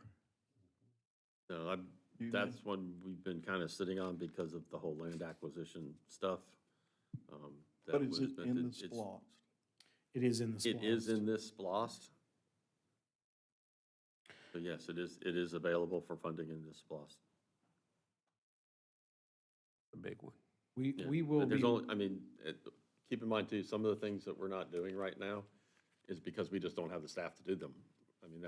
That's one that, that's gonna take a long time to get through the land acquisition and all that get approved before we start cranking that design and everything back up. How many parcels? I'm sorry? How many parcels? There's It's gonna one, be at least 15 pieces of property that we might have to have some right-of-way discussion on to make sure that we're, situating it appropriately.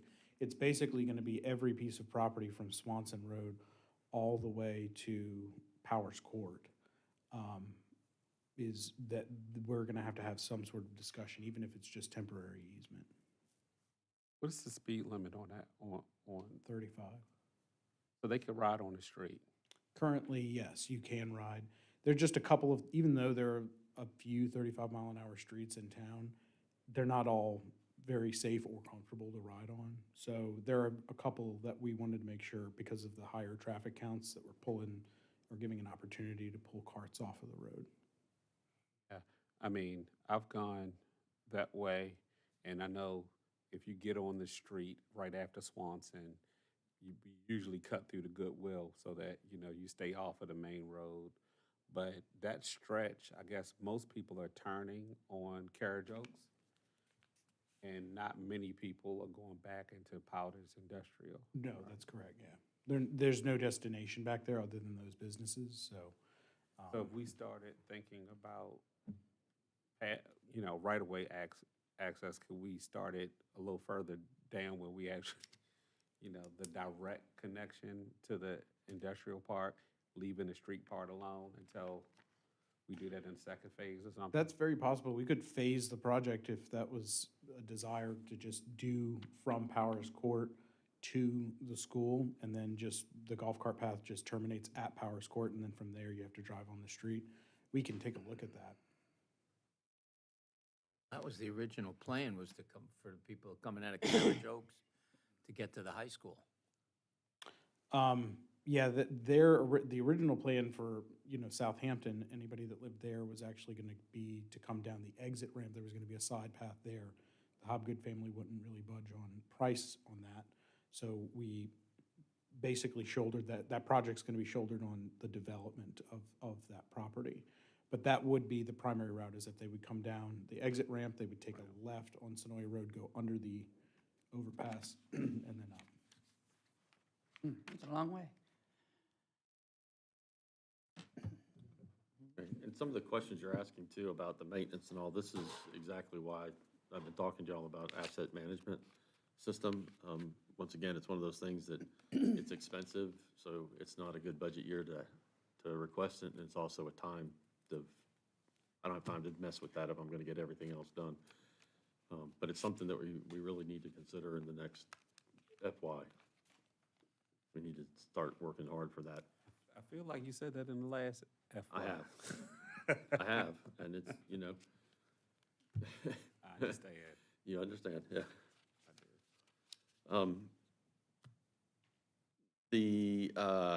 Let's see, Hanley Park Dam improvements, I've taken that out because that all depends upon making sure that we get Pendleton complete and underway and operational before we even start to break ground on that one. It's also another one, since it has something, an obstacle in its way, time-wise. I just don't think we'd ever get to that one in time. So let's see, what else do we have here? There's $200,000 in the Shamrock Park Dam improvements. That's the tree project.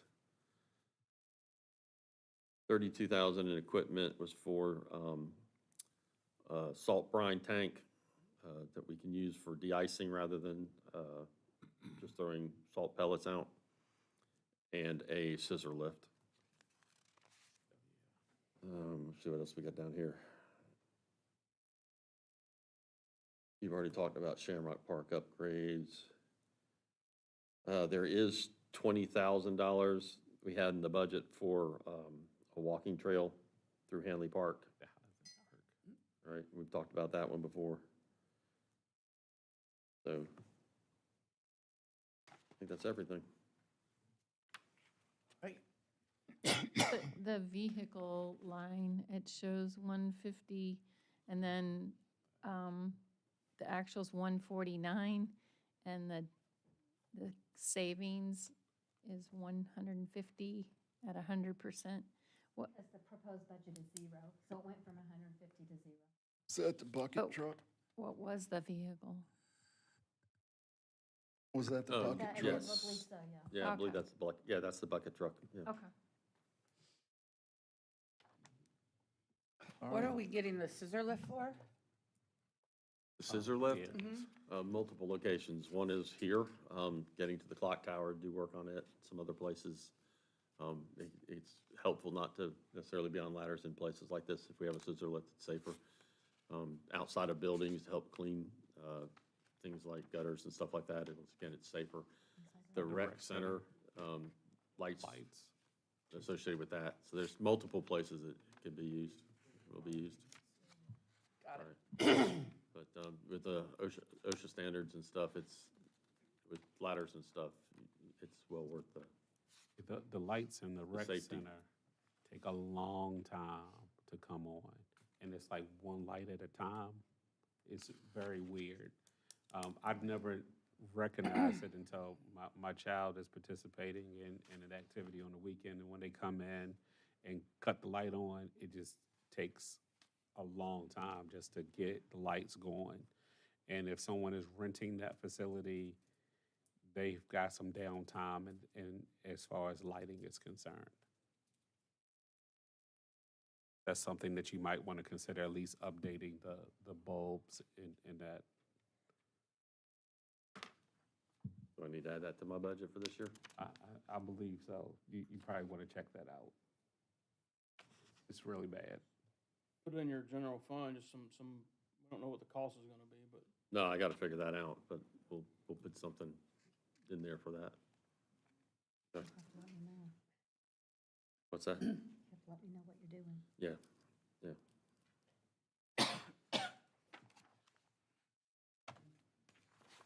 all right, any other questions on Splost? If not, we can move on to library.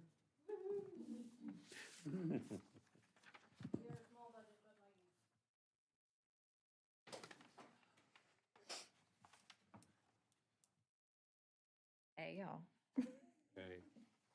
I'm gonna skip the first part of ours because it's all stuff that's out of my control. It's all payroll and insurance and everything. There's no reason for me to go into that. Is there, Sandy? Except how many full-time employees are there? There are currently 3. We are hiring a 4th.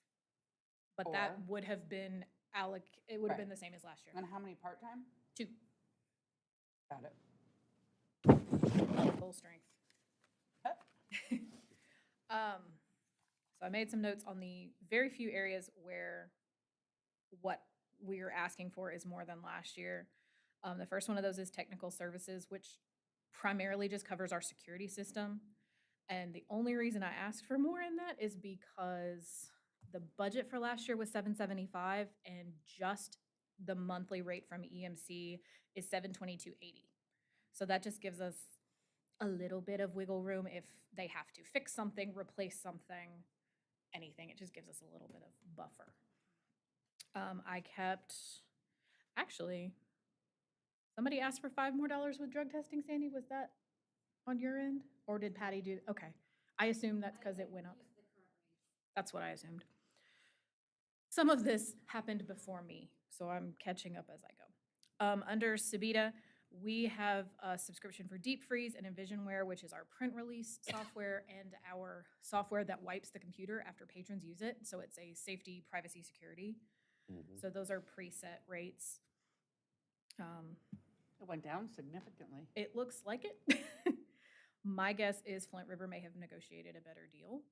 Well, and last year too, we wanted the bulk of Sabita under the admin budget, especially when it comes to Microsoft, all that, because it's just something that the town purchases for the employees to use. So we took out, like I said, we took out Microsoft and some of those fees out of everybody's budget and put them into the admin budget. So that's part of that. Yeah, and that we don't have a lot of subscriber-based anything, just those 2 with Flint River. There is a chance that the Envisionware may be changing because I think we're changing that software, but I have no idea what that would look like cost-wise. I would imagine it's comparable because Flint River also operates on a very small budget and they're not gonna do something wackadoo in terms of funding there. One of the 2 bigger areas where we're hoping to see a little more is our special program services, which largely covers our summer reading performers and supplies for our Lunch and Learn program. And the reason that we need a little more is performers are costing more because they're having to pay more for their things. And also we've seen a 64% attendance increase in Lunch and Learn. So in order to sustain it at its current rate, we just need a little bit more funding. Under rental of equipment and vehicles, I had to look this up because I wasn't sure what that covered.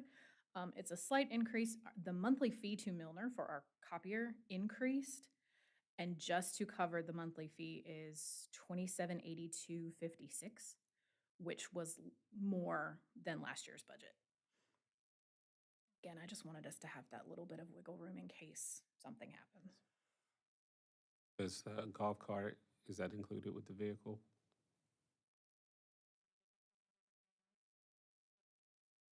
Okay. Don't use it with a lot of regularity, so it gives us a little room if, and it is. Okay.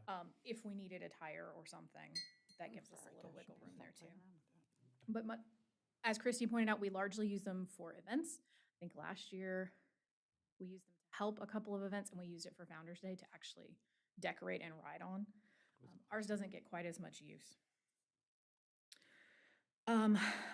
We added advertising, just $100 into the budget. One of our big goals is outreach and promotion, and that $100 just gives us a little funding for tote bags or squishy balls or something to give away, just to get people a little more aware of us down in our little hole by the lake.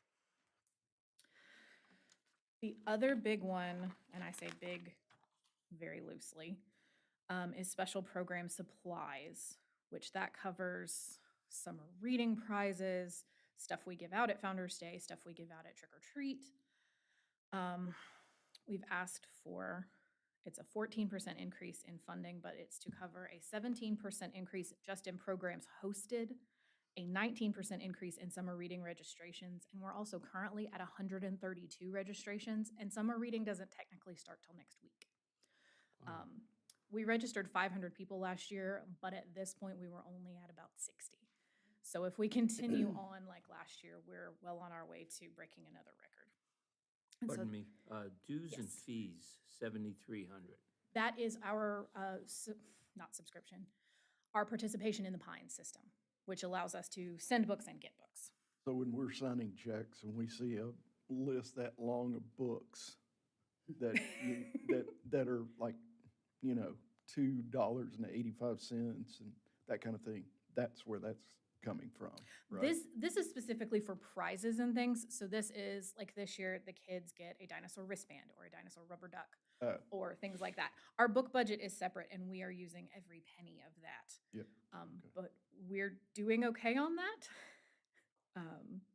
We think we're going to be fine with the funding we have on our actual materials. Cool. What's the difference between the books and periodicals and the book purchase? Book purchase is things we own outright. Books and periodicals is largely our magazine subscriptions. We get People, we get Southern Living, things like that people read in-house. Book purchase is the picture books and the things that we have on the shelf. The only other thing we have is office supplies, and I just asked for a little increase because everything is more expensive than it used to be. And we go through a lot of printer paper, as you might imagine. So just a smidgen on that. Those are the only changes that I made. Again, I've only been in charge for a month. And obviously, I'm happy to answer any questions. Just what is the furniture and fixtures? So that is actually out of allocated funds from 2023. I think it's money that was allocated for us and we just never spent it. ARPA money that Yeah, came it's ARPA in money. from the COVID response. Town got a little over $2 million, and then we had all the departments come in and allocate funds to different things. We did training, we did equipment, we did all kinds of things. The golf carts. The golf carts came out of that, yes. That they've mentioned came out of that, and they had set aside funding in there for furniture and fixtures. Patty had asked for specific types of furniture for kids programming areas and stuff like that, and rec had always been with 881 in mind, and so we're just now getting to see how some of that come to fruition. And ours is, as of last week when I went through this with Sandy, going to some seating for our kids area, a very large television monitor like these in our programming room because our projector is dying. and just some things like that. Some new shelves to hold our hopefully expanding large print collection, because we're getting a lot of demand for that. So it's all things we have needed, and we're just finally gonna actually spend that money. And the official way we spent the ARPA money that we said to the feds was that we actually used it for wages and benefits of employees, because that was something that was allowed. So because that was something we were gonna have to spend anyway, we've set this money aside. But technically, as far as the federal government is concerned, we've already used spent those it. funds, just so you know. But that's not me going crazy and being like, we need new everything. What was the significant decrease in the small equipment? These small It was equipment. $22,000 less than prior year. I think that's where the ARPA money was in the budget last year. That's Okay. why it looks so different. Okay. It was just all there, and then Sandy went through after I made a list of what we're gonna buy and put it in appropriate categories. Very good. Yeah, I think Brandon said our budget actually was like 2% higher, but I feel like that's kind of a misnomer, because I think that's largely because we're actually gonna use the ARPA money, Yes. not because I went crazy. I wonder if, you were talking about messaging and whatnot, could we pull the ARPA out of it to show that you do have a decrease in budget? When you were talking, Eric, about, Well, How do we- my question at the end was going to be, doing a great job, but do you think you can find 2.92%? That was gonna be my question, I think so. and that's. I If, think that's- if that is what is asked of me, I can definitely make that happen. 2.9, Brandon, is that what you said? 2.9 is about $13,400. But I know that you're probably coming in, you wanna have this sense, you want things to Oh, be, no, I look like understand. you want them. And I hate to, be an old miser and say, well, just, go with the status quo just because we wanna, find that 2.92%. Do you happen to know what my budget looks like without the ARPA money? minus 22,000. It's gonna be less than 2.92%. Yep. It's about 13,000. Okay. Okay. We can, Like I will minus look at that on my 6% end or too. something like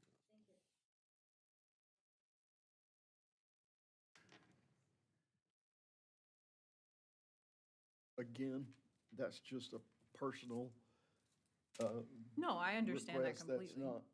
That's not coming from council.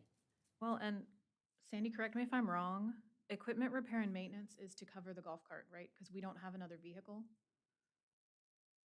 Yes. So that's feasibly a place that we could cut, because we only used $600 last year, and I'm not even 100% sure what that went to. I'd have to break that up. Oh, could have been. The only thing I'm seeing though is if we're looking at $13,407, if you don't look at her personnel budget, there's only 2 line items in her whole budget that are above that amount, and that's electricity Right. and books. book purchases, and I don't think Can't we want cut. to cut there. So. I mean, we the can, I message- just don't want to. Yeah, the message is, if people ask, why did this go up? I mean, it's easy to explain. It's just, we had this money, this surplus, and here's what we allocated it to. So it's we allocated that amount into her budget, and that's what she's gonna spend, and it's bringing down our, I just think it's gonna be hard, short of. Yeah, I don't see anywhere else that you could cut. unless you Based wanna on what delay you've hiring said. I mean, somebody. we could have candlelight reading hour. Go very Campfire. old school. You do Yeah, campfire. absolutely. We do have all those windows in the programming rooms. All right, I stand corrected. No, I completely understand, and you guys have enough stress on you. I know people are gonna make a fuss. That's a very lean, yours is very lean. Well, again, we are small, but we are mighty. We do a lot with what we have.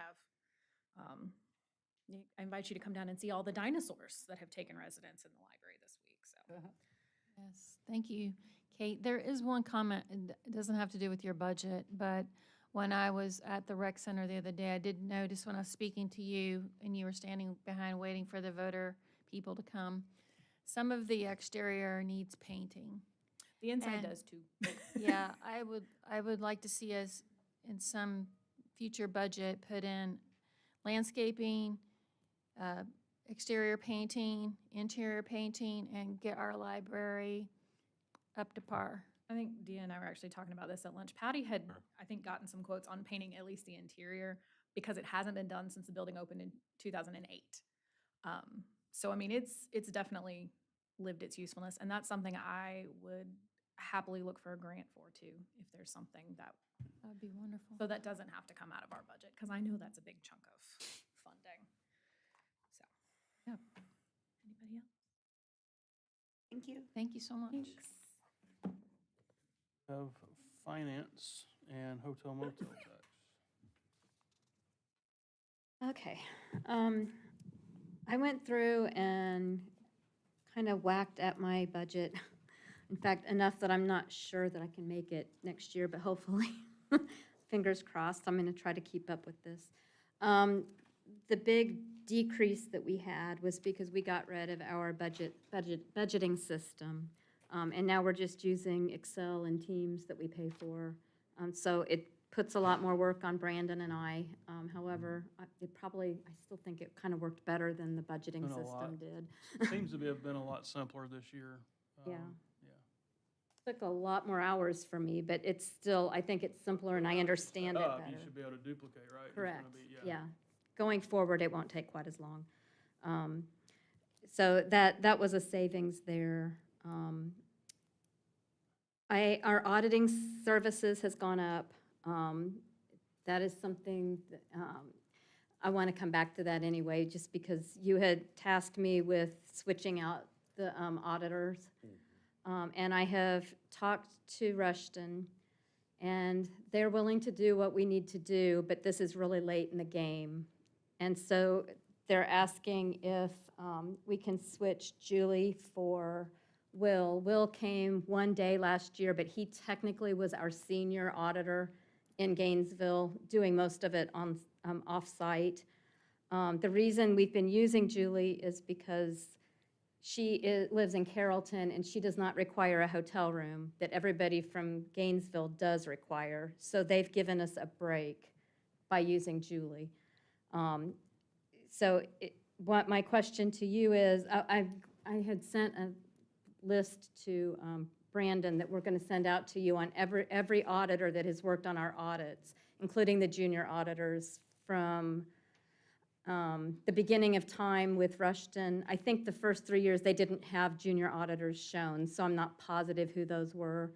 But for 10 years now, we have a complete list, so you can see the people coming in and out. But they want to know if it's okay if Julie works on site some to save us some money, and Will is, once again, the senior auditor, and next year we'll switch the partner. The only way we can switch a partner this year away from Chris is that Sam would have to take it, and he's very overworked right now. But next year, they have enough time to rework who does what, and they can move that stuff around. So I wanted to know from council if that was okay with you. Yes. Okay, and we will get that list out to you, so you can see that. Step in the right direction. Yeah, okay. So I will notify them that that's okay going forward for this year. So our costs have gone up. I need $51,000 because I have an $8,000 single audit for the federal government grants.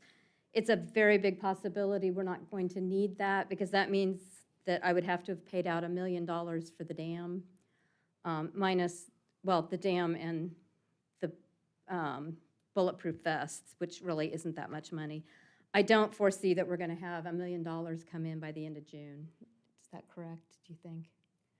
Pendleton Dam? $1 million by the end of June? Yeah. I don't think that's going to happen, but I put it in here just in case something comes through, because we'll be required to pay that $8,000 if that happens. Yeah. Currently, that dam, we've been doing a lot of work trying to get the utilities straight, and that looks like it's hopefully going to be wrapping up this week, so we may be able to start getting back to work actually on the pipes and everything of the system. That, depending upon weather, also may affect us being able to do that much on it.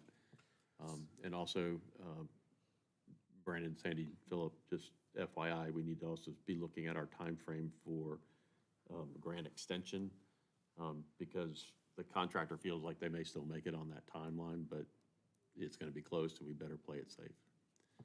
What was the resolution there? Did they find the addition, the one that they couldn't find, or did they? The resolution was that a piece of pipe was missing. So it was removed when we did our project, and not to go into a ton of detail, it wasn't anything that we authorized. Okay. It's not our water system, it's not us to authorize. But somebody made that decision, and basically the pipe was never put back in place, and we're putting the, well, not us, but They are. yeah, there's discussions of how it's being funded, but we're basically moving it forward. It's moved forward. We're getting it where we can start working back on the dam again. Okay, thanks.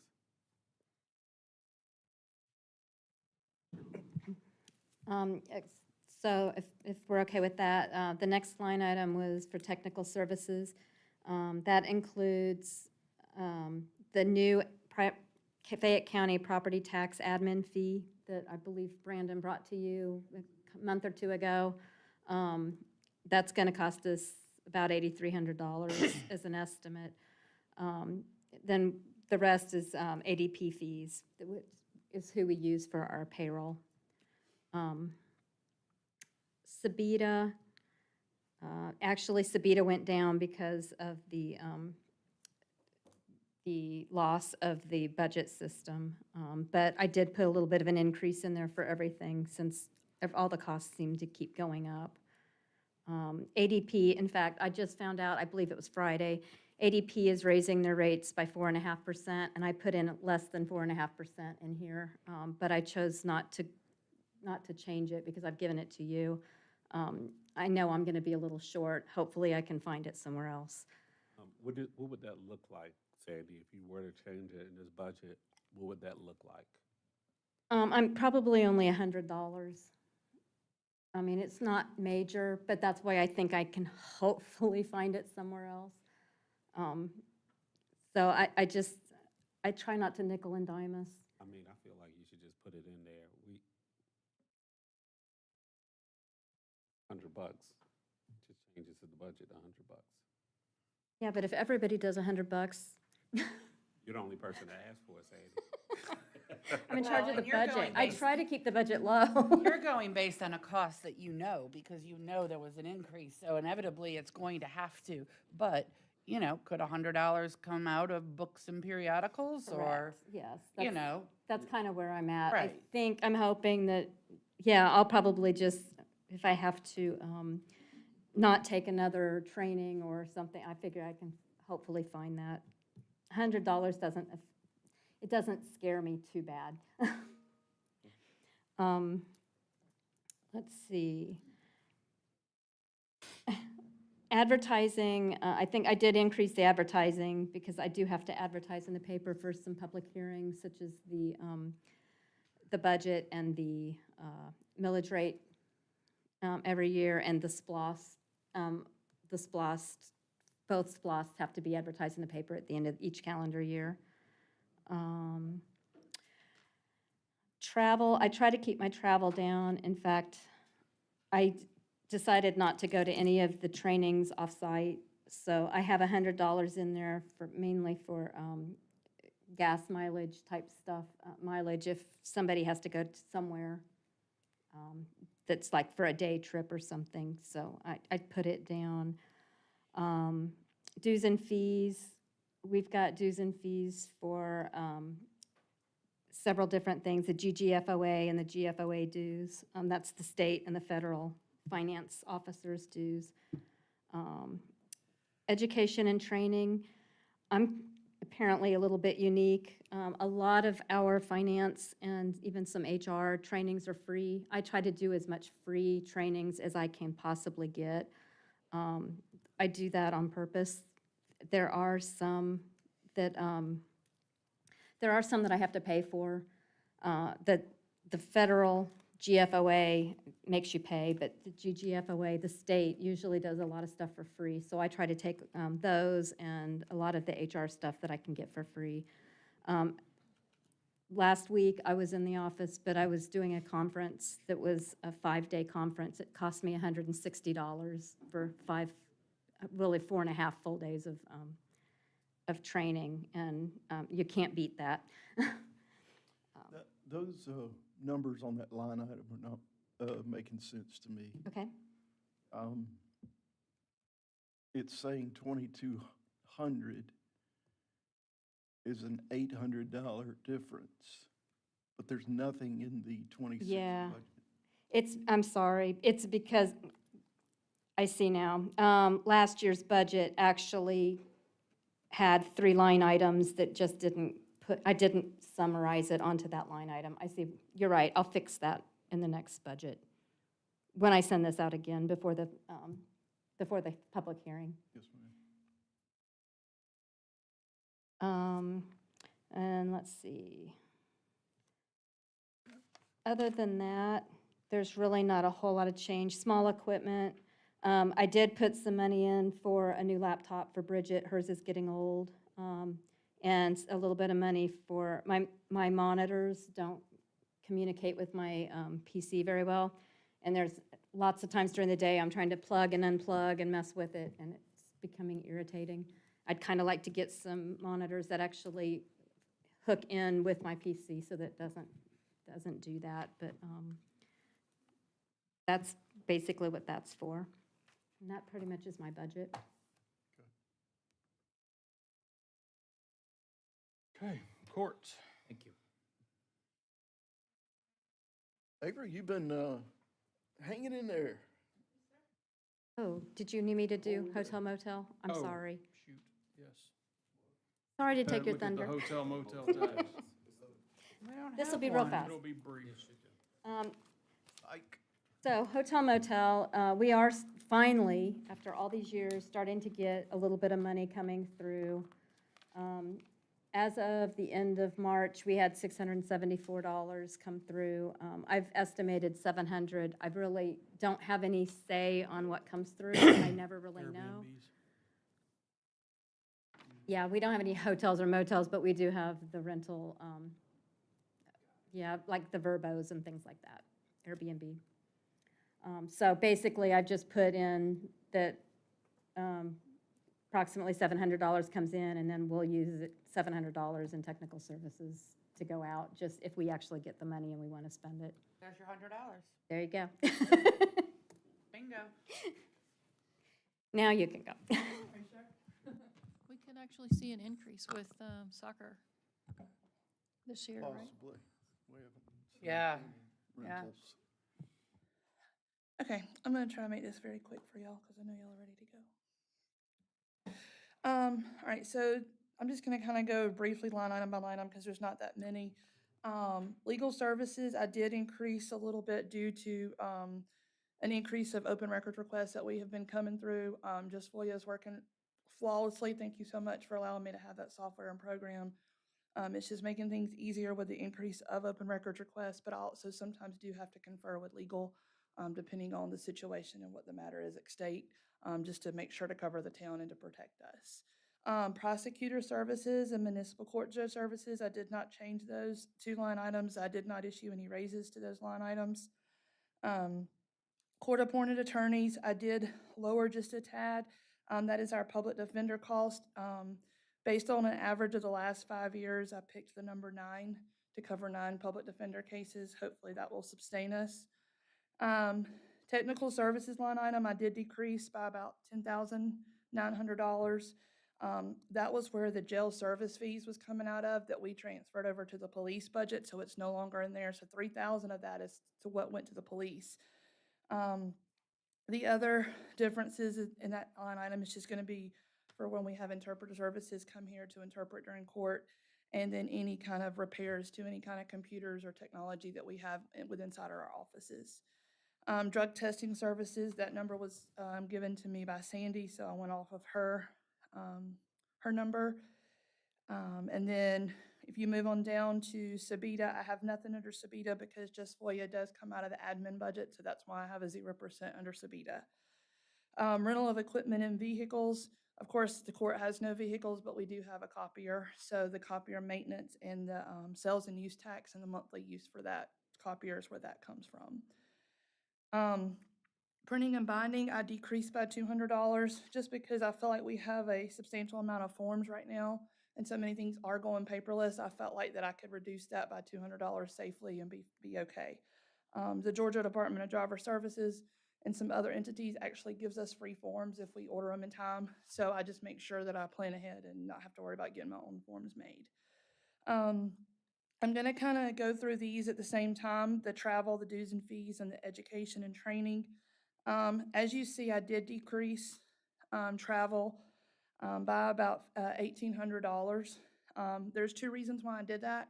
I chose not to go to a conference this year that I always go to because I already have my certification for it. So I'm just going to receive my maintenance certification at this point. And I felt like I could just kind of levy that money up for something else. So I chose not to go to GRA, but I am still being a member of GRA, which is the Georgia Records Association. So Dee and I believe Sierra are going to that conference this year. Did y'all budget for that this year?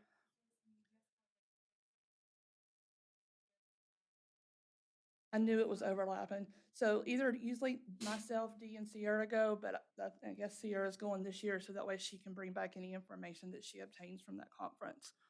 GCCA, which is the Georgia Council of Court Administrators, that conference is twice a year. It's always in March and September, and they normally have it at North one time and then in the South at the second part of the state at the second part of the budget season. So that's why there is showing a $175 fee there, but that's for me to be a member. But then if you look down where it says GCCA $1,000, it's because its registration fee is $500 per conference. So that's for actually two conferences. GMCCC, which is the Georgia Municipal Court Clerks Council. That is a training that I go to yearly to keep up with all the legal changes of the OCGAs and any kind of legislature updates that are coming out, House bills that are coming out, anything that it affects the legal system. The CMUCJ, is the Council for the Judges. So that's the required training that the judge is required to go to. I did put $75 there because typically it is $150. However, I was telling Mr. Perkins earlier, Judge Thompson has also gotten the judgeship in the city of Hampton now. So she was going to be doing that as well. So we'll be splitting her cost 3 ways instead of 2 ways.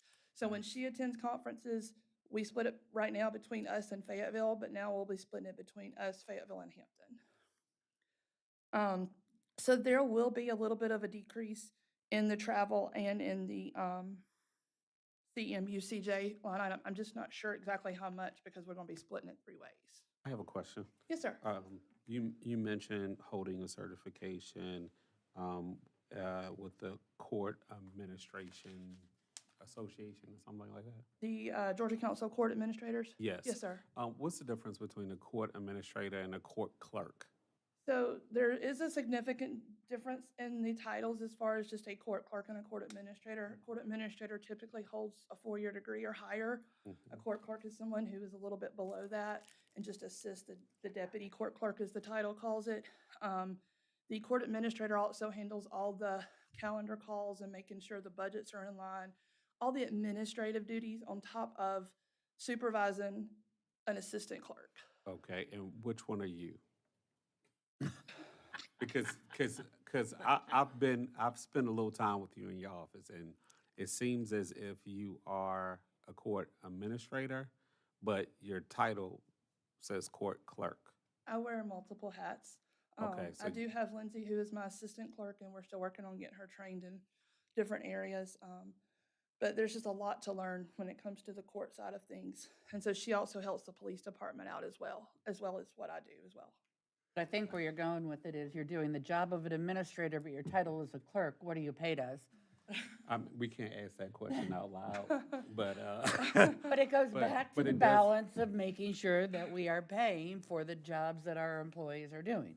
Am I reading between the lines correctly? I mean, I I've think been pretty sometimes consistent today. I think I will say that, when you're comparing salaries under job titles, Mhm. that's where a job title becomes very important. It's Right. because you have to make sure you're comparing Apples to apples to apples, because what a court clerk might do here is not what a court clerk does in like the city of Griffin. That might just be their job as the court clerk or things in that such. So I would love to know more about the differences well, I would say this question, I guess this would be for you, Brandon. Since we do pay studies and we've done pay studies and we've looked at those things, is it warranted for us to actually look at the responsibilities that some of our positions are presently doing in comparison with what other municipalities are doing, and then adjusting titles accordingly? And Sure, but I would say that I don't think internally we're qualified to do that level of study. okay, And so I would say my preference to make sure we get it right would be to hire that one out. outside agency for that. I mean, Peachtree City did one, they did a pay and job study a couple years ago, it was 50 grand. Now, they're bigger than we are, of course, but yeah, I would say $25,000, $35,000 is what I would plan for. Okay. Because that's something, I mean, when you're talking about adjusting titles and things like that, there's a big difference between just going out to the market and saying, here's the positions we have, here's our market that we're competing with, and what are the pay ranges, and then looking at, actual job duties. And I mean, to some degree, we had to do that because when we were going through those numbers, we did start seeing stuff like court administrator versus court clerk and things of that nature. And so, Yeah, I mean, like today, I mean, just in this short amount of time, we have someone that seemingly is doing a court administrative's job. We had someone who's a recreation manager and not, whatever that thing was. I started off asking about some of the lowest paid positions in town and making sure that they got compensated. So I think that would be an investment in our longevity, because we're talking about our people being half of what our cost is, and making sure that those folks are solid and here and staying because they're making it happen. So you're currently training I'm sorry, I still don't know everyone's name yet. Thank you, Lindsay. I didn't want to say anyways, Lindsay, to be a clerk. She's the assistant clerk. She has two titles. She carries the title of public safety clerk and assistant court clerk. Okay, but you're training her to be a clerk, or? I train her for both. Both. I mean, like, as far as like So the does that police mean- side of things yeah. goes, she typically pays the bills and codes the bills for the budget for the police, whereas I do the court. And then as far as like processing tickets, she processes the tickets daily when she receives them from the police department. She helps me prepare for court by running driver's histories and criminal histories. She has been coming in the courtroom some, getting comfortable with that. So she could fill in if I was ever out for some time. As far as like monthly court reportings and things like that, I've not had a chance to train her on that yet. But some of those things are like the executive functions of a court administrator that, I feel like there has to be a difference. And so it's hard to train somebody on everything when you have so many different tasks at hand. So essentially then she's trained, we have then two clerks, or she's? Well, she is a certified court Okay. clerk. I have sent her to the class to be Okay. a certified court clerk. But all the other training is at no cost? What other You're training? just training her? I'm just doing it. I'm just doing it myself. And that's kind of what a court administrator does, is they train their court clerk. That's what Kathy did before she left with me. We just kind of, over I think it was like 7-year period of time, from the time I got hired to the time she retired, I had an opportunity to learn everything, the whole scope of the job. Because there's other things that we have to do here, I'm a TAC, so I'm a terminal agency coordinator, so I have to keep up with all the GCIC audits and all the GCIC accreditation parts and all the GCIC policies that have to be updated and all the training for that, so I keep up with all that for the police department. I still let the police department do a lot of their grants that they do and make sure they have funding for different things that they need funding for. I did let Brenda know we did get awarded the vest grant again this year, so that's a huge plus, which was about, I think it was about like $1,600 and something dollars. So that's a huge thing we do every year for the police department that's been ongoing. And then there's other things that just come about. We have to do validations and make sure that all the warrants and all the things that are on GCIC are valid every month, that they're not just sitting out there. And then, we have to deal with call-ins as far as like clearing wanted people, putting wanted people on, missing juveniles, wanted juveniles, entering stolen articles, entering stolen tags, stolen vehicles, all those things. That all encompasses under all of this. In our little Other than town. that, you don't have anything to do. That's funny. That's a lot. Thank you, April. And then office supplies, I did leave it the same, even though the cost of living and stuff is increasing. I just left it the same because we kind of share with the police. They have some for office supplies, we have some for office supplies, and since we work so closely together and we share the same office complex as far as like office supplies, we just kind of take turns. So I think we can sustain that with $750. Postage, I did decrease by $150 because for the last 2 years, we've been lucky in not having to use quite as much postage as we have in the past because people are paying their tickets and doing what they need to do. So we haven't had as much mailings as we needed to have in the previous. And we also share that, I say share, we don't share it with the police, but the police have a postage budget as well. So we have theirs to kind of piggyback off on.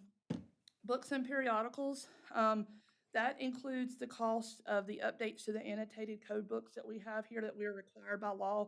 They are leather-bound books that are from the Judicial Office of Court at something, and we have to have those here for the judge. That's something that is required, and we also get their new yearly update of the annotated book that's about this thick that we have to have on premises for yearly. So that usually covers that right there. You see, last year I went over by $220, so it's kind of right there at it. And then in small equipment, I put $1,000. I decreased it.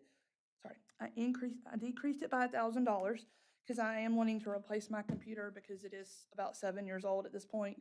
And so I feel like it's only a ticking time bomb. So I did put money in there for that. And then other supplies is just for things that might come up as far as like if the shredder decides to take a kaput or the label maker decides not to work, or, if the computer costs a little bit more money for a cord or something, there's money there to cover it. So I tried to be as lean as possible, but yet be conscious about what I did and make sure that everybody's getting their mandated training and that the services are still provided to the citizens and to the town employees as needed. Thank you. Cool. Yes, sir. Yes, ma'am. Thank you. Thank you. This is probably a question for Brandon more so than you, but you are the third person, I think, who have mentioned grants. How many grants do we typically, I mean, outside of engineering and that, but in terms of our departments, library, parks and rec, municipal, whatever, I'm sorry, court? Yeah. There's a lot. I mean, there's, well, I say a lot. I know that the library gets a lot of grants for like technical, like equipment, computers equipment. We've saved a lot of money there. Got the vest grant. I applied for a grant through,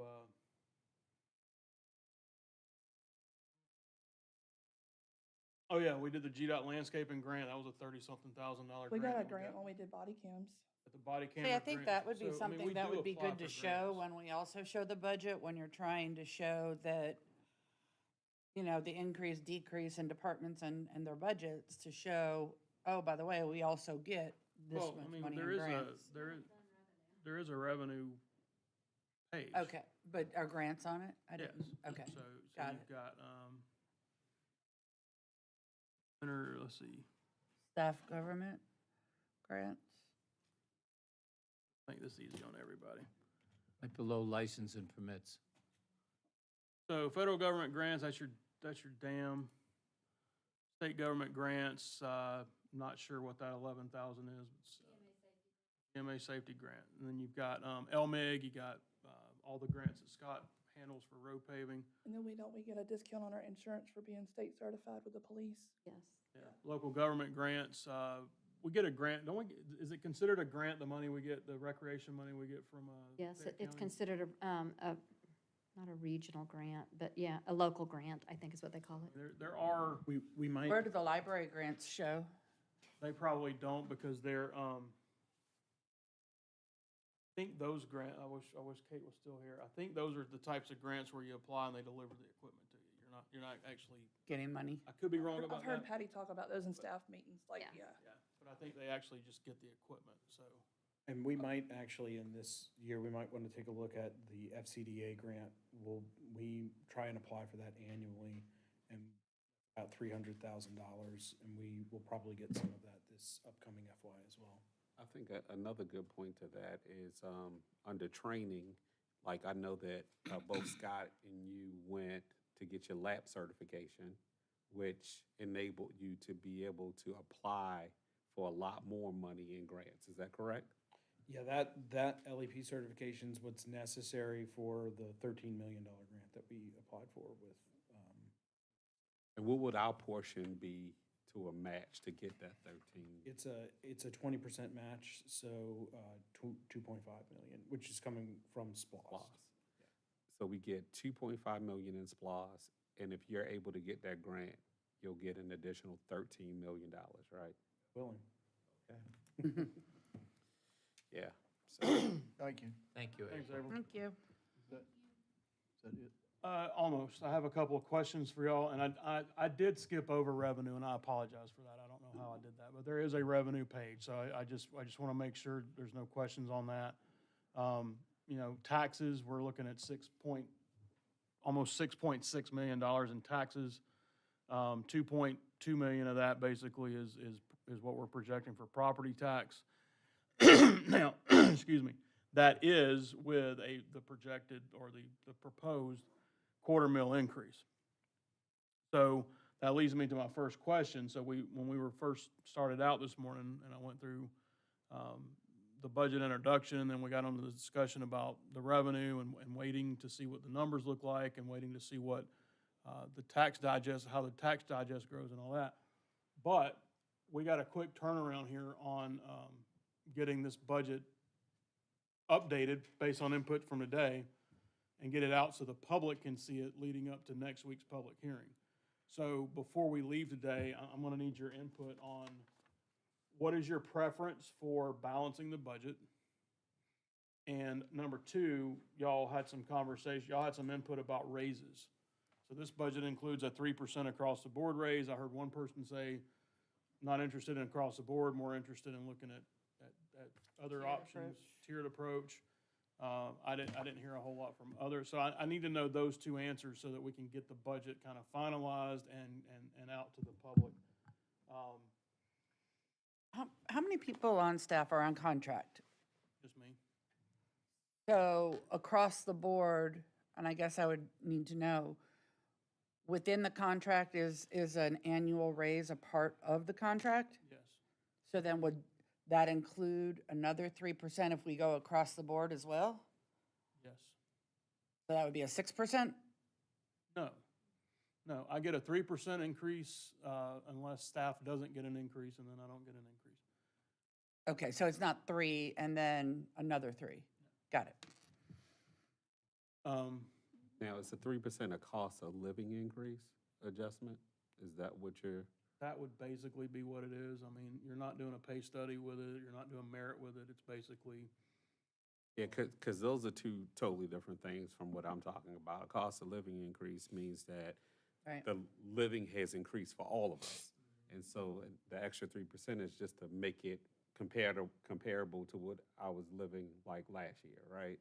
And then if you're underpaid for your position, that's a pay increase to get to the level of a livable wage, right? Was there a raise last year for everybody? We've given increases almost every year for the last 8 or 10 years. And one year there was a 14% increase across the board. It was a huge increase. So yes, that's why we chose 3%. It kind of tracks inflation. It's kind of been kind of what we've looked at in years past. And it is just more of a broad cost of living adjustment more than it is an actual compensation. What is the cost of that 3%? Where did that? 90, my And computer died. It was around $96,000. Okay. Because when you do the increase for the pay, it also affects other areas like overtime and some of the benefits. My concern, and I'm agreeing with you, Dean, but I think the time frame is not going to allow you to do that, to break down Right. those that Dee is referring to, those that we consider need to be bolstered up a little bit. Am I correct? Right, but you I could think also, that- you could always make, I mean, if that's something y'all want to pursue and y'all tell staff that's what we want to see, we can always do a mid-year amendment. I mean, that's always something y'all have the flexibility to do. But that would give you some But- time to at least discuss with us as to who those. Right, I would where like to that- know, and you don't have to tell me today, but I would like to know what positions you want to target, how you want to go out about, kind of like we did last time, you know, what are we targeting? What's the market? You know, what's the scope of the review? Do you want to go outside? Do you want to go inside? You know, all that kind of stuff. But What was targeted last time? It works for me. If you're hiring an outside company to look at everything, the data is going to be in Brandon's hands. Then he can look at that and say, oh, I didn't know that these positions or this department or, you know, then you can come back to us and you can say, everybody is on par but these positions, or, you know, it just empowers you. And then if someone feels like something is not fair and you're hearing it as their boss, you can say, we just did a study from an independent organization and you're being compensated accordingly. And it would help us too in knowing that. What does that cost us? We don't know yet. we don't know. I could No, always what is- do I don't some, mean 30 that. grand for What does that. it cost us to have to do the study? You say 25,000? I would say 25 to 35,000 conservatively, maybe 40,000 conservatively. But then you have to factor in, if this study comes back and it shows that we're underpaying people significant, then that, you know, you don't know what that cost is going to be. But are we comparing apples and apples when the study is done? Smaller towns to smaller towns? It's very hard for us to compare smaller towns because we're Metro Atlanta. So our job market is all the Tree bigger City, places are, Fayetteville, all the absolutely. rest. But that's So- apples and oranges. It's not, because that's the job market. Like, our people aren't leaving to go to smaller cities. They're gonna be leaving from Metro Atlanta cities. On one hand, it's apples to oranges, but on another hand, it's not. I mean, if you're just focused on comparing us population-wise, then yeah, but I mean, there's the danger in that is we're one of the smallest cities in Metro Atlanta, but Metro Atlanta is our job market. So, you know, that's what you have to factor in, is that our people could leave and go to, most people aren't gonna leave and go to a smaller town or, you know, that kind of thing. They're gonna go to somewhere that's gonna pay them more or closer to home or whatever those things may be. City has a policy that they will always pay their officers more than anybody, is it in the state? I don't know if it might be state, yeah.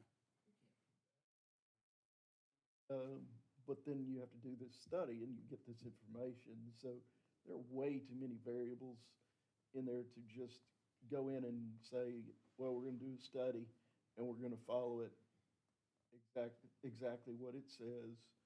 It's just there's way too much involved.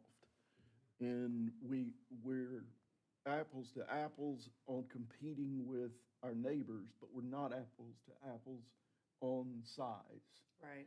So it's a lot involved. You start doing a pay study, and there's a lot of stuff involved. But maybe we should just say, instead of saying today, let's do a pay study, maybe we should say, let's charge Brandon to find out what a pay study would cost. That. And in that way, y'all can make a better, more informed decision about whether that's the direction you want to go. I would like to say, your question about the 3%. I think everyone deserves a 3% increase across the board, because to not give it is a cut in pay, in my opinion, because the cost of living has increased, and that's a minimum that we can do to show our appreciation for all the hats they wear and all the extra hours they put in and their love of our town. 3% is not, it's not worth heckling over, in my opinion. It's, when you talk about $96,000, it's not. I mean, it's not worth, I mean, 3% raise across the board is reasonable, 100% reasonable. I think a lot of my questions were answered today through all of this discussion, aside from what I sent you prior about needing more information about our engineering contractors and legal fees, et cetera. I'd like to see where that money's going, but I agree with what you're saying in terms of, I think we found some places to pinch a little bit, and, you know, I think it is deserved. I think that time is also, you know, is going to be a factor, being that if we don't start looking at what our true costs should be as it relates to our employees at a time when we're about to pivot and try to figure out how to balance our budget, we don't want to have to do this study later, and then after we've already pivoted to try to catch up, and then find out that we were underpaying people, and now it's going to cost us more, and we have to go back and share that burden with the taxpayers again. So I think this is all part of the same time frame. That's why I'm bringing it up now, because if we're going to look at it all, we should just look at it all and talk about it. So, and I do agree about the 3%. When the pay study was done last time, did it only target certain positions, or did it target the entire? Council wanted to study non-law enforcement positions because they had done not a in-depth study, but they had done an adjustment for law enforcement the year before.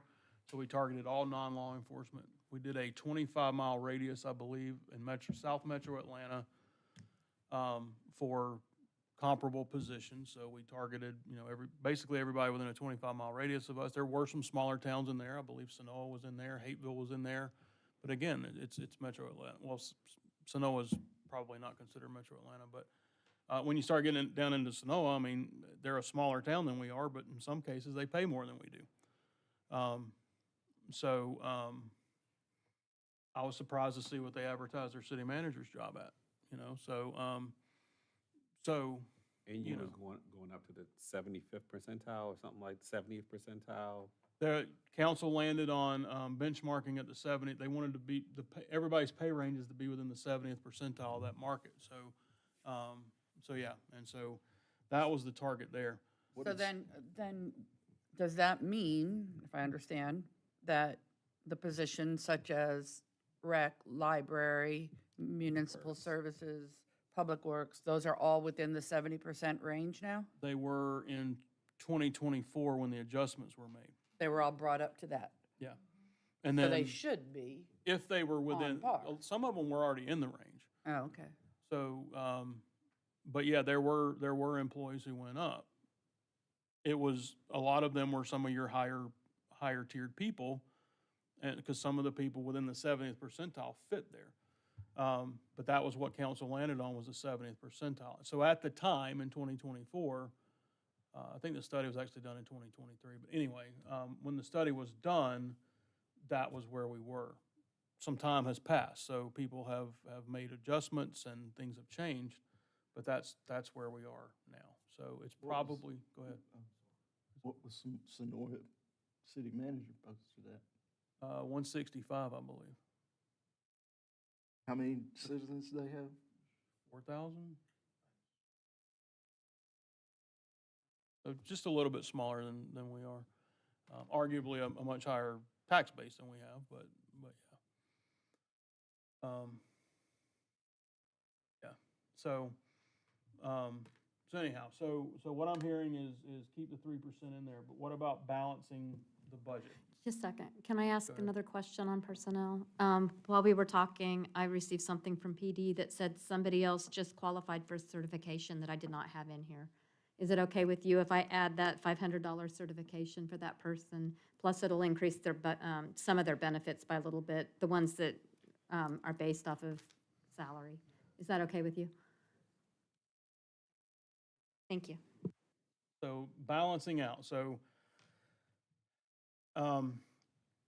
if, again, if we want to buy some time to study some things and see how things are gonna pan out, you could always balance the budget with surplus. I know it's not what everybody wants to do, but at this, I mean, other than agreeing that, and which it's inappropriate at this point to say we're gonna raise the millage rate to the amount needed to just balance the budget with millage.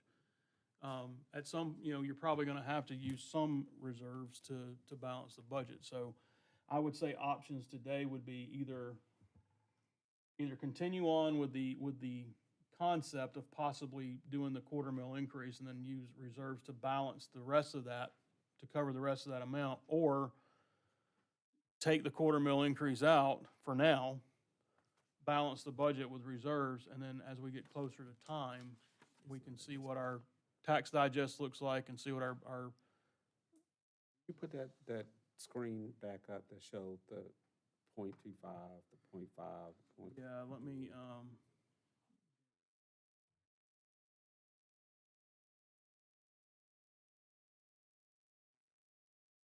Okay, so if, if if I had a $350,000 home, I could expect to pay $2.92 more a month. That's what that means, right?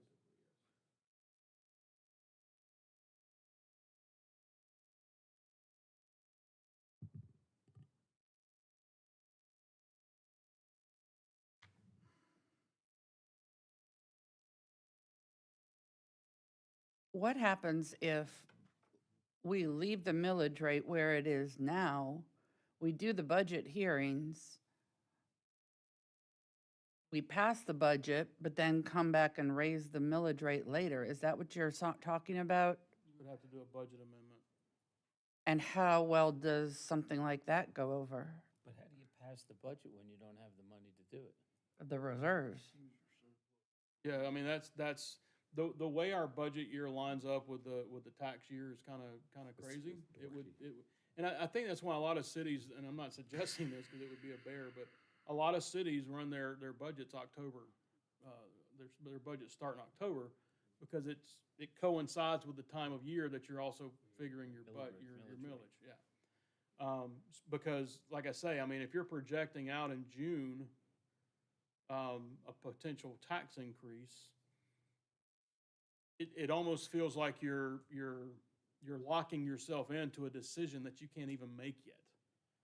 Right. So you gotta be real careful there, of doing stuff like that. But with the, I mean, a lot of cities are July to June, so I mean, it's just kind of what you have to do. It's all about projections. But the safe play there is to say, from here forward, we're going to consider a tax increase this fall. And then when you get the figures in, you start communicating with people and you say, here's what we're looking at. So I don't think going from no tax increase at budget time to 2 or 3 months later considering a tax increase has a huge effect, because people aren't going to be happy about a tax increase either way. I think where the danger might lie is if you say we're considering a small tax increase and then you go to, instead of a 0.25, you go to we're going to raise it 3. You know what I mean? So I mean that's where you probably fall into the bigger snowballing it worse than it might already be. Well, if we don't if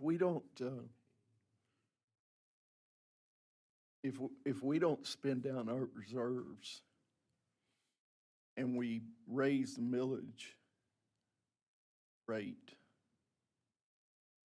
then to me, that's poor form.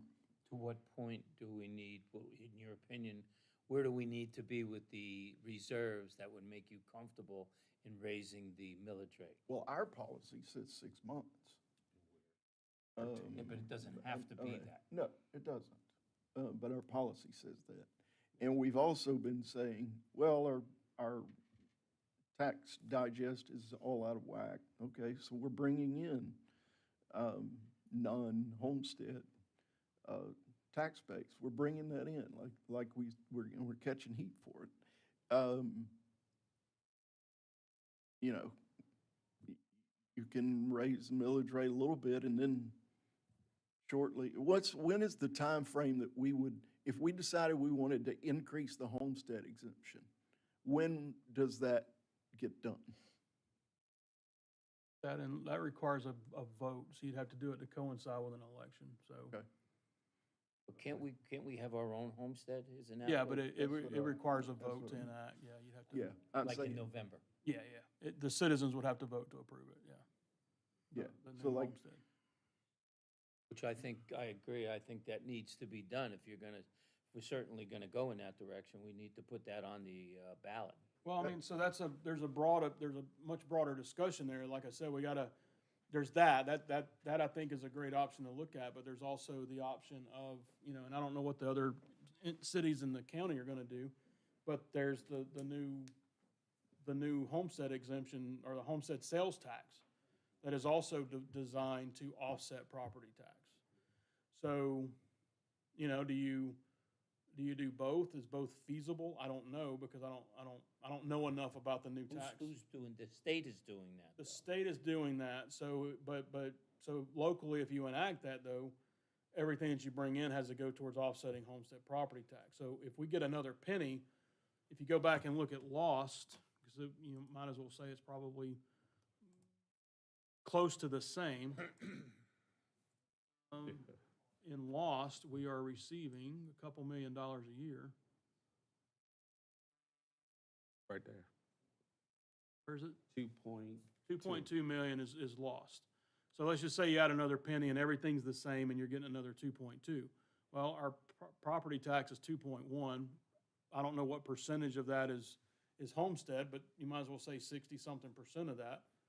So you could possibly, I don't know the math right now, but it's possible that with a 1 cent sales tax, you could zero out your homestead property taxes. You could eliminate homestead property taxes. Then you can increase your millage rate to a point that's gets us operationally sound without impacting your homeowners and your voters. most of your homeowners. Most of your homeowners and your voters. Some of them didn't sign up. I wanna push back because, you said that, we bring in commercial development. And I just wanna make it clear that we don't bring anybody up in here. They decide to come. Yeah, that's true. You So, know. thanks for the correction. It's all Yeah. about who comes in and property rights and all that kind of stuff, yes, absolutely. But, so that's just some illustration. And all that to say, this is a huge conversation and it gets complicated. But they have given us some new tools that I think we need to look at and talk to our counterparts of the other cities in the county. Because I think, like a SPLOST and all that, I think it requires an MOU and all of that, and voters have to approve it. Well, looking at that top line, which was the 2.5%, one of the things that, like, just the projected revenue, we're talking about potentially increasing our expenditures by having a 3% across the board raise by like 90-something thousand. And then even with that 0.25 increase, that's like really just like an $80,000 difference that would go to start paying I thought it was down. 100, I thought it said 170 something. Right, but Minus you're the factoring in 97. the cost of the raise. So if you take the 170-something minus the 96 for the raise, and that's Roughly 80, roughly. What are we short? 2 million? a couple million. Let me go back. up to that. And the couple million that we're short, that's with the 0.25 millage increase? Yes. Mhm. So without it, we'd be 3 million something short. Well, it's 175, so 2.9. Right. So if we rose it, if we didn't stay at the 0.25 and we raised it, let's say, to another mill, and then took the balance out of our reserve for this coming year, and then maybe, but I don't want to do it twice. If we're gonna do it, let's just do it and be done, so we get beat up and we go home. Well, but here's the thing, like, so to your point, about the L host. So if we were able to do that and the voters decide, yeah, let's do this extra penny tax, right? And then we exempt the homestead. To the mayor's point, we do have East Group and Microsoft that are coming. They don't get a homestead exemption. They have to pay property taxes on these large properties, which should bring in a sizable tax revenue. So we get to accomplish a couple of things. One, we get to virtually eliminate homestead taxes or property taxes on our citizens. We get the benefit of increasing our tax base and that money coming to offset the balance. I guess the question is, do we want to make a small incremental, just a small increase right now, or do nothing? And we don't know if we can depend on one of the two. We know we can depend on one of them because they got two buildings there right now. The other one is just green pastures right now and the will to do it. So until a building is on site, we can't really depend on that. We also run the risk of running out of time to raise our millage rate in a certain situation. Yeah, I mean, depending on what the legislature decides to do next year, yes, absolutely. But yeah, I mean, there's no easy answer because there's so much to explore with the L host. So And we have 9 million in reserve, yeah, 9 million, that ballpark, yes, not between 9 and 10. and that's equal to 13 months. A lot to spend down. My preference is leave the millage what it is, because that money in reserves is taxpayer money they've already paid.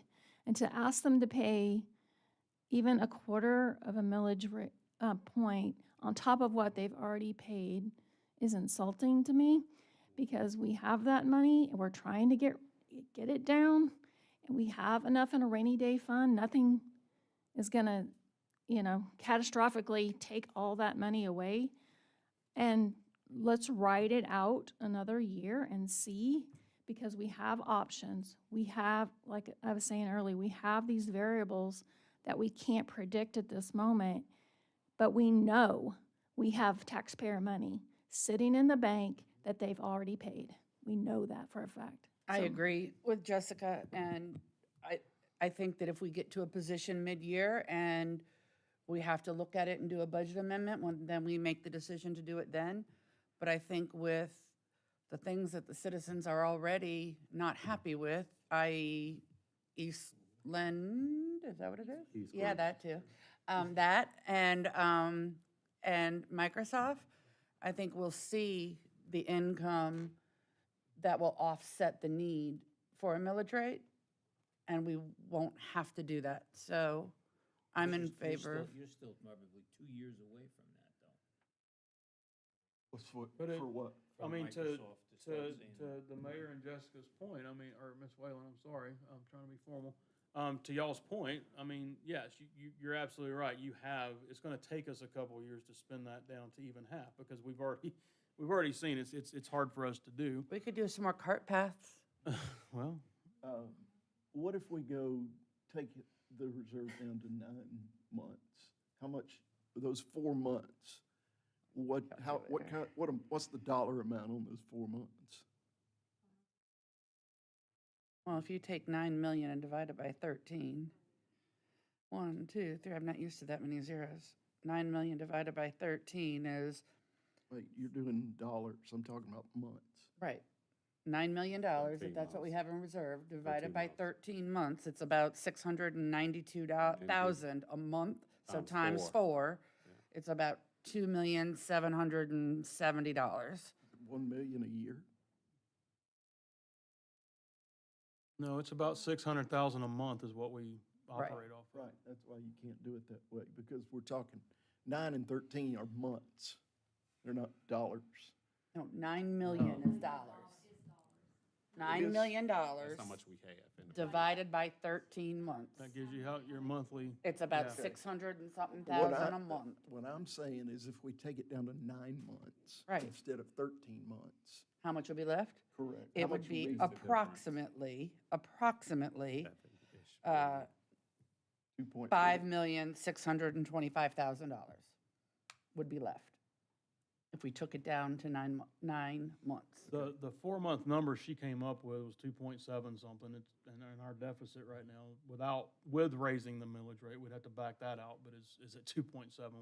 So It's just much more palatable for the for us to tell the public we had to bring the reserves down to 9 months and use your taxpayers, your tax dollars to do that, than it is to say we had to raise the millage rate in order to balance That makes the budget. sense. I Makes agree. sense. Okay. Makes perfect And 9 sense. months is reasonable. Mhm. So when you say 9 months, are you talking about you want to change the policy to where we have to? I'm not No. saying change. Spend down. Bring it down to a 9-month, Right. whatever We've it's gonna got be for 13 9 months. months. Bring Okay. it down to 9. Or what, well, the hard part with that too, though, it's not gonna math that way, because we're gonna back out the millage increase, the proposed millage increase. That's gonna give us that $3 million number, roughly 3 million. So it's gonna be a little bit more than that, but yes, if all that money were spent, it would roughly bring us down 4 or 5 months. Yes. Okay. 3 million. I'll note that for East Group, because I've been running these numbers and I knew I had them in a couple of places, but East Group's buildings, the current 2 buildings, they have a particular valuation as shell buildings because they're built that way, that are probably gonna be valued at close to $8 million, $9 million per building as just empty shells. They will have suites that go in. So taking a look at each one of those buildings as, with that anticipation, we can look at for those 2 buildings, when they're done being suited out, probably looking at near $30,000 a year in taxes from those 2 buildings Each or altogether? altogether. And then they're gonna have 3 more buildings, so you're probably looking at, around $60,000 to $70,000 in taxes each year that comes from East Group. And that's just, it's mostly because, that's just property tax. They will pay much more than that. They'll pay 10 times that amount in tax. It's just that we get, we only get 10% of that. But we So, also get we get their personal property tax, like equipment and things like that. yeah, and I'm not sure how to calculate ad valorem on all of that, but yes, if we're just talking about pure property, like improvement value tax, that's what we would receive from East Group. Microsoft is projected at a much larger investment, so that's more like a $500 million investment.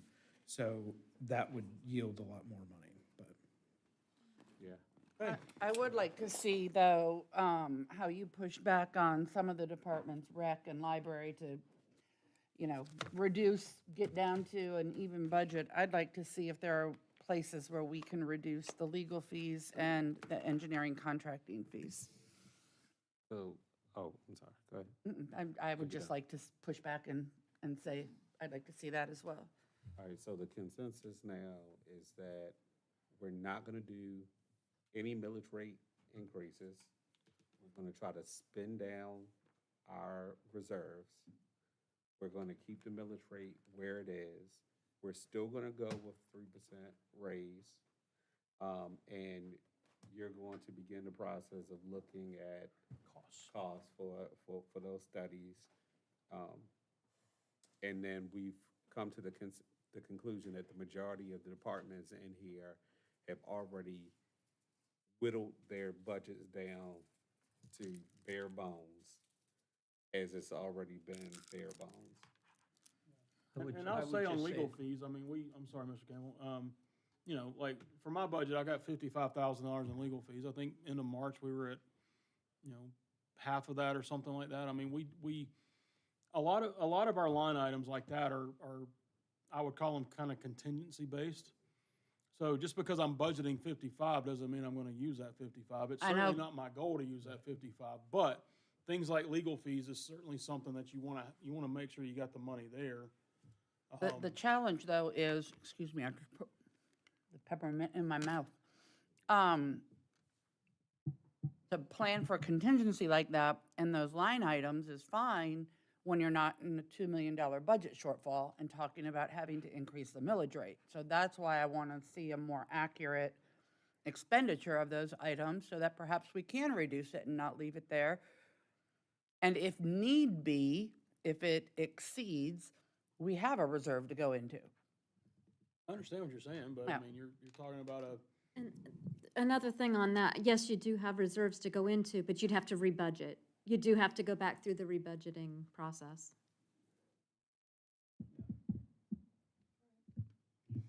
Okay. Well, I'd like to thank all of staff. You guys have worked really, really hard. Thank you so much for all the effort. To piggyback off of what Jessica said, this is the taxpayers' dollars at work, paying your salary to make sure that their taxes go to good use. And we thank you for being the staff that you are. And I won't have as many questions next year. I needed to understand the whole process. no worries. All right. There any public comments? Are there any staff comments?